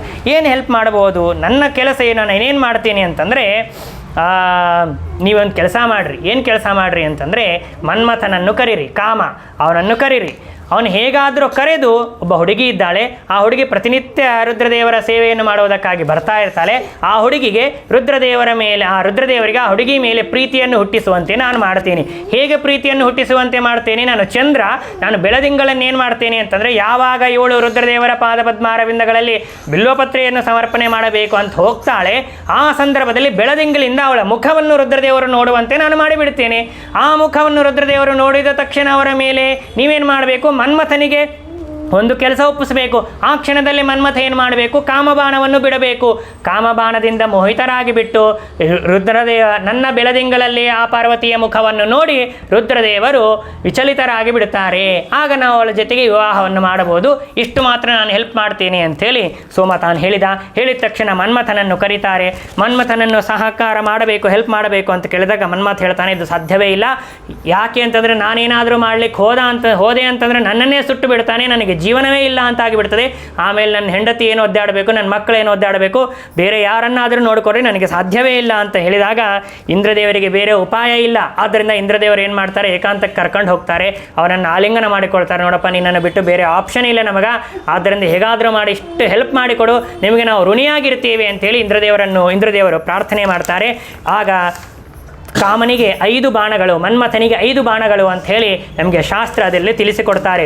ಒಂದು ಅರವಿಂದ, ಇನ್ನೊಂದು ಅಶೋಕ, 3ನೇದು ಚೂತ, 4ನೇದು ನವಮಲ್ಲಿಕ, 5ನೇದು ನೀಲೋತ್ಪಲ ಎಂಬುದಾಗಿ ಹೇಳ್ತಾರೆ. ಇಂತಹ 5 ಬಾಣಗಳನ್ನು ಇನ್ನು ಸರಿಯಾಗಿರುವಂತಹ ಸಮಯಕ್ಕೆ ನಾವು ಹೂ ಅಂತ ಅಂತೇವೆ, ಗಂಟಿ ಬಾರಿಸ್ತೇವೆ. ಆ ಸಂದರ್ಭದಲ್ಲಿ ನೀನು ಬಾಣಗಳನ್ನು ಪ್ರಯೋಗ ಮಾಡಬೇಕು. ಯಾಕಂದರೆ ಯಾವುದೋ ಸಂದರ್ಭದಲ್ಲಿ ನೀನು ಬಾಣವನ್ನು ಪ್ರಯೋಗ ಮಾಡಿದರೆ ಬಾಣ ಎಲ್ಲ ವ್ಯರ್ಥವಾಗಿ ಬಿಡ್ತದೆ. ಆದ್ದರಿಂದ ಸಕಾಲಕ್ಕೆ ನೀನು ಬಾಣವನ್ನು ಪ್ರಯೋಗ ಮಾಡಬೇಕು ಅಂತ ಹೇಳಿದಾಗ ಇನ್ನು ಬೇರೆ ಗತಿ ಇಲ್ಲ ಅಂತ ಹೇಳಿ ಮನ್ಮಥನು ಕೂಡ ತಾನು ಒಪ್ಪಿಕೊಂಡು ಬಿಟ್ಟಿದ್ದಾನೆ. ತನ್ನ ಹೆಂಡತಿಯಾಗಿರತಕ್ಕಂತಹ ರತಿ ದೇವಿಯನ್ನು ಕರೆದುಕೊಂಡು ತಾನು ಸಾಗಿದ್ದಾನೆ. ಸರಿಯಾಗಿರುವಂತಹ ಶುಭ ಮುಹೂರ್ತ. ಸುಮಾರು 20 ಅಧ್ಯಾಯಗಳಲ್ಲಿ ಆ ಒಂದು ಬಾಣ ಬಿಡ್ತಾ ಇರುವಂತಹ ಸಂದರ್ಭದಲ್ಲಿ ವಾತಾವರಣ ಹೇಗಿತ್ತು ಅಂತ ವರ್ಣನೆ ಮಾಡ್ತಾರೆ. ಯಾಕೆಂದರೆ ಆ ಕಾಮುಕರಾಗಬೇಕು, ಕಾಮ ಅಂತ ಅನ್ನೋದು ರುದ್ರದೇವರ ಮನಸ್ಸಿನಲ್ಲಿ ಬರಬೇಕು ಅಂದರೆ ವಾತಾವರಣ ಚೆನ್ನಾಗಿರಬೇಕಲ್ಲ. ಆದ್ದರಿಂದಾಗಿ ಚೆಂದಾಗಿ ಮಳೆ ಬರ್ತಾ ಇರಬೇಕು, ಸಣ್ಣವಾಗಿ ಹನಿ ಉದುರ್ತಾ ಇರಬೇಕು, ಮೆಲ್ಲಗೆ ಗಾಳಿ ಅಂತ ಅನ್ನೋದು ಬೀಸ್ತಾ ಇರಬೇಕು, ಇತ್ಯಾದಿಯಾಗಿ ಇವತ್ತೆಲ್ಲ ನಾವೇನು ಕೇಳುತ್ತೇವೆ ಹಾಗೆಲ್ಲ ಇರಬೇಕು. ಮಲ್ಲಿಗೆ ಹೂವಿನ ವಾಸನೆ ಬರ್ತಾ ಇರಬೇಕು, ಇತ್ಯಾದಿ ಎಲ್ಲ ಅಂತಹ ಒಂದು ಸಂದರ್ಭದಲ್ಲಿ ಬಾಣವನ್ನು ಬಿಡಬೇಕು ಅಂತ ಎಲ್ಲ ಹೇಳಿದ್ದಾರೆ. ಇದೆಲ್ಲವನ್ನು ಕೂಡ ವೇದವ್ಯಾಸ ದೇವರು ಚೆಂದಾಗಿ ವರ್ಣನೆ ಮಾಡ್ತಾರೆ. ಮಾಡಿದಾಗ ಆಯಿತು ಅಂತ ಎಲ್ಲ ಸಿದ್ಧವಾಗಿ ಬಿಟ್ಟಿದೆ. ತಕ್ಷಣ ಆ 5 ಬಾಣಗಳನ್ನು ಬಿಟ್ಟಿದ್ದಾನೆ ಮನ್ಮಥ. ಸರಿಯಾಗಿರುವಂತಹ ಕಾಲದಲ್ಲಿ ಆ ಕ್ಷಣದಲ್ಲಿ ಪಾರ್ವತಿಯ ಮುಖವನ್ನು ರುದ್ರದೇವರು ನೋಡಿಬಿಡ್ತಾರೆ. ಕಾಮಪರವಶರಾಗಿ ಬಿಡ್ತಾರೆ. ಮನುಷ್ಯ ತನ್ನ ತಪಸ್ಸನ್ನು ತಾನು ಕಳೆದುಕೊಳ್ಳುವುದು 2 ಕಾರಣಗಳಿಂದ. ತನ್ನ ತಪಸ್ಸನ್ನು ಕಳೆದುಕೊಳ್ಳೋದು ಮನುಷ್ಯ ಯಾವ ಕಾರಣದಿಂದ ಅಂದರೆ 2 ಕಾರಣ. ಅಂದರೆ ದೇವತೆಗಳಿಗೂ ಕೂಡ 2 ಕಂಟ್ರೋಲ್ ಮಾಡಲಿಕ್ಕೆ ಸಾಧ್ಯ ಇಲ್ಲ ಅಂತ ತಿಳಿಸಿಕೊಡ್ತಾರೆ. ಆ 2 ಯಾವುದು ಅಂತಂದರೆ ಒಂದು ಕಾಮ, ಇನ್ನೊಂದು ಕ್ರೋಧ. ಕಾಮ ಈಶ ಕ್ರೋಧ ಈಶ ರಜೋಗುಣ ಸಮುದ್ಭವ ಅಂತ ಗೀತೆಯಲ್ಲಿ ಕೃಷ್ಣ ಪರಮಾತ್ಮ ಹೇಳ್ತಾನೆ. ಸಿಟ್ಟು ಬಂದರೂ ತಪಸ್ಸು ಹಾಳಾಗಿ ಹೋಗಿಬಿಡ್ತದೆ, ಕಾಮುಕರಾದರೂ ತಪಸ್ಸು ಹಾಳಾಗಿ ಹೋಗಿಬಿಡ್ತದೆ. ಕಾಮುಕರಾಗಿ ತಪಸ್ಸನ್ನು ಹಾಳು ಮಾಡಿಕೊಳ್ಳುವುದಕ್ಕಾಗಿ ನಾವು ದೃಷ್ಟಾಂತವನ್ನು ಸ್ವೀಕಾರ ಮಾಡಿದಾಗ ನಾವು ಈ ಒಂದು ರುದ್ರದೇವರನ್ನು ನಾವು ಸ್ವೀಕಾರ ಮಾಡಬಹುದು, ರುದ್ರದೇವರನ್ನು ತಿಳಿದುಕೊಳ್ಳಬಹುದು. ಕ್ರೋಧದಿಂದ ತಪಸ್ಸನ್ನು ಹಾಳು ಮಾಡಿಕೊಳ್ಳಿಕ್ಕಂದ್ರೆ 2 ವಿಶ್ವಾಮಿತ್ರ ಋಷಿಗಳನ್ನೇ ನಾವು ಸ್ವೀಕಾರ ಮಾಡಿದ್ರೆ ಕಾಮದಿಂದೂ ತಪಸ್ಸನ್ನು ಹಾಳು ಮಾಡಿಕೊಂಡ್ರು, ಸಿಟ್ಟಿನಿಂದಲೂ ವಿಶ್ವಾಮಿತ್ರರು ತಪಸ್ಸನ್ನು ಹಾಳು ಮಾಡಿಕೊಂಡ್ರು. ಒಂದು ಕಡೆಗೆ ಹೋಗ್ತಾರೆ, ಪೂರ್ವ ದಿಕ್ಕಿಗೆ ಹೋಗ್ತಾರೆ, 1000 ವರ್ಷ ತಪಸ್ಸನ್ನು ಮಾಡಲಿಕ್ಕೆ ಶುರು ಮಾಡಿದ್ರು ವಿಶ್ವಾಮಿತ್ರ ಋಷಿಗಳು. ಆ ಸಂದರ್ಭದಲ್ಲಿ ಎಲ್ಲ ದೇವತೆಗಳು ಏನು ಮಾಡ್ತಾರೆ, ಮೇನಕೆಯನ್ನು ಕೊಟ್ಟು ಕಳಿಸ್ತಾರೆ. ಮೇನಕೆಯ ಮೇಲೆ ಕಾಮುಕರಾಗಿ ಬಿಡ್ತಾರೆ. ಕಾಮುಕರಾಗಿ ಶಕುಂತಲೆಯನ್ನು ಪಡೆದು ಬಿಡ್ತಾರೆ, ತಪಸ್ಸು ಹಾಳು ಮಾಡಿಕೊಂಡು ಬಿಡ್ತಾರೆ. ಇನ್ನೊಂದು ಕಡೆಗೆ ತಪಸ್ಸನ್ನು ಮಾಡುವುದಕ್ಕಾಗಿ ಹೋಗ್ತಾರೆ, 1000 ವರ್ಷ ತಪಸ್ಸು ಮಾಡ್ತಾರೆ. ಆ ಸಂದರ್ಭದಲ್ಲಿ ಮತ್ತೇನು ಮಾಡ್ತಾರೆ ದೇವತೆಗಳು ಅಂತಂದರೆ ರಂಭೆಯನ್ನು ಕೊಟ್ಟು ಕಳಿಸ್ತಾರೆ. ರಂಭೆ ಕೊಟ್ಟು ಕಳಿಸಿದಾಗ ವಿಶ್ವಾಮಿತ್ರರಿಗೆ ಅರ್ಥವಾಯಿತು, ಕಳೆದ ಬಾರಿ ನಾನು ಕಾಮುಕತನದಿಂದಾಗಿ ತಪಸ್ಸನ್ನು ಹಾಳು ಮಾಡಿಕೊಂಡು ಬಿಟ್ಟಿದ್ದೆ, ಇನ್ನು ಮೇಲೆ ನಾನು ಕಾಮುಕರಾಗಬಾರದು ಅಂತ ಏನು ಮಾಡಿಬಿಡ್ತಾರೆ ಅಂದರೆ ಸಿಟ್ಟು ಬಂದುಬಿಡ್ತಾರೆ ರಂಭೆಯ ಮೇಲೆ. ಬುದ್ಧಿ ಇಲ್ಲ, ನಾನು ತಪಸ್ಸು ಮಾಡ್ತಾ ಇದ್ದೇನೆ, ನೀನು ಬಂದು ನನ್ನೇನು ಮಾಡ್ತಾ ಇದ್ದೆ ಅಂತೇಳಿ ಸಿಟ್ಟು ಬಂದುಬಿಡ್ತಾರೆ. ತಪಸ್ಸಿನಿಂದ ಕಲ್ಲಾಗು ಅಂತೇಳಿ ಶಾಪವನ್ನು ಕೊಟ್ಟು ಬಿಡ್ತಾರೆ ರಂಭೆಗೆ. ತಪಸ್ಸು ಹಾಳಾಗೋಯಿತು. ಆದ್ದರಿಂದಾಗಿ ಕಾಮದಿಂದಾಗಿ ಕ್ರೋಧದಿಂದ ತಪಸ್ಸು ಹಾಳಾಗಿಬಿಡ್ತು. ಆದ್ದರಿಂದ ಸಿಟ್ಟು ಮಾಡಿಕೊಳ್ಳದೇ ಇರುವಂಥದ್ದು ದೊಡ್ಡದಾಗಿರುವಂತಹ ತಪಸ್ಸು. ಕಾಮ ಎಷ್ಟು ಪ್ರಚೋದನೆ ಮಾಡಿದರೂ, ಇಂದ್ರಿಯಗಳು ಎಷ್ಟು ನಮ್ಮನ್ನು ಸೆಳೆದರೂ ಕೂಡ ನಿಗ್ರಹ ಮಾಡಿಕೊಳ್ಳಬೇಕಾಗಿರುವಂತಹದ್ದು ಇದು ದೊಡ್ಡದಾಗಿರುವಂತಹ ತಪಸ್ಸು ಅಂತ ಹೇಳ್ತಾರೆ. ಹೀಗೆ ರುದ್ರದೇವರು ಆ ಒಂದು ಕ್ಷಣ ವಿಚಲಿತರಾಗಿ ಬಿಟ್ಟಿದ್ದಾರೆ. ಆದರೆ ತಕ್ಷಣ ಅನ್ಕೊಂಡ್ಬಿಟ್ರು ಇದು ಸಾಧ್ಯ ಇಲ್ಲ, ಇದು ಬೇಡ ಅಂತ ಅನ್ಕೊಂಡ್ಬಿಟ್ರು. ಬೇಡ ಅಂದ ತಕ್ಷಣ ನೀನು ಹೋಗು ಅಂಥೇಳಿ ಪಾರ್ವತಿಯನ್ನು ಕೊಟ್ಟು ಕಳಿಸಿದ್ದಾರೆ. ಮತ್ತೆ ಹೋಗಿದ್ದಾರೆ, ಸಚೈಲ ಸ್ನಾನ ಮಾಡಿದ್ದಾರೆ. ನಾನು ಮೈಲಿಗಾಯಿತು, ನನ್ನ ತಪಸ್ಸು ಹಾಳಾಯಿತು ಅಂತ ಸಚೈಲ ಸ್ನಾನ ಮಾಡಿದ್ದಾರೆ. ಮತ್ತೆ ತಪಸ್ಸನ್ನು ಮಾಡುವುದಕ್ಕಾಗಿ ತಾವು ಆ ಒಂದು ಪರ್ವತದ ಗುಹೆಯಲ್ಲಿ ತಾವು ಕುಳಿತು ವಾಸವನ್ನು ಮಾಡ್ತಾ ಇದ್ದಾರೆ. ಹೀಗೆ ಎಷ್ಟೋ ದಿನಗಳ ಕಾಲದವರೆಗೆ ಮತ್ತೆ ತಪಸ್ಸನ್ನು ಕಂಟಿನ್ಯೂ ಮಾಡ್ತಾ ಇದ್ದಾರೆ. ಇಂದ್ರಾದಿ ದೇವತೆಗಳೆಲ್ಲ ವಿಚಾರ ಮಾಡಿದ್ರು, ವಿವಾಹವಾಗಬೇಕು, ವಿವಾಹವಾದ್ರೇ ನಮಗೆ ನಮ್ಮ ಸ್ಥಾನ ಅಂತ ಅನ್ನೋದು ಸಿಗಲಿಕ್ಕೆ ಸಾಧ್ಯ, ಇಲ್ಲದೇ ಇದ್ರೆ ಸಾಧ್ಯವೇ ಇಲ್ಲ. ಈ ರುದ್ರದೇವರಾದರೂ ಕೂಡ ಎಷ್ಟು ನಾವು ಪ್ರಯತ್ನವನ್ನು ಗಡಿದ್ರು ಮಾಡಲಿಕ್ಕೆ ಸಾಧ್ಯ ಇಲ್ಲ ಅಂಥೇಳಿ ಹೊರಟು ಬಿಟ್ಟಿದ್ದಾರಲ್ಲ ಅಂತಂದಾಗ ಆ ಒಂದು ಮತ್ತೆ ರುದ್ರದೇವರು ಮತ್ತೊಂದು ಸಂದರ್ಭದಲ್ಲಿ ಬರ್ತಾರೆ. ಮತ್ತೆ ಮನ್ಮಥನನ್ನು ಕರೆಸ್ತಾರೆ. ಮನ್ಮಥ ಕಾಮುಕನಾಗಿ ಪ್ರಹಾರ ಮಾಡ್ತಾನೆ. ಈ ಸಂದರ್ಭದಲ್ಲಿ ಕಾಮುಕರಾಗೇ ಬಿಟ್ಟು ತನ್ನ ಕಣ್ಣಿನ ಮೇಲೆ ಇರತಕ್ಕಂತಹ ಒಂದು ಹಣಿಯ ಮೇಲೆ ಇರತಕ್ಕಂತಹ 3ನೇ ಕಣ್ಣನ್ನು ರುದ್ರದೇವರು ತೆಗೆದು ಬಿಡ್ತಾರೆ. ಅದರಿಂದ ಅಲ್ಲಿರುವಂತಹ ಮನ್ಮಥ ತಾನು ಸುಟ್ಟು ಬೂದಿಯಾಗಿ ಬಿಡ್ತಾನೆ. ನನ್ನನ್ನೇ ನೀನು ಕಾಮಕನನ್ನಾಗಿ ಮಾಡ್ತಾ ಇದ್ದೀಯ, ಎಷ್ಟು ಧೈರ್ಯ ನಿನಗೆ ಅಂತ ಹೇಳಿ ಅವನನ್ನು ಸುಟ್ಟು ಬಿಡ್ತಾನೆ, ಭಸ್ಮವಾಗಿ ಹೋಗಿಬಿಡ್ತಾನೆ ಮನ್ಮಥ. ರತಿದೇವಿ ಕೂಡ ಪಕ್ಕದಲ್ಲಿ ಬಂದಿರ್ತಾಳೆ. ರತಿದೇವಿ, ನನ್ನ ಗಂಡನನ್ನು ಹೀಗೆ ಬೂದಿ ಮಾಡಿಬಿಟ್ಟಿದ್ದೀರಲ್ಲ, ನಾನು ಹೇಗೆ ವಾಸವನ್ನು ಮಾಡಲಿ, ನನ್ನ ಗಂಡ ಇಲ್ಲದೆ ಇರುವಂತಹ ಜೀವನ ನಂದು ವ್ಯರ್ಥವಾಗಿ ಬಿಡ್ತು ಅಂಥೇಳಿ ರುದ್ರದೇವರನ್ನು ಪರಿಪರಿಯಾಗಿ ಪ್ರಾರ್ಥನೆ ಮಾಡ್ತಾರೆ, ಸ್ತೋತ್ರ ಮಾಡ್ತಾರೆ. ಎಷ್ಟೇ ಸ್ತೋತ್ರ ಮಾಡಿದರೂ ಕೂಡ ರುದ್ರದೇವರು ಒಂದೇ ಮಾತನ್ನು ಹೇಳಿಬಿಡ್ತಾರೆ. ಏನು ಹೇಳ್ತಾರೆ ಅಂತಂದರೆ, ನಾನು ಸಂಹಾರ ಮಾಡೋದಷ್ಟೇ ಕರ್ತವ್ಯ, ಸಂಹಾರ ಕರ್ತೃತ್ವ ಮಾತ್ರ ನನ್ನಲ್ಲಿದೆ, ಸೃಷ್ಟಿ ಮಾಡಬೇಕು ಅಂತ ನನ್ನ ಕೈಯಲ್ಲಿಲ್ಲ. ನೀನು ಹೋಗಿ ನಾರಾಯಣನನ್ನು ಪ್ರಾರ್ಥನೆ ಮಾಡು, ನಾರಾಯಣನ ಅನುಗ್ರಹದಿಂದ ನಿನ್ನ ಗಂಡ ನಿನಗೆ ಹುಟ್ಟಿ ಬರ್ತಾನೆ, ನನ್ನಿಂದ ಸಾಧ್ಯ ಇಲ್ಲ ಅಂಥೇಳಿ ರುದ್ರದೇವರು ಕೂಡ ತಾವು ಕೈಯನ್ನು ಎತ್ತಿ ಬಿಡ್ತಾರೆ. ಆಗ ರತಿದೇವಿ ನಾರಾಯಣನನ್ನು ಪ್ರಾರ್ಥನೆ ಮಾಡ್ತಾಳೆ. ಪ್ರಾರ್ಥನೆ ಮಾಡಿದ ಮೇಲೆ ನಾರಾಯಣನಿಂದ, ಕೃಷ್ಣನಿಂದ ಮನ್ಮಥ ಮತ್ತೆ ಹುಟ್ಟಿ ಬರ್ತಾನೆ ಅಂತ ನಾವು ಕಥೆಯನ್ನು ನಾವು ಕೇಳ್ತೇವೆ. ಅದಕ್ಕಾಗಿಯೇ ಮನ್ಮಥ ಜನಕ ಅಂಥೇಳಿ ಭಗವಂತನನ್ನು ಕರೀತಾರೆ ಅಂತ ಅನ್ನೋದನ್ನು ಕೂಡ ನಾವು ಕೇಳ್ತೇವೆ. ಇಷ್ಟೆಲ್ಲ ನಡೀತಾ ಇದೆ, ವೃತ್ತಾಂತ ಅನ್ನೋದೆಲ್ಲ ಚೆನ್ನಾಗಿದೆ. ಆದ ಮೇಲೆ ಪಾರ್ವತೀ ದೇವಿಗೆ ಅಳು ಬಂದುಬಿಡ್ತು. ಪಾರ್ವತೀ ದೇವಿಗೆ ಅಳ್ತಾ ತಾಯಿ ಹತ್ರ, ತಂದೆ ಹತ್ರ ಹೋಗಿದ್ದಾಳೆ, ಮನೆಗೆ ಹೋಗಿ ತಂದೆ ತಾಯಿ ಹತ್ರ ಅಳಲಿಕ್ಕೆ ಶುರು ಮಾಡಿದರು. ಯಾಕೆ ಅಳ್ತಾ ಇದ್ದೀಯಮ್ಮ ಅಂತ ಕೇಳಿದರು. ಇಲ್ಲ, ನೀವು ಸೇವೆಗಾಗಿ ಅವರ ಹತ್ರ ಬಿಟ್ಟಿದ್ದೀರಿ, ಆದರೆ ಅವರ ಕ್ರೋಧವನ್ನು ಇಷ್ಟು ದಿವಸ ನಾನು ನೋಡಿರಲಿಲ್ಲ, ಆದರೆ ಇವತ್ತು ನಾನು ಕ್ರೋಧವನ್ನು ನೋಡಿಬಿಟ್ಟಿದ್ದೇನೆ, ನನ್ನ ಕಣ್ಣು ಮುಂದೆ ಭಸ್ಮ ಮಾಡಿಬಿಟ್ಟಿದ್ದಾರೆ, ಅವರ ಜೊತೆಗೆ ನಾನು ಹೇಗಿರಲಿ, ಹೇಗೆ ಸೇವೆಯನ್ನು ಮಾಡಲಿ, ನನಗೆ ಸಾಧ್ಯವೇ ಇಲ್ಲ ಅಂಥೇಳಿ ದುಃಖ ಪಡ್ತಾ ಇದ್ದಾರೆ. ಅಳ್ತಾ ಇರುವಂತಹ ಸಂದರ್ಭದಲ್ಲಿ ತಂದೆ ತಾಯಿಂದ ಸಾಂತ್ವನವನ್ನು ಮಾಡ್ತಾರೆ. ನಾರದರು ಈ ಮಾತನ್ನು ಹೇಳಿದ್ದಾಳೆ, ಆದ್ದರಿಂದ ನಿನಗೆ ಅವನೇ ಗಂಡನಾಗಬೇಕು, ಅವನ ಸಿಟ್ಟು ಕಡಿಮೆಯಾಗಬೇಕು ಅಂತಂದರೆ ನೀನೇನು ಮಾಡು ಅಂತಂದರೆ ಮತ್ತೆ ತಪಸ್ಸು ಮಾಡು ಅಂಥೇಳಿ ತಂದೆ ತಾಯಿಗಳು ಆ ಅಪರ್ಣೆಯನ್ನು, ಪಾರ್ವತಿಯನ್ನು, ಉಮೆಯನ್ನು ತಪಸ್ಸನ್ನು ಮಾಡೋದಕ್ಕಾಗಿ ಮತ್ತೆ ಕೊಟ್ಟು ಕಳಿಸ್ತಾರೆ. ನೋಡ್ರಿ, ಆಗಿನ ಕಾಲದಲ್ಲಿ ತಂದೆ ತಾಯಿಗಳು ಹೇಗಿದ್ರು ಅಂತಂದರೆ, ನೀನು ಅವಳಾದರೆ ನೀನು ಇನ್ನೊಬ್ಬನ ಹುಡುಗನನ್ನು ಕರ್ಕೊಂಬರ್ತೀನಿ ಅಂತ ಹೇಳಬೇಕಾಗಿತ್ತು ತಂದೆ ತಾಯಿಗಳು. ಹೇಗಿಲ್ಲ, ಭಗವಂತನ ಸಂಕಲ್ಪ, ಹಿರಿಯರ ಸಂಕಲ್ಪ, ಅವನನ್ನೇ ನೀನು ವಿವಾಹ ಮಾಡಿಕೊಳ್ಳಬೇಕಾಗಿದೆ ಅಂತ ಇದೆ. ಆದ್ದರಿಂದಾಗಿ ತಪಸ್ಸನ್ನು ಮಾಡು ಅಂಥೇಳಿ ತಂದೆ ತಾಯಿಗಳು ಕೊಟ್ಟು ಕಳಿಸಿದ್ದಾರೆ. ಘೋರವಾಗಿರುವಂತಹ ತಪಸ್ಸನ್ನು ಮಾಡ್ತಾ ಇದ್ದಾಳೆ. ಇಂಥ ತಪಸ್ಸನ್ನು ಮಾಡ್ತಾಳೆ, ನಿಂತುಕೊಂಡು ತಪಸ್ಸನ್ನು ಮಾಡ್ತಾಳೆ. ಆ ಕಡೆ ಈ ಕಡೆಗೆ ನೋಡ್ತಾನೇ ಇಲ್ಲ. ಪಂಚಾಗ್ನಿಗಳ ತಪಸ್ಸು ಮಾಡ್ತಾ ಇದ್ದಾಳೆ ಅಂತ ಹೇಳ್ತಾರೆ. ಪಂಚಾಗ್ನಿಗಳು ಅಂತಂದರೆ ಮಧ್ಯದಲ್ಲಿ ನಿಂತಿದ್ದಾಳೆ, ಸುತ್ತಮುತ್ತ 4 ಕಡೆಗೆ ಬೆಂಕಿಯನ್ನು ಹಚ್ಕೊಂಡಿದ್ದಾಳೆ. ಕೇವಲ 4 ಅಗ್ನಿಗಳಾಯಿತು, ಪಂಚಾಗ್ನಿಗಳೆಲ್ಲ ಆಯಿತು ಅಂತಂದರೆ ತಲೆ ಮೇಲೆ ಮಾಡಿದ್ದಾಳೆ. ಮಿಟಮಿಟ ಮಧ್ಯಾಹ್ನ ನಡು ನೆತ್ತಿ ಮೇಲೆ ಸೂರ್ಯ ಇದ್ದಾಳೆ. ಸೂರ್ಯನ ಪ್ರಕಾರ ತೇಜಸ್ಸನ್ನೇ ಕಣ್ಣು ಬಿಟ್ಟು ನೋಡ್ತಾ ಇರಬೇಕು, ಕಣ್ಣು ಮುಚ್ಚಬಾರ್ದು, ಕಣ್ಣು ಬಿಟ್ಟು ನೋಡ್ತಾ ಇರಬೇಕು. 4 ಅಗ್ನಿಗಳನ್ನು ಸುತ್ತಮುತ್ತಿಟ್ಕೋಬೇಕು, ತಪಸ್ಸನ್ನು ಮಾಡೋಕ್ಕೆ. ಬಿಸಿಲುಗಾಲದಲ್ಲಿ ಹೀಗೆ ತಪಸ್ಸು ಮಾಡ್ತಾ ಇದ್ಲು. ಮಳೆಗಾಲ ಬಂತು ಅಂದರೆ ಘೋರವಾಗಿರುವಂತಹ ಮಳೆ ಬಂದರೂ ತಪಸ್ಸನ್ನು ಮಾಡ್ತಾ ಇದ್ಲು. ಚಳಿಗಾಲದಲ್ಲಿ ತಣ್ಣೀರಿನಲ್ಲಿ ಹಿಮವತ್ತ ಪರ್ವತನೇ ತಣ್ಣಗಿರ್ತದೆ, ಆ ಪರ್ವತದ ಆ ತಂಪಿನಲ್ಲಿ ನೀರಿನಲ್ಲಿ ಕುಳಿತು, ನೀರಿನಲ್ಲಿ ನಿಂತು ಘೋರವಾಗಿರುವಂತಹ ತಪಸ್ಸನ್ನು ಮಾಡ್ತಾ ಇದ್ದಾಳೆ. ರುದ್ರದೇವರನ್ನೇ ಪತಿಯನ್ನಾಗಿ ಪಡೆಯಬೇಕು ಅಂತನ ಅಭಿಪ್ರಾಯದಿಂದ ಹೀಗೆ ತಪಸ್ಸನ್ನು ಮಾಡ್ತಾ ಇರುವಂತಹ ಸಂದರ್ಭದಲ್ಲಿ ಒಂದಾನೊಂದು ಸಂದರ್ಭದಲ್ಲಿ ರುದ್ರದೇವರಿಗೆ ಅನಿಸ್ತು, ಹೇಗಾದರೂ ಮಾಡಿ ಇವಳ ತಪಸ್ಸನ್ನು ಪರೀಕ್ಷೆ ಮಾಡಬೇಕು ಅಂತನ ಅಭಿಪ್ರಾಯದಿಂದ ರುದ್ರದೇವರೊಬ್ಬ ಬ್ರಹ್ಮಚಾರಿಯ ವೇಷವನ್ನು ಧಾರಣೆ ಮಾಡಿಕೊಂಡು ಪಾರ್ವತಿ ಹತ್ರ ಬರ್ತಾರೆ. ಬಾಲಕನಾಗಿ ಬ್ರಹ್ಮಚಾರಿಯ ರೂಪದಲ್ಲಿ ಬರ್ತಾರೆ. ಬಂದಾಗ ಆ ಪಾರ್ವತೀ ದೇವಿಗೆ ಆ ಬ್ರಹ್ಮಚಾರಿಯನ್ನು ನೋಡಿ ಬಹಳ ಆಶ್ಚರ್ಯವಾಗಿ ಬಿಡುತ್ತದೆ. ಪ್ರಖರವಾಗಿರತಕ್ಕಂತಹ ತೇಜಸ್ಸು, ಬ್ರಹ್ಮ ವರ್ಚಸ್ಸು ಹೊಳಿತಾ ಇದೆ. ಆ ವರ್ಚಸ್ಸನ್ನು ನೋಡಿದ ತಕ್ಷಣ ಬ್ರಹ್ಮಚಾರಿ ಅಂತೂ ಕೂಡ ನೋಡೋದಿಲ್ಲ, ಸಾಷ್ಟಾಂಗ ನಮಸ್ಕಾರವನ್ನು ಮಾಡೇ ಬಿಡ್ತಾಳೆ. ನಮಸ್ಕಾರವನ್ನು ಮಾಡಿ ಆಸನಗಳನ್ನು, ಉಪಚಾರಗಳನ್ನು ಎಲ್ಲವನ್ನು ಕೂಡ ಮಾಡಿ ಬಂದು ಕುಳಿತುಕೊಳ್ಳಿ ಅಂತ ಹೇಳ್ತಾಳೆ. ಕುಳಿತುಕೊಳ್ಳಿ ಅಂತ ಹೇಳಿ ಒಂದೇ ಮಾತು ಹೇಳಿದ್ಲು ಪಾರ್ವತೀ ದೇವಿ, ಏನಾದರೂ ಒಂದು ಶಾಸ್ತ್ರದ ವಿಚಾರವನ್ನು ನನಗೆ ತಿಳಿಸಿಕೊಡಿ ಅಂತೇಳಿ ಬ್ರಹ್ಮಚಾರಿಯನ್ನು ಕೇಳ್ತಾಳೆ ಪಾರ್ವತೀ ದೇವಿ. ಯಾಕೆ ಅಂತಂದರೆ ಬಂದವನು ಬ್ರಹ್ಮಚಾರಿ ಅಂತಂದರೆ ಬ್ರಹ್ಮನನ್ನು ಚೆನ್ನಾಗಿ ತಿಳಿದುಕೊಂಡಿರ್ತಾನೆ, ದೇವರ ಬಗ್ಗೆ ತಿಳಿದುಕೊಂಡಿರ್ತಾನೆ, ದೇವರ ಬಗ್ಗೆ ಅಧ್ಯಯನ ಮಾಡ್ತಾ ಇದ್ದಾನೆ.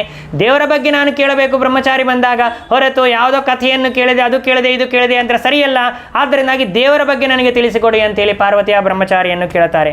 ಕೇಳಿದಾಗ ಬ್ರಹ್ಮಚಾರಿಯಾದವನು ಹೇಳ್ತಾನೆ, ಅಷ್ಟೆಲ್ಲ ನನಗೆ ಪುರುಸೊತ್ತಿಲ್ಲ, ಅಷ್ಟೆಲ್ಲ ಟೈಮ್ ಇಲ್ಲ, ನಾನು ಬಂದದ್ದು ಯಾಕೆ ಅಂತಂದರೆ ನೀನು ಮಾಡ್ತಾ ಇರುವಂಥ ತಪಸ್ಸು ಅಬದ್ಧ, ನೀನು ಮಾಡ್ತಾ ಇರುವಂಥ ವ್ರತ ಎಲ್ಲವೂ ಕೂಡ ವ್ಯರ್ಥ, ವೇಸ್ಟ್, ಅಬದ್ಧವಾಗಿರತಕ್ಕಂಥದ್ದನ್ನು ನೀನು ಮಾಡ್ತಾ ಇದ್ದಿ, ಇದೆಲ್ಲ ಮಾಡ್ತಕ್ಕದ್ದಲ್ಲ, ಬಿಟ್ಟುಬಿಡು ಅಂತ ಹೇಳ್ತಾನೆ. ಯಾಕೆ, ನಾನೇನು ತಪ್ಪು ಮಾಡ್ತಾ ಇದ್ದೇನೆ, ಶಿವನಿಗಾಗಿ ನಾನು ಮಾಡ್ತಾ ಇದ್ದೇನೆ ಅಂತಂದ ಶಿವನನ್ನು ಬೈತಾನೆ ಬ್ರಹ್ಮಚಾರಿ. ತಾನೇ ಶಿವ ತನ್ನನ್ನೇ ತಾನೇ ಬೈಕೊಳ್ತಾನೆ, ಅವನಿಗೆ ಬುದ್ಧಿ ಇಲ್ಲ, ಅದು ಇದು ಅಂತೇಳಿ ದಕ್ಷ ಪ್ರಜಾಪತಿ ಏನೆಲ್ಲ ಬೈದಿದ್ದೇನಲ್ಲ, ಎಲ್ಲ ವಿಶೇಷಗಳನ್ನು ತನಗೇ ತಾನು ಕೊಟ್ಟುಬಿಟ್ಟು ತಾನು ಬೈಕೊಳ್ತಾನೆ. ಬೈದಾಗ ಆಗ ಪಾರ್ವತೀ ದೇವಿ ಹೇಳ್ತಾಳೆ, ಇಂಥ ಒಂದು ಸ್ಥಾನಕ್ಕೆ ಬಂದು ಶಿವನನ್ನು ಬೈತಾ ಇದ್ದೀಯಲ್ಲ, ಆದ್ದರಿಂದ ಒಳ್ಳೆ ಮಾತುಗಳನ್ನು ನೀನು ಆಡ್ತಾ ಇಲ್ಲ, ನೀನು ಅಪವಿತ್ರನಾಗಿ ಬಿಟ್ಟಿದ್ಯಾ, ಈ ಸ್ಥಳವನ್ನು ಅಪವಿತ್ರವನ್ನಾಗಿ ಮಾಡಿಬಿಟ್ಟಿದ್ಯಾ, ಆದ್ದರಿಂದಾಗಿ ಇಲ್ಲಿರಬೇಡ, ನೀನು ಹೋಗು ಅಂತ ಹೇಳಿ ಆ ಬ್ರಹ್ಮಚಾರಿಯನ್ನು ಪಾರ್ವತೀ ದೇವಿ ಕೊಟ್ಟು ಕಳಿಸ್ತಾಳೆ. ರುದ್ರದೇವರಿಗೆ ಅನೇಕ ರೂಪಗಳು ಅಂಥೇಳಿ ನಮಗೆ ಪುರಾಣದಲ್ಲಿ ತಿಳಿದು ಬರ್ತದೆ, ನಮಗೆ ವೇದದಲ್ಲಿ ತಿಳಿದು ಬರ್ತದೆ. ರುದ್ರದೇವರನ್ನು ಏನಂತ ಕರೀತಾರೆ ವೇದದಲ್ಲಿ ಅಂತಂದರೆ ಸಹಸ್ರವದನ ಸಹಸ್ರಾಣಿ ಸಹಸ್ರಶೋ ಯೇ ರುದ್ರ ಅತಿಭೂಮ್ಯಾಂ ಅಂತ ಹೇಳ್ತಾರೆ. ಅಂದರೆ ಭೂಮಿಯಲ್ಲಿ ರುದ್ರದೇವರ ಸಾವಿರಾರು ರೂಪಗಳಿವೆ ಅಂತ ಹೇಳ್ತಾರೆ. ಅಂತಹ ಸಾವಿರಾರು ರೂಪಗಳನ್ನು ರುದ್ರದೇವರು ಪಡೆದಿದ್ದಾರೆ. ಆ ಸಾವಿರಾರು ರೂಪಗಳಲ್ಲೂ ಕೂಡ ಪ್ರಧಾನವಾಗಿರುವಂತಹ ರೂಪಗಳು ಅಂತಂದರೆ ಏಕಾದಶ ರುದ್ರರು. ಆ ಏಕಾದಶ ರುದ್ರರಲ್ಲೂ ಕೂಡ ಪ್ರಧಾನವಾಗಿರತಕ್ಕಂತಹ ರುದ್ರದೇವರ ರೂಪಗಳು ಅಂತಂದರೆ 5 ರೂಪಗಳು ಅಂತ ಹೇಳ್ತಾರೆ. ಆ 5 ರೂಪಗಳ ಚಿಂತನೆಯನ್ನೇ ಮಾಡಬೇಕು ಅಂಥೇಳಿ ಸ್ವಯಂ ಶ್ರೀಮದಾನಂದ ತೀರ್ಥ ಭಗವತ್ಪಾದಾಚಾರ್ಯರೇ ಧ್ಯೇಯ ಪಂಚಮುಖೋ ರುದ್ರ ಅಂಥೇಳಿ 5 ಮುಖಗಳಿಂದ ಕೂಡಿರುವಂತಹ ರುದ್ರದೇವರ ಧ್ಯಾನವನ್ನು ಮಾಡಬೇಕು ಅಂತ ಹೇಳ್ತಾರೆ. 4 ಕಡೆಗೆ 4 ಮುಖಗಳು, ಮೇಲೆ 1 ಮುಖ ಇದೆ ಅಂತ ಹೇಳಿ ಶ್ರೀಮದಾನಂದ ತೀರ್ಥ ಭಗವತ್ಪಾದಾಚಾರ್ಯರು ರುದ್ರದೇವರ ಬಗ್ಗೆ ತಿಳಿಸಿಕೊಡ್ತಾರೆ. ಆ 5 ಮುಖಗಳ ಬಗ್ಗೆಯೂ ಕೂಡ ಶ್ರೀಮದಾಚಾರ್ಯರು ಬೆಳಕನ್ನು ಚೆಲ್ಲುತ್ತಾರೆ. ತಂತ್ರಸಾರದಲ್ಲಿ ಸದ್ಯೋಜಾತ ಅಂತನೋದು 1ನೇ ಮುಖ, ವಾಮದೇವ ಅಂತನೋದು 2ನೇ ಮುಖ, ಅಘೋರ ಅಂತನೋದು 3ನೇ ಮುಖ, ತತ್ಪುರುಷ ಅಂತನೋದು 4ನೇ ಮುಖ, ಈಶಾನ ಅಂತನೋದು 5ನೇ ಮುಖ ಎಂಬುದಾಗಿ ತಿಳಿಸಿಕೊಡ್ತಾರೆ. ಈ 5 ಮುಖಗಳು ಏನು ಮಾಡ್ತವೆ? ಈ 5 ಮುಖಗಳುಳ್ಳಂತಹ ರುದ್ರದೇವರನ್ನು ಚಿಂತನೆ ಮಾಡೋದರಿಂದಾಗಿ ನಮಗೇನು ಫಲಪ್ರಾಪ್ತಿ ಆಗ್ತದೆ ಅದನ್ನು ಕೂಡ ತಿಳಿಸಿಕೊಡ್ತಾರೆ. ಸದ್ಯೋಜಾತ ಅವನೇನು ಮಾಡ್ತಾ ಇರ್ತಾನೆ, ಆ ಮುಖದಿಂದ ಏನು ಮಾಡ್ತಾ ಇರ್ತಾನೆ ಅಂತಂದರೆ ಅವನನ್ನು ಧ್ಯಾನ ಮಾಡೋದರಿಂದಾಗಿ ನಾವೇನು ಬಯಸ್ತೇವೆ ಅದೆಲ್ಲವನ್ನು ಕೂಡ ಕೊಡ್ತಾನೆ. ಅಂದರೆ ಕಾಮಧೇನುವಿನಂತೆ ಆ ರುದ್ರದೇವರ ಆ ಮುಖ ಇದೆ ಅಂತ ಹೇಳ್ತಾರೆ. ವಾಮದೇವ ಅಂತನ್ನುವ ಮುಖ ಏನು ಮಾಡ್ತದೆ ಅಂತಂದರೆ ನಮಗೇನಾದರೂ ಯಾರಾದರೂ ಮಾಟ ಮಂತ್ರ ಮಾಡಿದ್ರು, ಉಚ್ಚಾಟನಾದಿಗಳನ್ನು ಮಾಡಿದ್ರು ಅಂತಂದರೆ ಆ ಎಲ್ಲ ದೋಷಗಳು ಪರಿಹಾರವಾಗಬೇಕು ಅಂತಂದರೆ, ನಾವು ಮೃತ್ಯುಂಜಯರಾಗಬೇಕು, ನಾವು ಮರಣವನ್ನು ಹೊಂದಬಾರದು ಅಂತಂದರೆ ಆ ವಾಮದೇವ ಎಂಬ ಮುಖವನ್ನು ಚಿಂತನೆ ಮಾಡಬೇಕು ಅಂತ ಹೇಳ್ತಾರೆ. ಅಘೋರ ಅಂತನೋದು 3ನೇ ಮುಖ. ಅವನೇನು ಮಾಡ್ತಾನೆ ಅಂತಂದರೆ ಶಾಶ್ವತವಾಗಿ ಓಡಾಡುವಂಥ, ಅಂದರೆ ತನ್ನ ಒಂದು ವೃದ್ಧಿಯನ್ನೇ ತಾನು ಪಡೆಯಬೇಕು. ಅಂದರೆ ತಾನು ಶೇಷದೇವರ ರೂಪವನ್ನು, ಮುಂದೆ ರುದ್ರದೇವರೇ ಶೇಷದೇವರಾಗ್ತಾರೆ, ಆದ್ದರಿಂದ ಅದಕ್ಕೆ ಬೇಕಾಗಿರತಕ್ಕಂತಹ ತಪಸ್ಸನ್ನು ಮಾಡುವುದಕ್ಕಾಗಿ ಆ ಒಂದು ರೂಪದಿಂದ ರುದ್ರದೇವರು ನಿಂತಿದ್ದಾರೆ ಅಂತ ಹೇಳ್ತಾರೆ. ಆಮೇಲೆ ತತ್ಪುರುಷ ಅಂತನೋ ಇನ್ನೊಂದು ರೂಪವೂ ಕೂಡ ಇದೆ. ಈಶಾನ ಅಂತನೋದು 5ನೇ ರೂಪ. ಆ ಈಶಾನ ಅಂತನೋ ರೂಪವು ಕೂಡ ಸಂಹಾರಕರ್ತನಾಗಿ, ನಟರಾಜನಾಗಿ ಎಲ್ಲರನ್ನೂ ಕೂಡ ಸಂಹಾರವನ್ನು ಮಾಡುವಂಥ ಶಕ್ತಿಯನ್ನು ಪಡೆದಿದ್ದಾನೆ ಅಂತ ಈ ರೀತಿಯಾಗಿ ರುದ್ರದೇವರ ಚಿಂತನೆಯನ್ನು ಮಾಡಬೇಕು ಅಂತ ಶ್ರೀಮದಾಚಾರ್ಯರು ತಿಳಿಸಿಕೊಡ್ತಾರೆ. ಹೀಗೆ ರುದ್ರದೇವರ ಚಿಂತನೆಯನ್ನು ಯಥಾಶಕ್ತಿ ನಾವು ಮಾಡಿದ ಮೇಲೆ ಆ ಸಂದರ್ಭದಲ್ಲಿ ಪಂಚಾಗ್ನಿಗಳಲ್ಲಿ ತಪಸ್ಸು ಮಾಡ್ತಾ ಇರುವಾಗ ರುದ್ರದೇವರ ದರ್ಶನ ಬಾಲರೂಪದಲ್ಲಿ, ಬ್ರಹ್ಮಚಾರಿಯ ರೂಪದಲ್ಲಿ ಹೀಗಾಗಿ ರುದ್ರದೇವರು ಆಡಬಾರದಾಗಿರುವಂಥ ಎಲ್ಲ ಮಾತುಗಳನ್ನು ಆಡಿದ್ದಾನೆ. ರುದ್ರದೇವರ ಮಹತ್ವವನ್ನು ಪಾರ್ವತೀದೇವಿ ತಿಳಿಸಿಕೊಡ್ತಾರೆ. ನೀನು ಇಲ್ಲಿಂದ ಹೋಗು ಅಂತ ಹೇಳಿದಾಗ ಆ ರುದ್ರದೇವರು ಅಲ್ಲಿಂದ ಹೊರಟು ಹೋಗ್ತಾರೆ. ಅಲ್ಲಿಂದ ಹೊರಟು ಹೋಗ್ತಾ ಇರುವಂತಹ ಸಂದರ್ಭದಲ್ಲೇನೆ ನಿಜವಾಗಿರತಕ್ಕಂತಹ ತನ್ನ ರೂಪವನ್ನು ಕೂಡ ತೋರಿಸಿಕೊಡ್ತಾರೆ ರುದ್ರದೇವರು. ಅಂದರೆ ನಿಜವಾಗಿ ಬ್ರಹ್ಮಚಾರಿಯಾಗಿ ಬಂದಿದ್ದರೂ ಮತ್ತೆ ರುದ್ರದೇವರು ಶಿವನಾಗಿ ಬಿಡುತ್ತಾನೆ. ಶಿವನಾಗಿ ಬಿಟ್ಟು ಗಟ್ಟಿಯಾಗಿ ಆಲಿಂಗನ ಮಾಡಿಕೊಳ್ತಾರೆ. ಆಲಿಂಗನ ಮಾಡಿಕೊಂಡು ಆಶೀರ್ವಾದವನ್ನು ಮಾಡ್ತಾರೆ. ತಕ್ಷಣ ಕೇಳ್ತಾರೆ, ನಾನೇ ಶಿವ, ನೀನು ಯಾರಿಗಾಗಿ ತಪಸ್ಸನ್ನು ಮಾಡ್ತಾ ಇದ್ದೀಯೋ ಆ ಶಿವನೇ ನಾನು ಬಂದಿದ್ದೇನೆ, ನಿನಗೆ ಏನು ಬೇಕು ಕೇಳು, ನಿನಗೆ ನಾನು ವರವನ್ನು ಕೊಡ್ತೇನೆ ಅಂತ ಹೇಳಿ ರುದ್ರದೇವರು ಹೇಳಿದ ತಕ್ಷಣ ಪಾರ್ವತೀದೇವಿ ನಾಚಿಕೆಯಿಂದ ಒಂದೇ ಒಂದು ಮಾತನಾಡಿಬಿಟ್ಟು ಓಡಿ ಹೋಗಿ ಬಿಡ್ತಾಳೆ. ಏನು ಮಾತನಾಡಿದ್ಲು ಪಾರ್ವತೀದೇವಿ ಅಂತಂದರೆ, ನಾನು ನಿನ್ನ ಮದುವೆ ಆಗಬೇಕು, ಅದು ಇದು ಏನೂ ಮಾತನಾಡಲಿಲ್ಲ, ನೀವು ನನ್ನ ಸ್ವಾಮಿ ಆಗಬೇಕು ಅಂತ ಹೇಳಿ ಅಲ್ಲಿಂದ ಹೊರಟು ಹೋಗಿಬಿಟ್ಟಿದ್ದಾಳೆ. ನಾಚಿಕೆಯಿಂದ ಓಡ್ತಾ ಮನೆಗೆ ಹೋಗಿಬಿಟ್ಟಿದ್ದಾಳೆ. ಆ ಕಡೆಗೆ ಈ ವಿಷಯವನ್ನು ಹೋಗಿ ಹಿಮವಂತರಾಜನಿಗೆ ಹೇಳ್ತಾಳೆ. ಆಮೇಲೆ ಮೇನಕೆಗೂ ಕೂಡ ತಂದೆ ತಾಯಿಯಂದ್ರಿಗೆ ಹೇಳ್ತಾರೆ. ಅವ್ರಿಗೂ ಬಹಳ ಸಂತೋಷವಾಯಿತು. ಯಾರಿಗಾಗಿ ನೀನು ತಪಸ್ಸನ್ನು ಮಾಡಿದ್ದೀಯಲ್ಲ ಅವರೇ ನಿನಗೆ ಒಳೆದಿದ್ದಾರೆ ಅಂತಂದರೆ ವಿವಾಹವನ್ನು ಮಾಡಿಕೊಡುವುದಕ್ಕಾಗಿ ನಾವು ಕೂಡ ಸಿದ್ಧರಾಗಿದ್ದೇವೆ ಅಂತ ಹೇಳಿದರು.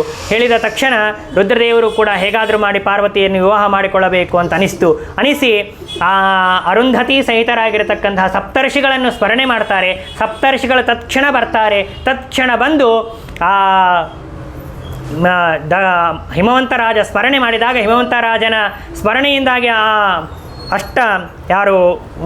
ಸಪ್ತ ಋಷಿಗಳು ಬಂದು ಬಿಡ್ತಾರೆ. ಸಪ್ತ ಋಷಿಗಳು ಬಂದು ಆ ವಧುವಿಗೆ ಪಾರ್ವತೀ ದೇವಿಗೆ ಆಶೀರ್ವಾದವನ್ನು ಮಾಡಿಬಿಟ್ರು.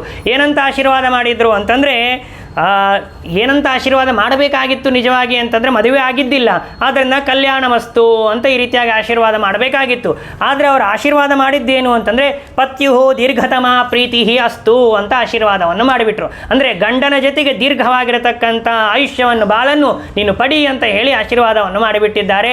ಈ ಆಶೀರ್ವಾದವನ್ನು ನೋಡಿ ಹಿಮವಂತರಾಜನಿಗೆ ಆಶ್ಚರ್ಯವಾಗ್ತಾ ಇದ್ದೆ, ಇನ್ನು ಮದುವೆನೇ ಆಗಿಲ್ಲ, ನೀವೇನು ಆಶೀರ್ವಾದ ಮಾಡ್ತಾ ಇದ್ದೀರಿ ಅಂತಂದರೆ ಮದುವೆ ಆಗೋದು ಫಿಕ್ಸ್. ಆದ್ದರಿಂದಾಗಿ ಆ ಒಂದು ಅಭಿಪ್ರಾಯದಿಂದ ನಾವು ಈ ಆಶೀರ್ವಾದವನ್ನು ಮಾಡಿದ್ದೇವೆ. ಏಷ್ಯಂತು ನಿಶ್ಚಿತಂ ಯತ್ ಸ್ಯಾತ್ ಸ್ವರೂಪ ಅತೀತತ್ವೇನ ಭಣ್ಯತೆ ಅಂತ ಹೇಳಿ ಶಾಸ್ತ್ರದಲ್ಲಿ ಒಂದು ಮಾತು. ಅಂದರೆ ಆಗೋದು ಯಾವುದು ನಿಶ್ಚಿತವಾಗಿರ್ತದಲ್ಲ ಅದನ್ನು ಆಯಿತು ಅಂತ ಹೇಳುವಂತಹ ಪದ್ಧತಿ. ಯಾಕೆ ಅಂತಂದರೆ ಮನೆಯಲ್ಲಿ ಒಗ್ಗರಣೆ ಹಾಕಿರ್ತಾರೆ, ಮನೆಗೆ ಯಾರೋ ಕೂತಿರ್ತಾರೆ, ದೋಸೆ ಹಾಕು ಅಂತ ಕೇಳ್ತಾರೆ, ಕೇಳಿದ ತಕ್ಷಣ ಆಯ್ತು ರೀ ಬಂದೆ ಅಂತ, ಇನ್ನೂ ದೋಸೆ ಆಗಿರೋದೇ ಇಲ್ಲ, ಹಂಚಿಟ್ಟಿರ್ತಾರೆ, ಆಯಿತು ಅಂತ ನಾವು ಅಂತೀವೋ ಇಲ್ಲೋ. ಹಾಗೆ ಆಯಿತು ಅಂತ ಯಾವಾಗ ಕರಿತೀವಿ ಅಂತಂದರೆ ಇನ್ನೇನು ತತ್ಕ್ಷಣದಲ್ಲಿ ಅದು ಆಗೋದಿದೆ ಅಂತ ಅಭಿಪ್ರಾಯದಿಂದ ಹಾಗೆ ಕರೆಯುವಂತಹ ಸಂಪ್ರದಾಯ ಇದೆ. ಆದ್ದರಿಂದ ಅವರೆಲ್ಲ ಆಶೀರ್ವಾದವನ್ನು ಮಾಡಿದ್ದಾರೆ. ಈ ಕಡೆಗೆ ರುದ್ರದೇವರು ಕೂಡ ವಿವಾಹವನ್ನು ಮಾಡಿಕೊಳ್ಳುವುದಕ್ಕಾಗಿ ಸಿದ್ಧನಾಗಿದ್ದಾನೆ. ಆದರೆ ಹಿಮವಂತರಾಜನ ಒಂದು ಐಶ್ವರ್ಯವನ್ನು, ವೈಭವವನ್ನು ನೋಡಿ ಯಾವ ರೀತಿಯಾಗಿ ಶ್ರೀನಿವಾಸ ದೇವರು ರುದ್ರದೇವರನ್ನು ಎಲ್ಲರನ್ನೂ ಕೂಡ ಕರೆದು ಸಭೆಯನ್ನು ಮಾಡಿ, ನಾನು ಹೇಗೆ ವಿವಾಹ ಮಾಡಿಕೊಳ್ಳಿ, ಯಾಕೆ ನನಗೆ ಬಂಧು ಜನರೇ ಇಲ್ಲ, ನಾನು ಒಬ್ಬಂಟಿಗನಾಗಿದ್ದೇನೆ, ಅವನು ಆಕಾಶರಾಜ ಶ್ರೀಮಂತನಾಗಿದ್ದಾನೆ, ಹೇಗೆ ವಿವಾಹ ಮಾಡಿಕೊಳ್ಳಿ ಅಂತ ಹೇಳ್ತಾರಲ್ಲ, ಹಾಗೆ ಈ ಕಡೆಗೆ ರುದ್ರದೇವರು ಕೂಡ ಹೇಳ್ತಾ ಇದ್ದಾರೆ, ಯಾಕೋ ನನಗೆ ಸರಿ ಅನ್ನಿಸ್ತಾ ಇಲ್ಲ, ನಾನೇನೋ ಕಾಮುಕನಾಗಿ ಬಿಟ್ಟಿದ್ದೇನೆ, ಪ್ರೀತಿಯನ್ನು ಮಾಡಿದ್ದೇನೆ, ವಿವಾಹ ಮಾಡಿಕೊಳ್ಳಬೇಕು ಅಂತ ಅಂದುಕೊಂಡಿದ್ದೇನೆ, ಆದರೆ ನಾನು ಮಾತ್ರ ಇಂಥ ಯಾವುದೇ ರೀತಿಯಾಗಿರುವಂತಹ ಆಭರಣಗಳನ್ನು ಧಾರಣೆ ಮಾಡ್ತಾ ಇಲ್ಲ, ಇಂಥ ಒಂದು ರೂಪವನ್ನು ನಾನು ಧಾರಣೆ ಮಾಡಿದ್ದೇನೆ, ನನಗೆ ಯಾರಾದರೂ ಹುಡುಗಿಯನ್ನು ಕೊಡ್ತಾರಾ, ಹೇಗೆ ವಿವಾಹವಾಗಲಿ ಅಂತೆಲ್ಲ ಚಿಂತನೆ ಮಾಡ್ತಾ ಇರುವಾಗ ಇಂದ್ರಾದಿ ಎಲ್ಲ ದೇವತೆಗಳು ಬಂದರು. ಏನಾದರೂ ಮಾಡಿ ಇವನು ವಿವಾಹ ಮಾಡಿಕೊಳ್ಳಲಿಲ್ಲ ಅಂತಂದರೆ ನಮ್ಮ ಬ್ಯಾಳಿ ಬೇಯೋದಿಲ್ಲ, ನಮ್ಮ ಬೇಳಿ ಬೇಯಬೇಕು ಅಂತಂದರೆ ವಿವಾಹ ಆಗಬೇಕು. ಆದ್ದರಿಂದ ಇಂದ್ರಾದಿ ಎಲ್ಲ ದೇವತೆಗಳು ಬರ್ತಾರೆ, ಬಂದು ನೀನು ಏನು ವಿಚಾರ ಮಾಡಬೇಡ, ನಿಂಗೆ ನಾವು ಚೆನ್ನಾಗಿ ಅಲಂಕಾರ ಮಾಡಿಬಿಡ್ತೀವಿ, ನಿಮ್ಮ ಹಿಂದೆ ನಾವಿದ್ದೀವಿ ಅಂತ ಹೇಳಿದರು. ರುದ್ರದೇವರಂತಾರೆ, ನಾನು ವೈರಾಗ್ಯಾಧಿಪತಿ, ನಾವು ಅಲಂಕಾರನೇ ಮಾಡ್ಕೊಂಗಿಲ್ಲ ಅಂತ ಕೂತ್ಬಿಟ್ರು. ಆಗ ಎಲ್ಲ ದೇವತೆಗಳು ಮೀಟಿಂಗ್ ಮಾಡಿದರು. ಮೀಟಿಂಗ್ ಮಾಡಿ ಅಂತಾರೆ, ಸರಿ ಒಂದು ಐಡಿಯಾ ಮಾಡೋಣ, ನೀನು ಅಲಂಕಾರ ಮಾಡ್ಕೋಬೇಡ, ನೀನೇನು ಹಾಕ್ಕೊಂಡಿದ್ದೆಲ್ಲ ಆ ಆಭರಣಗಳಿಗೆ ನಾವು ಅಲಂಕಾರ ಮಾಡ್ತೀವಿ, ನೀನು ಚಂದ್ರನನ್ನು ಧಾರಣೆ ಮಾಡಿದ್ದೆಯಲ್ಲ ಚಂದ್ರನಿಗೆ ನಾವು ಅಲಂಕಾರ ಮಾಡ್ತೀವಿ, ನೀ ಹಾವನ್ನು ಹುಟ್ಟಿದ್ದೀಯಲ್ಲ ಹಾವನ್ನು ಕಟ್ಟಿಕೊಂಡಿದ್ದೆಲ್ಲ ಹಾವಿಗೆ ಅರಿಶಿನ ಕುಂಕುಮ ಇರಿಸ್ಬಿಡ್ತೀವಿ, ತಗೋ. ಆ ಒಂದು ಗಜಚರ್ಮವನ್ನು ಧಾರಣೆ ಮಾಡಿದ್ದೆಯಲ್ಲ ಅದಕ್ಕೆ ಚೆಂದಾಗಿ ನಾವು ಅಲಂಕಾರ ಮಾಡ್ತೀವಿ. ಅಂದರೆ ನಿನಗೆ ನಾವು ಅಲಂಕಾರ ಮಾಡ್ತೀವಿ ಅಂದರೆ ನೀನು ಒಪ್ಪಿಕೊಳ್ಳೋದಿಲ್ಲ, ನಿನ್ನ ಆಭರಣಗಳಿಗೆ ನಿನ್ನ ಆಯುಧಗಳಿಗೆ ನಾವು ಅಲಂಕಾರ ಮಾಡ್ತೀವಿ ಅಂತಂದರೆ ಒಪ್ಪಿಕೊಳ್ಳಬೇಕು, ಆದ್ದರಿಂದ ಅಲಂಕಾರ ಮಾಡ್ತೀವಿ ಅಂತ ಹೇಳಿದ್ರು. ಚೆನ್ನಾಗಿ ಅಲಂಕಾರ ಮಾಡಿದರು. ಈ ರೀತಿಯಾಗಿ ಅವರಿಬ್ಬರ ವಿವಾಹ ನಡೀಬೇಕು ಅಂಥೇಳಿ ಸಂಕಲ್ಪವನ್ನು ಮಾಡಿದ್ದಾರೆ. ಎಲ್ಲರೂ ಬಂದಿದ್ದಾರೆ, ಪಾಣಿಗ್ರಹವನ್ನು ಮಾಡಿದ್ದಾರೆ. ವಿವಾಹ ಅಂತನ್ನೋದು ಕೂಡ ಜೋರಾಗಿ ನಡೀತಾ ಇದೆ. ಮಧ್ಯದಲ್ಲಿ ಅಂತಃಪಟವನ್ನು ಹಿಡಿದಿದ್ದಾರೆ. ಅಂದರೆ ಪಾರ್ವತಿಯನ್ನು ನೋಡಬೇಕು ಅಂತನೋ ಆಸೆ ರುದ್ರದೇವರನ್ನು ನೋಡಬೇಕು ಅಂತ ಆಸೆ. ಅಂದರೆ ವಿವಾಹಕ್ಕಿಂತಲೂ ಮೊದಲಿಗೆ ನೋಡಬೇಕಂತ ಆಸೆ. ಆದರೆ ಯಾವ ಪುರೋಹಿತರು ಬಿಡ್ತಾನೆ ಇಲ್ಲ, ಈಗಿನ ಕಾಲದಲ್ಲಿ ಬಿಡೋದೇನೇ ಇಲ್ಲ, ಪ್ರೀ ವೆಡ್ಡಿಂಗ್ ಶೂಟ್ ಅಂತೆಲ್ಲ ಮಾಡಿಬಿಡ್ತಾರೆ. ಅದರ ಒಬ್ಬರನ್ನೊಬ್ಬರು ನೋಡ್ಕೊಂಡೇ ಬಿಟ್ಟಿರ್ತಾರೆ, ಎಲ್ಲ ಮುಗಿದೋಗಿರ್ತಾರೆ, ಬರೀ ಶಾಸ್ತ್ರಕ್ಕಷ್ಟೇ ನಾವು ಮದುವೆ ಮಾಡೋದಷ್ಟೇ ಅಂತ ಆಗಿರ್ತದೆ. ಆ ಸಂದರ್ಭದಲ್ಲಿ ಮಾತ್ರ ಪುರೋಹಿತರು ಹೇಳಿದರು, ಯಾವ ಸಂದರ್ಭದಲ್ಲೂ ನೀನು ನೋಡುವಂತೆ ಇಲ್ಲ, ವಿವಾಹದ ಮುಹೂರ್ತವನ್ನು ನಾವು ಏನೇ ನಿಶ್ಚಯ ಮಾಡಿದ್ದೇವೆ, ಅಂತಃಪಟವನ್ನು ಇಡ್ತೇವೆ, ಆ ಅಂತಃಪಟವನ್ನು ತೆಗಿತೀವಿ, ಆಗಲೇ ನೀನು ನೋಡತಕ್ಕದ್ದು ಅಂತ ಹೇಳಿದ್ದಾರೆ. ಅಂತಃಪಟವನ್ನು ಹಿಡಿದಿದ್ದಾರೆ, ಮಂಗಳಾಷ್ಟಕಗಳನ್ನು ಹೇಳಿದ್ದಾರೆ, ಶುಭ ಆಶೀರ್ವಾದಗಳನ್ನು ಹೇಳಿದ್ದಾರೆ, ಅಂತಃಪಟವನ್ನು ತೆಗೆದಿದ್ದಾರೆ, ಜೀರಿಗೆ ಬೆಲ್ಲವನ್ನು ಇಟ್ಟಿದ್ದಾರೆ, ಮುಖವನ್ನು ನೋಡಿದ್ದಾರೆ. ಮುಖ ನೋಡೋದೇನ್ರಿ, ಆಗಲೇ ಪಾರ್ವತಿ ದೇವಿಯನ್ನು ರುದ್ರದೇವರು ಹಾಗೆ ನೋಡಿದ್ದಾರಲ್ಲ ಅಂತಂದರೆ ಹಾಗೆಲ್ಲ ನೋಡಿದರೆ ನಡೆಯೋದಿಲ್ಲ. ಶುಭ ಮುಹೂರ್ತದಲ್ಲಿ ನಿಜವಾಗಿ ಮುಖವನ್ನು ನಾವು ಏನು ನೋಡುತ್ತೇವೆ ಅದೇ ನಿಜವಾಗಿರತಕ್ಕಂಥ ನೋಡುವಂಥದ್ದು. ಈಗ ಜೀರಿಗೆ ಬೆಲ್ಲ ಇಡೋದು ಅಂತ ಹೇಳ್ತಾರಲ್ಲ, ಆ ಜೀರಿಗೆ ಬೆಲ್ಲ ಇಡೋದಂತನ್ನೋದರ ಅಂತರ್ಯ ಏನು ಅಂತಂದರೆ, ಅಂತಹ ಒಂದು ಶುಭ ಮುಹೂರ್ತದಲ್ಲಿ ವಧು ವರನ ಮುಖವನ್ನು ನೋಡಬೇಕು, ವರ ವಧುವಿನ ಮುಖವನ್ನು ನೋಡಬೇಕು. ಅದೇ ನಿಜವಾಗಿ ಅಂತಃಪಟವನ್ನು ಹಿಡಿಯೋದು, ಜೀರಿಗೆ ಬೆಲ್ಲವನ್ನು ಆಗಲೇ ನಿಜವಾಗಿ ವಿವಾಹವಾದ ಹಾಗೆ. ಇನ್ನು ಪಾಣಿಗ್ರಹಣವನ್ನು ಮಾಡಿದ ಅಂತಂದರೆ ಇನ್ನು ಪೂರ್ತಿ ವಿವಾಹವಾಯಿತು, ಸಪ್ತಪದಿ ಆಯಿತು ಅಂತಂದರೆ ವಿವಾಹವಾಯಿತು ಅಂತ ಕರೀತಾರೆ. ಈ ರೀತಿಯಾಗಿ ಎಲ್ಲವೂ ಕೂಡ ಸಾಂಗವಾಗಿ ವಿವಾಹ ಅಂತ ಅನ್ನೋದು ನಡೀತೇನೆ. ನಿಜವಾಗಿ ನಾವು ಪುರಾಣವನ್ನು ನೋಡಿದಾಗ ಅಲ್ಲೆಲ್ಲೂ ಕೂಡ ಮಾಂಗಲ್ಯ ಬಂಧನವನ್ನು ಮಾಡಿದರು ಅಂತ ಅನ್ನೋ ಕಥೆ ಬರಲೇ ಇಲ್ಲ. ಮಾಂಗಲ್ಯ ಬಂಧನ ಬಂದದ್ದು ಶ್ರೀನಿವಾಸ ಕಲ್ಯಾಣದಲ್ಲೇ. ಅದಕ್ಕಿಂತಲೂ ಮೊದಲನೇ ಎಷ್ಟು ವಿವಾಹಗಳ ಕಥೆಗಳನ್ನು ನಾವು ನೋಡಿದರೂ ಕೂಡ ಎಲ್ಲೂ ಮಾಂಗಲ್ಯ ಬಂಧನದ ಕಥೆ ಇಲ್ಲ, ವೇದದಲ್ಲೂ ಕೂಡ ಇಲ್ಲ ಅಂತ ಹೇಳ್ತಾರೆ. ಯಾಕೆಂದರೆ ಸಪ್ತಪದಿಯನ್ನು ಹಾಕಿದ್ರು, ಪಾಣಿಗ್ರಹಣವನ್ನು ಮಾಡಿದ್ರು ಅಂತಂದರೆ ಇದರಿಂದಲೇ ವಿವಾಹವಾಯಿತು. ಆಮೇಲೆ ಅದು ಆಭರಣ ರೂಪವಾಗಿ ಮಾಂಗಲ್ಯ ಬಂತು ಅಂತ ಹೇಳ್ತಾರೆ. ಈ ರೀತಿಯಾಗಿ ವಿವಾಹ ಅಂತ ಅನ್ನೋದು ಸಾಂಗವಾಗಿ ನಡೆದಿದೆ. ಇನ್ನೊಂದು 10 ನಿಮಿಷ ಆದರೂ ತೊಂದರೆ ಇಲ್ಲ, ಹೇಳ್ಬೋದಲ್ಲ, ಜಾಸ್ತಿ ಆದರೂ 8 ಗಂಟೆ ಆಗೋಗಿಬಿಟ್ಟಿದೆ. ಶ್ರೋತೃಗಳು ಚೆಂದಾಗಿದ್ದಾರಾ ಮತ್ತು ಏಕಾದಶಿ, ಆದ್ದರಿಂದಾಗಿ ಪರವಾಗಿಲ್ಲ, 15 ನಿಮಿಷ ಜಾಸ್ತಿ ಆದರೂ ಕೂಡ ಹೇಳೋಣ. ಹೀಗೆ ವಿವಾಹವಾಗಿಬಿಟ್ಟಿದೆ.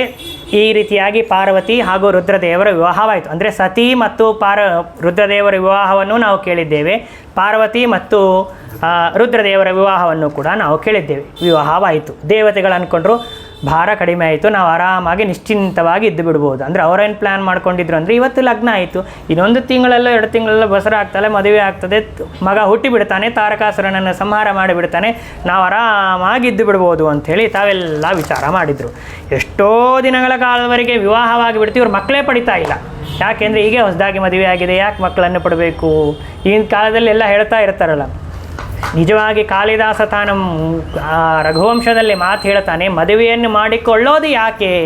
ಪ್ರಜಾಯೈ ಗೃಹಮೇಧಿನ, ಉತ್ತಮವಾಗಿರುವಂತಹ ಸಂತಾನವನ್ನು ಪಡೆಯಬೇಕು ಅಂತ ಉದ್ದೇಶದಿಂದ ಮದುವೆಯನ್ನು ಮಾಡಿಕೊಳ್ಳೋದು ಹೊರತು ನಮ್ಮ ಕಾಮವನ್ನು ಪೂರ್ಣ ಮಾಡಿಕೊಳ್ಳಬೇಕು ಅಂತ ಉದ್ದೇಶದಿಂದ ವಿವಾಹ ಮಾಡಿಕೊಳ್ಳೋದಲ್ಲ ಅಂತ ಶಾಸ್ತ್ರಗಳು ಘೋಷಣೆ ಮಾಡ್ತಾ ಇವೆ. ಹಾಗೆ ರುದ್ರದೇವರು ಪಾರ್ವತಿ ದೇವಿ ಮದುವೆ ಆಗಿಬಿಟ್ಟಿದೆ, 6 ತಿಂಗಳಾಯಿತು, ವರ್ಷ ಆಯಿತು, ಸ್ವೀಟ್ ನ್ಯೂಸ್, ಗುಡ್ ನ್ಯೂಸ್ ಬರ್ತಾನೇ ಇಲ್ಲ. ಇವರು ಇನ್ನೂ ಚಾಕಿರಿ ಮಾಡ್ತಾನೇ ಇದ್ದಾರೆ ತಾರಕಾಸುರನಿಗೆ. ಏನಪ್ಪ ಹೀಗಾಗೋಯ್ತು, ನಾವೇನೋ ಕಷ್ಟಪಟ್ಟು ವಿವಾಹ ಮಾಡಿದ್ದೇವೆ, ಆದರೆ ನಮಗೇನೇನೂ ಆಗ್ತಾ ಇಲ್ಲ ಅಂತ ವಿವಾಹ ಮಾಡಿದರು. ಆಲೋಚನೆ ಮಾಡ್ತಾ ಇರೋ ಏನಾದರೂ ಮಾಡಬೇಕು ಅಂಥೇಳಿ ಪ್ಲ್ಯಾನ್ ಮಾಡಿ ಮತ್ತೇನು ಮಾಡಿದರು ಅಂದರೆ ಅಗ್ನಿಯನ್ನು ಕರೆದ್ರು.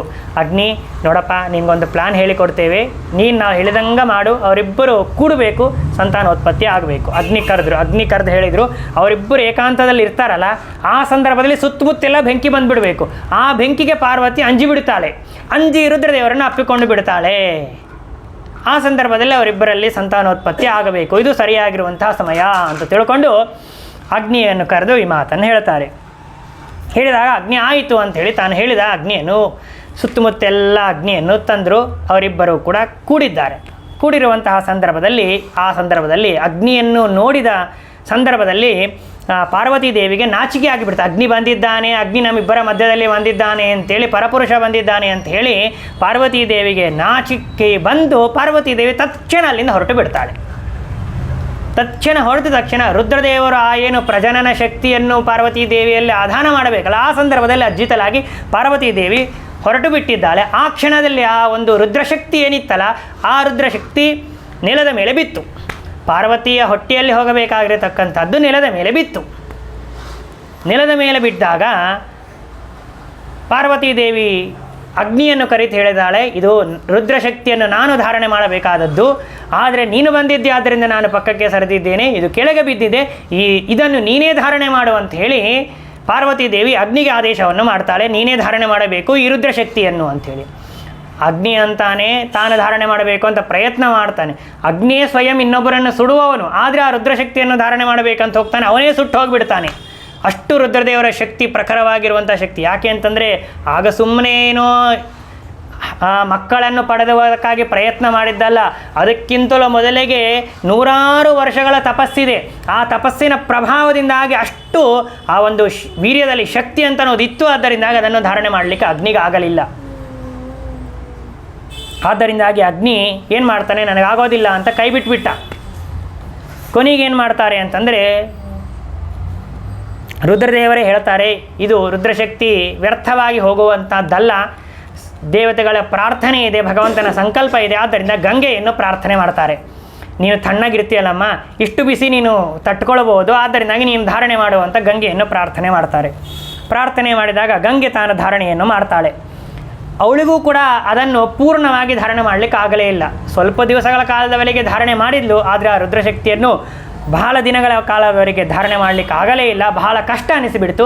ಅನಿಸಿದ ತಕ್ಷಣ ಗಂಗಾದೇವಿ ಏನು ಮಾಡಿಬಿಡ್ತಾಳೆ ಅಂತಂದರೆ ಆ ರುದ್ರಶಕ್ತಿಯನ್ನು ತನ್ನ ದಡಕ್ಕೆ ಹಾಕಿಬಿಡ್ತಾಳೆ. ಅಂದರೆ ಗಂಗಾ ತೀರದಲ್ಲಿ ಆ ರುದ್ರಶಕ್ತಿಯನ್ನು ಹಾಕಿಬಿಟ್ಲು. ಆ ತೀರದಲ್ಲಿ ಏನಾಗಿತ್ತು ಅಂತಂದರೆ ಎಲ್ಲ ದರ್ಭೆಗಳು ಬೆಳೆದಿದ್ದವು. ದರ್ಭೆಗಳಿಗೆ ಶರ ಅಂತ ಕರೀತಾರೆ. ಆ ರುದ್ರಶಕ್ತಿಯನ್ನು ಏನು ಮಾಡಿಬಿಟ್ಲು ಅಂತಂದರೆ ಆ ದಡಕ್ಕೆ ಹಾಕಿದಾಗ ಆ ದರ್ಭೆಗಳ ಹತ್ತಿರ ಆ ರುದ್ರಶಕ್ತಿ ಅಂತನ್ನೋದು ಬಿತ್ತು. ಬಿದ್ದಾಗ ಆ ಸಂದರ್ಭದಲ್ಲಿ ಆ ಗಂಗೆಯಲ್ಲಿ ಸ್ನಾನ ಮಾಡುವುದಕ್ಕಾಗಿಯೇ ಕೃತ್ತಿಕಾ ಮೊದಲಾಗಿರತಕ್ಕಂಥ 6 ಜನ ಮಾತೆಯರು, ಕೃತ್ತಿಕಾದಿ ಷಣ್ಮಾತರು, 6 ಜನ ಮಾತೃಗಳು ಅಂತ ಕರೀತಾರಲ್ಲ, ಅವರು 6 ಜನ ಬರ್ತಾರೆ, ಸ್ನಾನಕ್ಕಾಗಿ ಬಂದಿರ್ತಾರೆ. ಸ್ನಾನಕ್ಕಾಗಿ ಬಂದಾಗ ಈ ಒಂದು ದೃಶ್ಯವನ್ನು ನೋಡ್ತಾರೆ. ಆ ತತ್ಕ್ಷಣದಲ್ಲಿ ಅಲ್ಲಿ ಒಂದು ಕೂಸು ಹುಟ್ಟಿಬಿಡುತ್ತದೆ. ಆ ಶರಗಳಲ್ಲೇ, ಆ ದರ್ಭೆಗಳಲ್ಲೇ ಒಂದು ಕೂಸು ಹುಡುತ್ತದೆ. ಆದ್ದರಿಂದಾಗಿ ಅವನಿಗೆ ಒಂದು ಹೆಸರಿಟ್ಟುಬಿಟ್ರು. ಏನು ಅಂತಂದರೆ ಶರವಣ ಅಂತ ಹೆಸರಿಟ್ಬಿಟ್ರು. ಇವತ್ತಿನ ತಮಿಳುನಾಡುಗಳಲ್ಲಿ ನಾವು ಹೋದಾಗ ಎಲ್ಲ ಹೋಟೆಲ್ಗಳಿಗೆ ಹೆಸರಲ್ಲಿ ಇಟ್ಟುಬಿಟ್ಟಿರ್ತಾರೆ. ಏನಂತ ಹೆಸರಿಟ್ಟಿರ್ತಾರೆ? ಶರವಣ ಭವನ, ಶರವಣ ಸ್ಟೋರ್ಸ್ ಅಂತ. ಶರವಣ ಅಂದರೆ ಸ್ಕಂದ, ಅವನ ಹೆಸರು. ಶರ ಅಂತಂದರೆ ದರ್ಭೆಗಳು, ಆ ದರ್ಭೆಗಳ ವನ, ಆ ಒಂದು ದರ್ಭೆಗಳ ಗುಂಪಿನಲ್ಲಿ ಇವನು ಹುಟ್ಟಿದ್ದಾನೆ. ಆದ್ದರಿಂದ ಇವನಿಗೆ ಶರವಣ ಅಂತ ಹೆಸರು ಬಂತು. ಹುಟ್ಟಿದ್ದಾನೆ. ಹುಟ್ಟಿದ ಕೂಸು ಏನು ಮಾಡ್ತದೆ? ಅಳ್ತಾ ಇರ್ತದೆ, ಹಾಲು ಬೇಕು ಅಂತ ಅಳ್ತಾ ಇರ್ತದೆ. ಯಾರು ನೋಡ್ತಾರೆ? ಸುತ್ತಮುತ್ತ ಯಾರು ಕಾಣಿಸೋದೇ ಇಲ್ಲ. ಆದ್ದರಿಂದ ಸ್ನಾನಕ್ಕೆ ಬಂದಿರುವಂತಹ ಈ ಕೃತ್ತಿಕಾ ಮೊದಲಾಗಿರ್ತಕ್ಕಂಥ 6 ಜನರು ಏನು ಮಾಡಿಬಿಡ್ತಾರೆ ಅಂತಂದರೆ ತಾವು ಹಾಲನ್ನು ಕೊಡುವುದಕ್ಕಾಗಿ ಹೋಗ್ತಾರೆ. ಆ ರುದ್ರಶಕ್ತಿ ತಾನು ವಿಚಾರ ಮಾಡ್ತದೆ, ಹುಟ್ಟಿದ ಕೂಸು ವಿಚಾರ ಮಾಡ್ತದೆ, ಇವರು 6 ಜನ ಬಂದಿದ್ದಾರೆ, ನಾನು ಹೇಗೆ ಸ್ತನಪಾನವನ್ನು ಮಾಡಲಿ, ನನಗಿದೆ ಒಂದೇ ಮುಖ ಇದೆ ಅಂತ ತಿಳ್ಕೊಂಡು ತಾನೂ 6 ಮುಖಗಳನ್ನು ಸ್ವೀಕಾರ ಮಾಡಿಬಿಡ್ತದೆ. 6 ಮುಖಗಳನ್ನು ಸ್ವೀಕಾರ ಮಾಡಿ 6 ಜನರ ತಾಯಿಯಂದರ ಸ್ತನಪಾನವನ್ನು ಮಾಡಿತು. ತತ್ಕ್ಷಣ ಅವನಿಗೆ ಒಂದು ಹೆಸರು ಬಂದುಬಿಡ್ತು, ಷಣ್ಮುಖ, ಷಡಾನನ ಎಂಬುದಾಗಿ ಹೆಸರು ಬಂತು. ಸ್ಕಂದ ಅಂತ ಹೆಸರು ಯಾಕೆ ಬಂತು ಅವನಿಗೆ ಅಂತಂದರೆ, ರುದ್ರದೇವರ ಶರೀರದಿಂದ ಬಿದ್ದ, ಆದ್ದರಿಂದ ಸ್ಕಂದ ಅಂದರೆ ಬಿದ್ದದ್ದು ಅಂತ ಅರ್ಥ. ರುದ್ರದೇವರ ಶರೀರದಿಂದ ಅವನು ಬಿದ್ದಿದ್ದಾನೆ, ಆದ್ದರಿಂದಾಗಿ ಜಾರಿ ಬಿದ್ದದ್ದು ಅಂತನೋ ಅರ್ಥದಲ್ಲಿ ಸ್ಕಂದ ಅಂತನೋ ಹೆಸರು ಬಂದಿದೆ ಅಂತ ನಾವು ತಿಳಿಯಬೇಕು. ಕೃತ್ತಿಕಾದಿ 6 ಜನರು ತಾಯಂದ್ರೆ ಏನಿದ್ದಾರೆ ಇವರಿಗೆ ಹಾಲನ್ನು ಕೊಟ್ಟು ಲಾಲನೆ ಮಾಡಿದ್ದಾರೆ, ಪೋಷಣೆ ಮಾಡಿದ್ದಾರೆ, ಆದ್ದರಿಂದಾಗಿ ಅವನಿಗೆ ಕಾರ್ತಿಕೇಯ ಅಂತ ನಾವು ಹೆಸರು ಕೂಡ ಬಂತು ಅಂತ ನಾವು ಅದನ್ನು ಈ ಸಂದರ್ಭದಲ್ಲಿ ತಿಳಿಯಬೇಕು. ಅದರ ಜೊತೆಯಲ್ಲಿ ಅಗ್ನಿಯು ಕೂಡ ಧಾರಣೆ ಮಾಡಿದ್ದ, ಆದ್ದರಿಂದಾಗಿ ಅಗ್ನಿಭೂಹು ಅಂತೂ ಅಮರಕೋಶದಲ್ಲಿ ಕರೆದಿದ್ದಾರೆ. ಗಂಗಾದೇವಿಯು ಕೂಡ ಧಾರಣೆ ಮಾಡಿದ್ದಾಳೆ, ಆದ್ದರಿಂದಾಗಿ ಆಮೇಲೆ ಗಂಗಾಜ ಅಂತ ಹೇಳಿ ಈ ರೀತಿಯಾಗಿ ಆ ಷಣ್ಮುಖನನ್ನು ರುದ್ರದೇವರನ್ನು ಕೂಡ ಸ್ಕಂದನನ್ನು ಕರೆದಿದ್ದಾರೆ.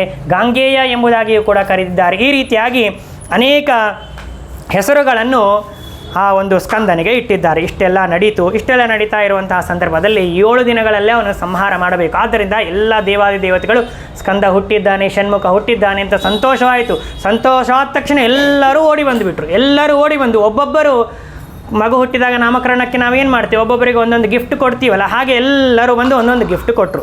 ಒಬ್ಬರು ಬಂದರು, ಏನು ಕೊಟ್ಟರು ಅಂತಂದರೆ 2 ಕೋಳಿಯನ್ನು ಕೊಟ್ಟರು. ಸ್ಕಂದನ ಹತ್ರ ನಾವು ನೋಡಿದಾಗ ಕೋಳಿಯನ್ನು ಇಟ್ಟುಕೊಂಡಿರ್ತಾನೆ, ಅದರಿಂದಾಗಿ 2 ಕೋಳಿಗಳನ್ನು ಸ್ಕಂದನಿಗೆ ಕೊಟ್ಟರು ಅಂತ ನಾವು ಕೇಳ್ತೇವೆ. ಆಮೇಲೆ ಇನ್ನೊಬ್ಬರು ಬಂದರು, ಮಯೂರವನ್ನು, ಮಗು ಆಡಬೇಕು, ಕೂಸು ಆಡಬೇಕು ಅಂತ ಹೇಳಿ ಮಯೂರವನ್ನು ಅಂತಂದರೆ ಏನಂತ ಕರೀತಾರೆ, ನೆಮಲಿ, ಪಿಕಾಕ್ ಕನ್ನಡದಲ್ಲಿ ಏನಂತಾರದಕ್ಕೆ ನವಿಲನ್ನು ಅದನ್ನು ಕೊಟ್ಟಿದ್ದಾರೆ. ಆಮೇಲೆ ಇನ್ನೊಬ್ಬರು ಬಂದು ಶಕ್ತಿಯನ್ನು, ಆಯುಧವನ್ನು ಕೊಟ್ಟಿದ್ದಾರೆ.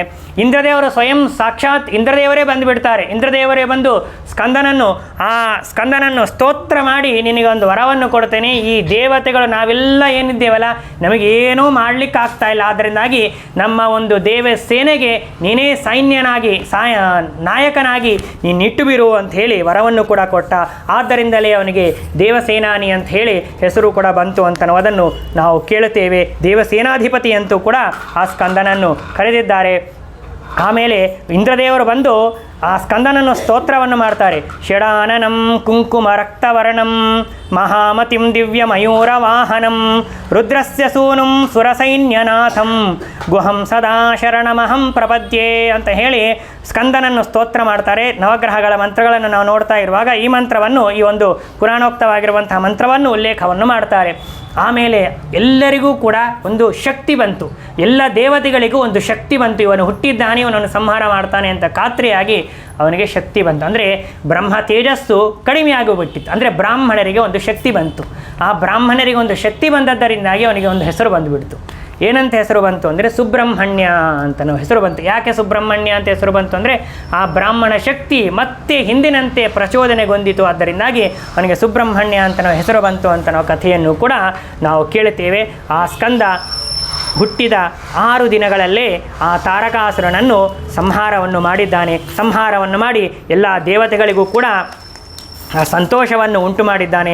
ದೇವತೆಗಳು ಸ್ಕಂದನನ್ನು ಸ್ತೋತ್ರವನ್ನು ಮಾಡಿ ತಮ್ಮ ತಮ್ಮ ಸ್ಥಾನಗಳನ್ನು ತಾನು ಪಡೆದಿದ್ದಾನೆ. ಈ ಒಂದು ಮಂಗಳಕರವಾಗಿರತಕ್ಕಂಥ ಕಥೆಯೊಂದಿಗೆ ಈ ಒಂದು ಪುರಾಣವನ್ನು ಮುಗಿಸೋಣ. ಅದರ ಜೊತೆಯಲ್ಲಿ ರುದ್ರದೇವರನ್ನು ಕುರಿತು ಕೆಲವು ಮಾತುಗಳನ್ನು ಸಂಗ್ರಹವನ್ನು ಮಾಡಿದ ಮಾತುಗಳನ್ನು ಹೇಳುತ್ತೇನೆ. ರುದ್ರದೇವರು ನಮಗೆ ಭಕ್ತಿ ಬರಬೇಕು ಅಂತಂದರೆ ರುದ್ರದೇವರನ್ನು ವಿಶೇಷವಾಗಿ ಪ್ರಾರ್ಥನೆ ಮಾಡಬೇಕು. ಯಾಕೆ ಅಂತಂದರೆ ತೈಲೆಧಾರಿಯಂತೆ ಮನಸ್ಸು ಕೊಡು ಹರಿಯಲ್ಲಿ ಅಂತ ಪ್ರಾರ್ಥನೆ ಮಾಡ್ತಾರೆ. ಅದರಿಂದಾಗಿ ಭಕ್ತಿ ನಿಶ್ಚಲವಾಗಿ ನಿರಂತರವಾಗಿ, ಏನೋ ಈ ಕ್ಷಣ ದೇವರನ್ನು ನೆನೆಸಿದ್ದೇವೆ, ಭಕ್ತಿ ಹೋಯಿತು, ಮತ್ತೆ ಕಷ್ಟ ಬಂದಾಗ ದೇವರನ್ನು ನೆನೆಸ್ತೇವೆ, ಅದು ಉಪಯೋಗ ಇಲ್ಲ. ಆದ್ದರಿಂದ ತೈಲಧಾರೆ, ಎಣ್ಣೆಯನ್ನು ಬಿಟ್ಟಾಗ ನೀರಿನಂತೆ ಭಕ್ತಿ ಬರಬಾರ್ದು, ಕಟ್ಕಟ್ಟಾಗಬಾರ್ದು. ಎಣ್ಣೆಯನ್ನು ಹಾಕಿದಾಗ ಮೇಲಿಂದ ಕೆಳಗಡೆಗೆ ಏಕಾಧಾರವಾಗಿ ಬೀಳ್ತಾ ಇರ್ತದೆ. ಅದರಿಂದಾಗಿ ಭಕ್ತಿ ಅಲ್ಲ, ಭಕ್ತಿಯ ಸ್ಥೈರ್ಯಕ್ಕಾಗಿ ರುದ್ರದೇವರನ್ನು ಸ್ಮರಣೆ ಮಾಡಬೇಕು, ರುದ್ರದೇವರ ಸ್ತೋತ್ರ ಮಾಡಬೇಕು ಅಂತ ದಾಸರು ಹೇಳಿಕೊಡ್ತಾರೆ. ಆಮೇಲೆ ಈಶಾನ ಸರ್ವವಿದ್ಯಾನಾಂ ಅಂತ ಹೇಳಿ ರುದ್ರದೇವರನ್ನು ವೇದದಲ್ಲಿ ಸ್ತೋತ್ರ ಮಾಡ್ತಾರೆ. ಎಲ್ಲ ವಿದ್ಯೆಗಳು ಚೆನ್ನಾಗಿ ಬರಬೇಕು. ನಮ್ಮ ಮಕ್ಕಳು ಚೆನ್ನಾಗಿ ಓದ್ತಾ ಇಲ್ಲ ಅಥವಾ ಓದಿದ ವಿದ್ಯೆ ಸರಿಯಾಗಿ ಹತ್ತುತ್ತಾ ಇಲ್ಲ ಅಂತಂದರೆ ರುದ್ರದೇವರನ್ನು ಸ್ತೋತ್ರ ಮಾಡಬೇಕು, ಪ್ರಾರ್ಥನೆ ಮಾಡಬೇಕು ಅಂತ ಹೇಳ್ತಾರೆ. ಎಲ್ಲ ವಿದ್ಯೆಗಳಿಗೂ ಕೂಡ ಅಧಿಪತಿಗಳು ಅಂತ ಹೇಳ್ತಾರೆ. ಆಮೇಲೆ ರುದ್ರಸ್ತು ಮನನಸ್ಯಾತ್ ಅಂತೇಳಿ ಭಾಷ್ಯದಲ್ಲಿ ಶ್ರೀಮದಾಚಾರ್ಯರು ತಿಳಿಸಿಕೊಡ್ತಾರೆ. ಅಂದರೆ ಓದಿದ ತತ್ವ ನಾವು ಚೆನ್ನಾಗಿ ಮನಸ್ಸಿನಲ್ಲಿ ಉಳಿಬೇಕು. ಇವತ್ತೇನೋ ಕಥೆ ಕೇಳಿದ್ವಿ, ತತ್ವವನ್ನು ತಿಳಿದಿವಿ, ಆಮೇಲೆ ಆ ಕಡೆಗೆ ಹೋದ ಮೇಲೆ ಮರ್ತು ಹೋಗಿಬಿಟ್ಟಿವಿ ಅಂತಂದರೆ ನಡೆಯೋದಿಲ್ಲ. ಆದ್ದರಿಂದಾಗಿ ಮನನಕ್ಕೆ ವಿಶೇಷವಾಗಿ ಅಭಿಮಾನಿಗಳಾಗಿರತಕ್ಕಂಥವರು ರುದ್ರದೇವರಾದ್ದರಿಂದ ರುದ್ರದೇವರನ್ನು ಮನನಕ್ಕಾಗಿ ಅದಕ್ಕಾಗಿ ಸ್ಮರಣೆ ಮಾಡಬೇಕು ಅಂತ ಹೇಳ್ತಾರೆ. ಆಮೇಲೆ ಪೂಜಾದಿ ಎಲ್ಲ ಸೇವೆಯನ್ನು ನಾವು ಮಾಡಬೇಕು, ಭಗವಂತನಲ್ಲಿ ಸಲ್ಲಿಸಬೇಕು ಅಂತಂದರೆ ವಿಶೇಷವಾಗಿ ರುದ್ರದೇವರು ಕೂಡ ಆ ನಿರ್ಮಾಲ್ಯವನ್ನು ಶಿರಸ್ಸಿನ ಮೇಲೆ ಧಾರಣೆ ಮಾಡ್ತಾರೆ, ಬಂಗಾರದ ಪಾತ್ರೆಯನ್ನು ಇಟ್ಟುಕೊಂಡು ನಿಂತಿರ್ತಾರೆ. ವೈಷ್ಣವೋತ್ತಮರು, ವೈಷ್ಣವಾಗ್ರೇಸರರು ಅಂತ ಹೇಳ್ತಾರೆ. ಆದ್ದರಿಂದ ಪೂಜಾದಿಗಳು ನಿರ್ವಿಘ್ನವಾಗಿ ನಡೀಬೇಕು, ಮಧ್ಯದಲ್ಲಿ ಯಾವುದೇ ರೀತಿಯಾಗಿರುವಂತಹ ವಿಘ್ನ ಬರಬಾರದು ಅಂತಂದರೂ ರುದ್ರದೇವರನ್ನು ಸ್ಮರಣೆ ಮಾಡಬೇಕು. ವೈರಾಗ್ಯ ನಮಗೆ ಚೆನ್ನಾಗಿ ಬರಬೇಕು, ವೈರಾಗ್ಯ ಮೂಡಬೇಕು ಅಂತಂದರೆ ವೈರಾಗ್ಯಾಧಿಪತಿಗಳಾಗಿದ್ದಾರೆ. ಆದ್ದರಿಂದಾಗಿ ರುದ್ರದೇವರನ್ನು ವೈರಾಗ್ಯಕ್ಕಾಗೂ ಕೂಡ ಸ್ಮರಣವನ್ನು ಮಾಡಬೇಕು. ಮನೋನಿಗ್ರಹ ಬರಬೇಕು ಅಂತಂದರೆ ಮನಸ್ಸಿಗೆ ಅಧಿಪತಿಗಳಾಗಿದ್ದಾರೆ. ಆದ್ದರಿಂದಾಗಿ ಮನೋನಿಗ್ರಹಕ್ಕಾಗಿ ರುದ್ರದೇವರನ್ನು ಸ್ಮರಣೆ ಮಾಡಬೇಕು. ರುದ್ರದೇವರನ್ನು ಶಂಭು ಅಂತ ಕರೆದಿದ್ದಾರೆ, ಶಂಕರ ಅಂತ ಕರೆದಿದ್ದಾರೆ. ನಮಗೆ ಯಾವುದೇ ರೀತಿಯಾಗಿರುವಂತಹ ಸುಖ ಬರಬೇಕು, ಅದು ದಾಂಪತ್ಯದ ಸುಖ ಇರಬಹುದು ಅಥವಾ ಶಾಸ್ತ್ರದಲ್ಲಿ ಅಧ್ಯಯನವನ್ನು ಮಾಡ್ತಾ ಇರುವಂತಹ ಸಂದರ್ಭದಲ್ಲಿ ಆ ವಾಕ್ಯಾರ್ಥ ನಮಗೆ ಆಗಿ ಅದರಿಂದ ನಮಗೆ ಸುಖ ಬರಬೇಕಂತಂದಾಗಲೂ ಕೂಡ ರುದ್ರದೇವರನ್ನು ವಿಶೇಷವಾಗಿ ಸ್ಮರಣೆ ಮಾಡಬೇಕು ಅಂತ ಹೇಳ್ತಾರೆ. ತ್ರ್ಯಂಬಕಂ ಯಜಾಮಹೇ ಸುಗಂಧಿಂ ಪುಷ್ಟಿವರ್ಧನಂ ಅಂತ ನಾವು ಮಂತ್ರದಲ್ಲಿ ನಮಗೆ ಯಾವುದೇ ರೀತಿಯಾಗಿರುವಂತಹ ಮರಣ ಬಂದಿತ್ತು ಅಂತಂದರೆ ಆ ಮರಣವನ್ನು ಪರಿಹಾರ ಮಾಡಿಕೊಳ್ಳಬೇಕು, ನಾವು ಮೃತ್ಯುಂಜಯರಾಗಬೇಕು, ದೀರ್ಘವಾಗಿರತಕ್ಕಂಥ ಆಯುಷ್ಯ ಬರಬೇಕು ಅಂತಂದರೆ ರುದ್ರದೇವರನ್ನು ಸ್ಮರಣೆ ಮಾಡಬೇಕು ಅಂತ ಹೇಳಿಕೊಡ್ತಾರೆ. ಪ್ರಾಣಾನಾಂ ಗ್ರಂಥಿರಸಿ ರುದ್ರೋಮ ವಿಶಾಂತಕಃ ಅಂತ ಹೇಳಿ ಇಂದ್ರಿಯ ಜಯ, ಮನಸ್ಸು ನಿಗ್ರಹದಲ್ಲಿ ಇರಬೇಕು ಅಂತಂದರೆ ಮೊದಲಿಗೆ ಇಂದ್ರಿಯ ಕಂಟ್ರೋಲ್ ಆಗಬೇಕಲ್ಲ, ಎಲ್ಲ ಇಂದ್ರಿಯಗಳ ಜಯ ಅಂತ ಅನ್ನೋದು ಬರಬೇಕಂತಂದರೂ ಕೂಡ ತೇಜಸ ಅಹಂಕಾರದಿಂದಲೇ ಎಲ್ಲ ಇಂದ್ರಿಯಗಳು ಕೂಡ ಹುಟ್ಟಿವೆ. ಆದ್ದರಿಂದಾಗಿ ತೇಜಸ ಅಹಂಕಾರಕ್ಕೆ ಅಭಿಮಾನಿಗಳಾಗಿರುವಂಥವರು ರುದ್ರದೇವರು. ಆದ್ದರಿಂದ ರುದ್ರದೇವರ ಸ್ಮರಣೆ ಮಾಡೋದರಿಂದಾಗಿ ಇಂದ್ರಿಯ ಜಯ ಅಂತ ಅನ್ನೋದು ಬರ್ತದೆ ಅಂತ ಹೇಳ್ತಾರೆ. ಉಮಾವೈವಾಕ್ ಸಮುದ್ದಿಷ್ಟ ಅಂತ ಹೇಳಿ ಸ್ವಯಂ ಶ್ರೀಮದಾನಂದ ತೀರ್ಥ ಭಗವತ್ಪಾದಾಚಾರ್ಯರೇ ಬ್ರಹ್ಮಸೂತ್ರ ಭಾಷ್ಯದಲ್ಲಿ ಈ ಮಂತ್ರವನ್ನು ಹೇಳಿಕೊಡ್ತಾರೆ. ಈ ಸ್ಕಂದ ಪುರಾಣದಲ್ಲಿ ಬಂದಿರುವಂತಹ ಈ ಮಾತನ್ನು ಉಲ್ಲೇಖ ಮಾಡಿ ಹೇಳ್ತಾರೆ, ದಾಂಪತ್ಯ ಜೀವನ ಚೆನ್ನಾಗಿರಬೇಕು, ಯಾವುದೇ ರೀತಿಯಾಗಿರುವಂತಹ ಜಗಳ ತೋಟಿ ಆಗಬಾರ್ದು ಅಂತಂದರೆ ರುದ್ರದೇವರ ಸ್ಮರಣೆಯನ್ನು ಮಾಡಬೇಕು ಅಂತ ಹೇಳ್ತಾರೆ. ಅಯಮ್ಮೇ ಹಸ್ತೋ ಭಗವಾನ್ ಅಯಮ್ಮೇ ಭಗವತ್ತರಹ ಅಂತ ನಾವು ಮಂತ್ರದಲ್ಲಿ ಪುಷ್ಟಿ ಬರಬೇಕು. ನಾವು ಮಂತ್ರಗಳನ್ನೇನೋ ಉಚ್ಚಾರಣೆ ಮಾಡ್ತಾ ಇರ್ತೇವೆ, ಆದರೆ ಆ ಮಂತ್ರಗಳು ಸರಿಯಾಗಿ ಫಲವನ್ನು ಕೊಡ್ತಾ ಇಲ್ಲ, ಪುಷ್ಟಿಯನ್ನು ಕೊಡ್ತಾ ಇಲ್ಲ ಅಂತಂದರೆ ಉಪಯೋಗವಿಲ್ಲ. ಅದಕ್ಕಾಗಿಯೂ ಕೂಡ ಪುಷ್ಟಿ ಬರಬೇಕು, ಪುಷ್ಟಿ ವರ್ಧನಂ ಅಂತ ಹೇಳಿದ್ದಾರೆ. ಅದಕ್ಕಾಗಿಯೂ ಕೂಡ ರುದ್ರದೇವರ ಸ್ಮರಣೆ ಮಾಡಬೇಕು ಅಂತ ಹೇಳ್ತಾರೆ. ಆಮೇಲೆ ರುದ್ರೋಯತ್ ಪೌಂಸ್ಯ ದೇವತಾ ಅಂತ ಹೇಳಿ ಶ್ರೀಮದಾಚಾರ್ಯರು ಬೃಹದಾರಣ್ಯಕ ಉಪನಿಷತ್ತಿನಲ್ಲಿ ಹೇಳ್ತಾರೆ. ಅಂದರೆ ಪುಂಸ್ತ್ವ, ಈಗ ಮದುವೆ ಆಗಿರ್ತದೆ, ಮಕ್ಕಳೇ ಆಗೋದಿಲ್ಲ, ಎಷ್ಟು ದಿನಗಳಾದರೂ ಮಕ್ಕಳಾಗೋದಿಲ್ಲ. ಯಾಕೆ ಅಂತಂದರೆ ಆ ಪುಂಸ್ತ್ವ ಏನಿರ್ತದೆ, ಆ ಪುಂಸ್ತ್ವ ಚೆನ್ನಾಗಿರಲಿಲ್ಲ ಅಂತಂದರೂ ಕೂಡ ಮಕ್ಕಳಾಗೋದಿಲ್ಲ ಅಂತ ಹೇಳ್ತಾರೆ. ಆ ಪುಂಸ್ತ್ವ ಚೆನ್ನಾಗಿರಬೇಕು, ಅದರಲ್ಲಿ ಇರಬೇಕಾಗಿರುವಂಥ ಎಲ್ಲ ಲಕ್ಷಣಗಳು ಗುಣಗಳು ಇರಬೇಕು ಅಂತಂದರೆ ರುದ್ರದೇವರ ವಿಶೇಷವಾಗಿರುವಂಥ ಆರಾಧನೆ ಮಾಡಬೇಕು. ಅದರಿಂದ ಪುಂಸ್ತ್ವ ಅಂತ ಅನ್ನೋದು ಅಭಿವೃದ್ಧಿ ಆಗ್ತದೆ, ಮಕ್ಕಳಾಗ್ತಾರೆ ಅಂತ ಹೇಳುತ್ತಾರೆ. ಸ್ವಯಂ ಇದನ್ನು ತಿಳಿಸಿಕೊಡೋದಕ್ಕಾಗಿಯೇ ಕೃಷ್ಣ ತಾನು ರುಕ್ಮಿಣಿಯಲ್ಲಿ ಮಕ್ಕಳನ್ನು ಪಡಿತಾ ಇರುವಂತಹ ಸಂದರ್ಭದಲ್ಲಿ ರುದ್ರದೇವರ ಆರಾಧನೆಯನ್ನು ಮಾಡ್ತಾನೆ. ಕೃಷ್ಣನಿಗೆ ರುದ್ರದೇವರ ಆರಾಧನೆ ಮಾಡುವಂಥ ಅವಶ್ಯಕತೆ ಇಲ್ಲ, ಆದರೂ ಜಗತ್ತಿಗೆ ತೋರಿಸಿಕೊಡಬೇಕಾಗಿದೆ. ಅಂದರೆ ಮಕ್ಕಳನ್ನು ಪಡೆಯಬೇಕು, ವಿವಾಹ ಚೆನ್ನಾಗಿ ನಡೀಬೇಕು, ಯಾವುದೇ ರೀತಿಯಾಗಿರುವಂತಹ ವೈಮನಸ್ಯ ಗಂಡ ಹೆಂಡಂದರಲ್ಲಿ ಬರಬಾರದು ಅಂತಂದರೆ ರುದ್ರದೇವರ ಆರಾಧನೆ ಮಾಡಬೇಕು ಅಂತ ಅನ್ನೋದನ್ನು ಜಗತ್ತಿಗೆ ತೋರಿಸಿಕೊಡುವುದಕ್ಕಾಗಿ ಭಗವಂತ ತಾನು ರುದ್ರದೇವರ ಆರಾಧನೆಯನ್ನು ಮಾಡಿದ, ಕೈಲಾಸಕ್ಕೆ ಹೋಗಿ ತಪಸ್ಸನ್ನು ಮಾಡಿದ, ಪ್ರದ್ಯುಮ್ನನನ್ನು ಮಗನನ್ನಾಗಿ ಪಡೆದ ಅಂತ ನಾವು ಕಥೆಯನ್ನು ನಾವು ಕೇಳುತ್ತೇವೆ. ಇವರು ಶುದ್ಧವಾಗಿರತಕ್ಕಂತಹ ವೈಷ್ಣವರು, ವೈಷ್ಣವಾಗ್ರೇಸರರು. ಎಂದೂ ಕೂಡ ಶ್ರೀಮದಾಚಾರ್ಯರು ರುದ್ರದೇವರನ್ನು ತಿರಸ್ಕಾರ ಮಾಡಲಿಲ್ಲ, ರುದ್ರದೇವರನ್ನು ನಿಂದೆ ಮಾಡಲಿಲ್ಲ, ರುದ್ರದೇವರ ಆರಾಧನೆಯನ್ನು ಮಾಡಬೇಡಿ ಅಂತ ಹೇಳಲಿಲ್ಲ. ಎಲ್ಲರ ಮನಸ್ಸಿನಲ್ಲಿ ಇರುವಂತಹದ್ದೇನು ಅಂತಂದರೆ ಹರಿ ಸರ್ವೋತ್ತಮ ವಾಯು ಜೀವೋತ್ತಮ ಅಂತ ಹೇಳ್ತೇವೆ ನಾವು. ಅವರಿಬ್ಬರನ್ನು ಮಾತ್ರ ಮೇಲೆ ಎತ್ತಿಕೊಂಡು ಕೂತಿದ್ದೇವೆ, ಎಲ್ಲ ದೇವತೆಗಳನ್ನು ತಿರಸ್ಕಾರ ಮಾಡಿಬಿಟ್ಟಿದ್ದೇವೆ. ಯಾವ ದೇವತೆಗಳಿಗೆ ಗೌರವ ಕೊಡಬೇಕೋ ಆ ಗೌರವವನ್ನು ನಾವು ಕೊಡ್ತಾನೇ ಇಲ್ಲ. ನಮ್ಮ ಸಿದ್ಧಾಂತನೇ ಅಂತಹದ್ದು ಅಂಥೇಳಿ ಸಿದ್ಧಾಂತವನ್ನು ಸರಿಯಾಗಿ ತಿಳಿಯದೇ ಇರುವಂತಹ ಜನ ಆಡುವಂತಹ ಮಾತು. ಆದರೆ ಶ್ರೀಮದಾಚಾರ್ಯರು ಎಂದೂ ಕೂಡ ಆಯಾ ದೇವತೆಗಳಿಗೆ ಸಲ್ಲಿಸಬೇಕಾಗಿರುವಂತಹ ಗೌರವವನ್ನು ಕಿಂಚಿತ್ತೂ ಅವರಿಗೆ ಕಡಿಮೆ ಆಗದೇ ಇದ್ದಂತೆ ನೋಡಿಕೊಂಡಿದ್ದಾರೆ, ಗೌರವವನ್ನು ಸಲ್ಲಿಸಿದ್ದಾರೆ.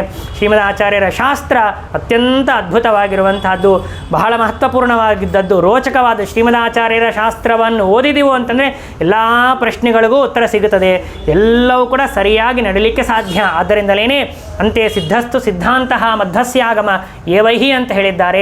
ಅಂತಹ ಶ್ರೀಮದಾಚಾರ್ಯರ ಸಿದ್ಧಾಂತದಲ್ಲಿ ನಾವು ಹುಟ್ಟಿ ಬಂದಿದ್ದೇವೆ, ಅವರ ಸಿದ್ಧಾಂತವನ್ನು ಓದ್ತಾ ಇದ್ದೇವೆ, ಪಾಠವನ್ನು ಹೇಳುವಂತಹ, ಅದನ್ನು 4 ಮಾತುಗಳನ್ನು ಹೇಳಿಕೊಡುವಂತಹ ಗುರುಗಳ ಸಾನ್ನಿಧ್ಯ ಅಂತ ಅನ್ನೋದು ನಮಗೆ ಸಿಕ್ಕಿದೆ. ಶ್ರವಣ ಮನನಾದಿಗಳನ್ನು ಯಥಾಶಕ್ತಿ ನಾವು ಮಾಡ್ತಿದ್ದೇವೆ ಅಂತಂದರೆ ನಿಜವಾಗಿ ನಾವೇ ಧನ್ಯರು, ನಾವೇ ಮೂರ್ಧನ್ಯರು ಅಂಥೇಳಿ ಈ ರೀತಿಯಾಗಿ ಚಿಂತನೆ ಮಾಡ್ತಾ ಇಂತಹ ಒಂದು ಶ್ರೀಮದಾಚಾರ್ಯರ ಕುಲದಲ್ಲಿ ಹುಟ್ಟಿ ಬರುವಂತಹ ಭಾಗ್ಯ ಜನ್ಮ ಜನ್ಮಾಂತರಕ್ಕೂ ಬರಲಿರಲಿ ಅಂತೇಳಿ ಪ್ರಾರ್ಥನೆ ಮಾಡಬೇಕು. ದೇವರ ಪ್ರತ್ಯಕ್ಷರಾದಾಗ ದೇವರಲ್ಲಿ ಪ್ರಾರ್ಥನೆ ಮಾಡಬೇಕಂತ ಒಬ್ಬ ಕವಿ ಇರ್ತಾನೆ. ಕವಿ ತಾನು ದೇವರು ಕುರಿತು ತಪಸ್ಸು ಮಾಡ್ತಾನೆ. ದೇವರನ್ನು ಕುರಿತು ತಪಸ್ಸು ಮಾಡಿದಾಗ ದೇವರು ಪ್ರತ್ಯಕ್ಷನಾಗ್ತಾನೆ. ದೇವರು ಪ್ರತ್ಯಕ್ಷನಾದಾಗ ದೇವರು ಕೇಳಿದ, ನಿನಗೆ ಯಾವ ವರ ಬೇಕು ಅಂತ ಕೇಳಿದಾಗ ದೇವರಲ್ಲಿ ಪ್ರಾರ್ಥನೆ ಮಾಡಿದ, ನನಗೆ ಈ ಎರಡರಲ್ಲಿ ಯಾವುದಾದ್ರೂ ಒಂದು ವರ ಕೊಡು ಅಂತ ಕೇಳಿದ. ಯಾವುದು ಎರಡು ವರಗಳು ಅಂತಂದರೆ, ನನಗೆ ಮೋಕ್ಷಕ್ಕೆ ಕರ್ಕೊಂಡು ಹೋಗು, ಮೋಕ್ಷಕ್ಕೆ ಕರ್ಕೊಂಡು ಹೋಗು, ಅಥವಾ ಮತ್ತೆ ನಾನು ಸಂಸಾರಕ್ಕೆ ತಿರುಗಿ ಬರಬಾರದು ಅಂತಂದರೆ ಯಾವುದನ್ನು ಅಧ್ಯಯನ ಮಾಡಬೇಕು, ಯಾವುದನ್ನು ತಿಳಿದುಕೊಳ್ಳಬೇಕಾದಿಲ್ಲ ಅದನ್ನು ತಿಳಿಯುವಂತೆ ನಾನು ಮಾಡು. ಅಂದರೆ ಮೋಕ್ಷಕ್ಕೆ ಕರ್ಕೊಂಡು ಹೋದರೂ ನಾನು ತಿರುಗಿ ಬರೋದಿಲ್ಲ, ಅಥವಾ ಯಾವ ಶಾಸ್ತ್ರವನ್ನು ನಾನು ಚೆನ್ನಾಗಿ ತಿಳಿಯೋದರಿಂದಾಗಿ ಮತ್ತೆ ನಾನು ಸಂಸಾರಕ್ಕೆ ತಿರುಗಿ ಬರೋದಿಲ್ಲ, ಅದನ್ನಾದರೂ ನೀನು ಮಾಡು, ಈ ಎರಡು ವರಗಳನ್ನೇ ನನಗೆ ಕೊಡುವಂಥ ಕವಿಗಳು ಕೇಳಿದ ಪ್ರಕಾರ ಶ್ರೀಮದಾಚಾರ್ಯರ ಸಿದ್ಧಾಂತದಲ್ಲಿ ಪರಮ ಪವಿತ್ರವಾಗಿರತಕ್ಕಂತಹ ಏಕಾದಶಿ ಪರ್ವದಿನಲ್ಲಿ ಯಥಾಶಕ್ತಿ ಯಥಾಮತಿ ರುದ್ರದೇವರ ಅದ್ಭುತವಾಗಿರುವಂತಹ ಅದ್ವಿತೀಯವಾಗಿರತಕ್ಕಂತಹ ಆಶ್ಚರ್ಯಕರವಾಗಿರುವಂತಹ ಸ್ಮರಣೆಯನ್ನು ನಾವು ಮಾಡಿದ್ದೇವೆ. ಈ ಒಂದು ಚರಿತ್ರೆಯನ್ನು, ಕಥೆಯನ್ನು ಹೇಳುವಂತಹ ಭಾಗ್ಯವನ್ನು ಗುರುಗಳು ನನಗೆ ಕರುಣಿಸಿದ್ದಾರೆ.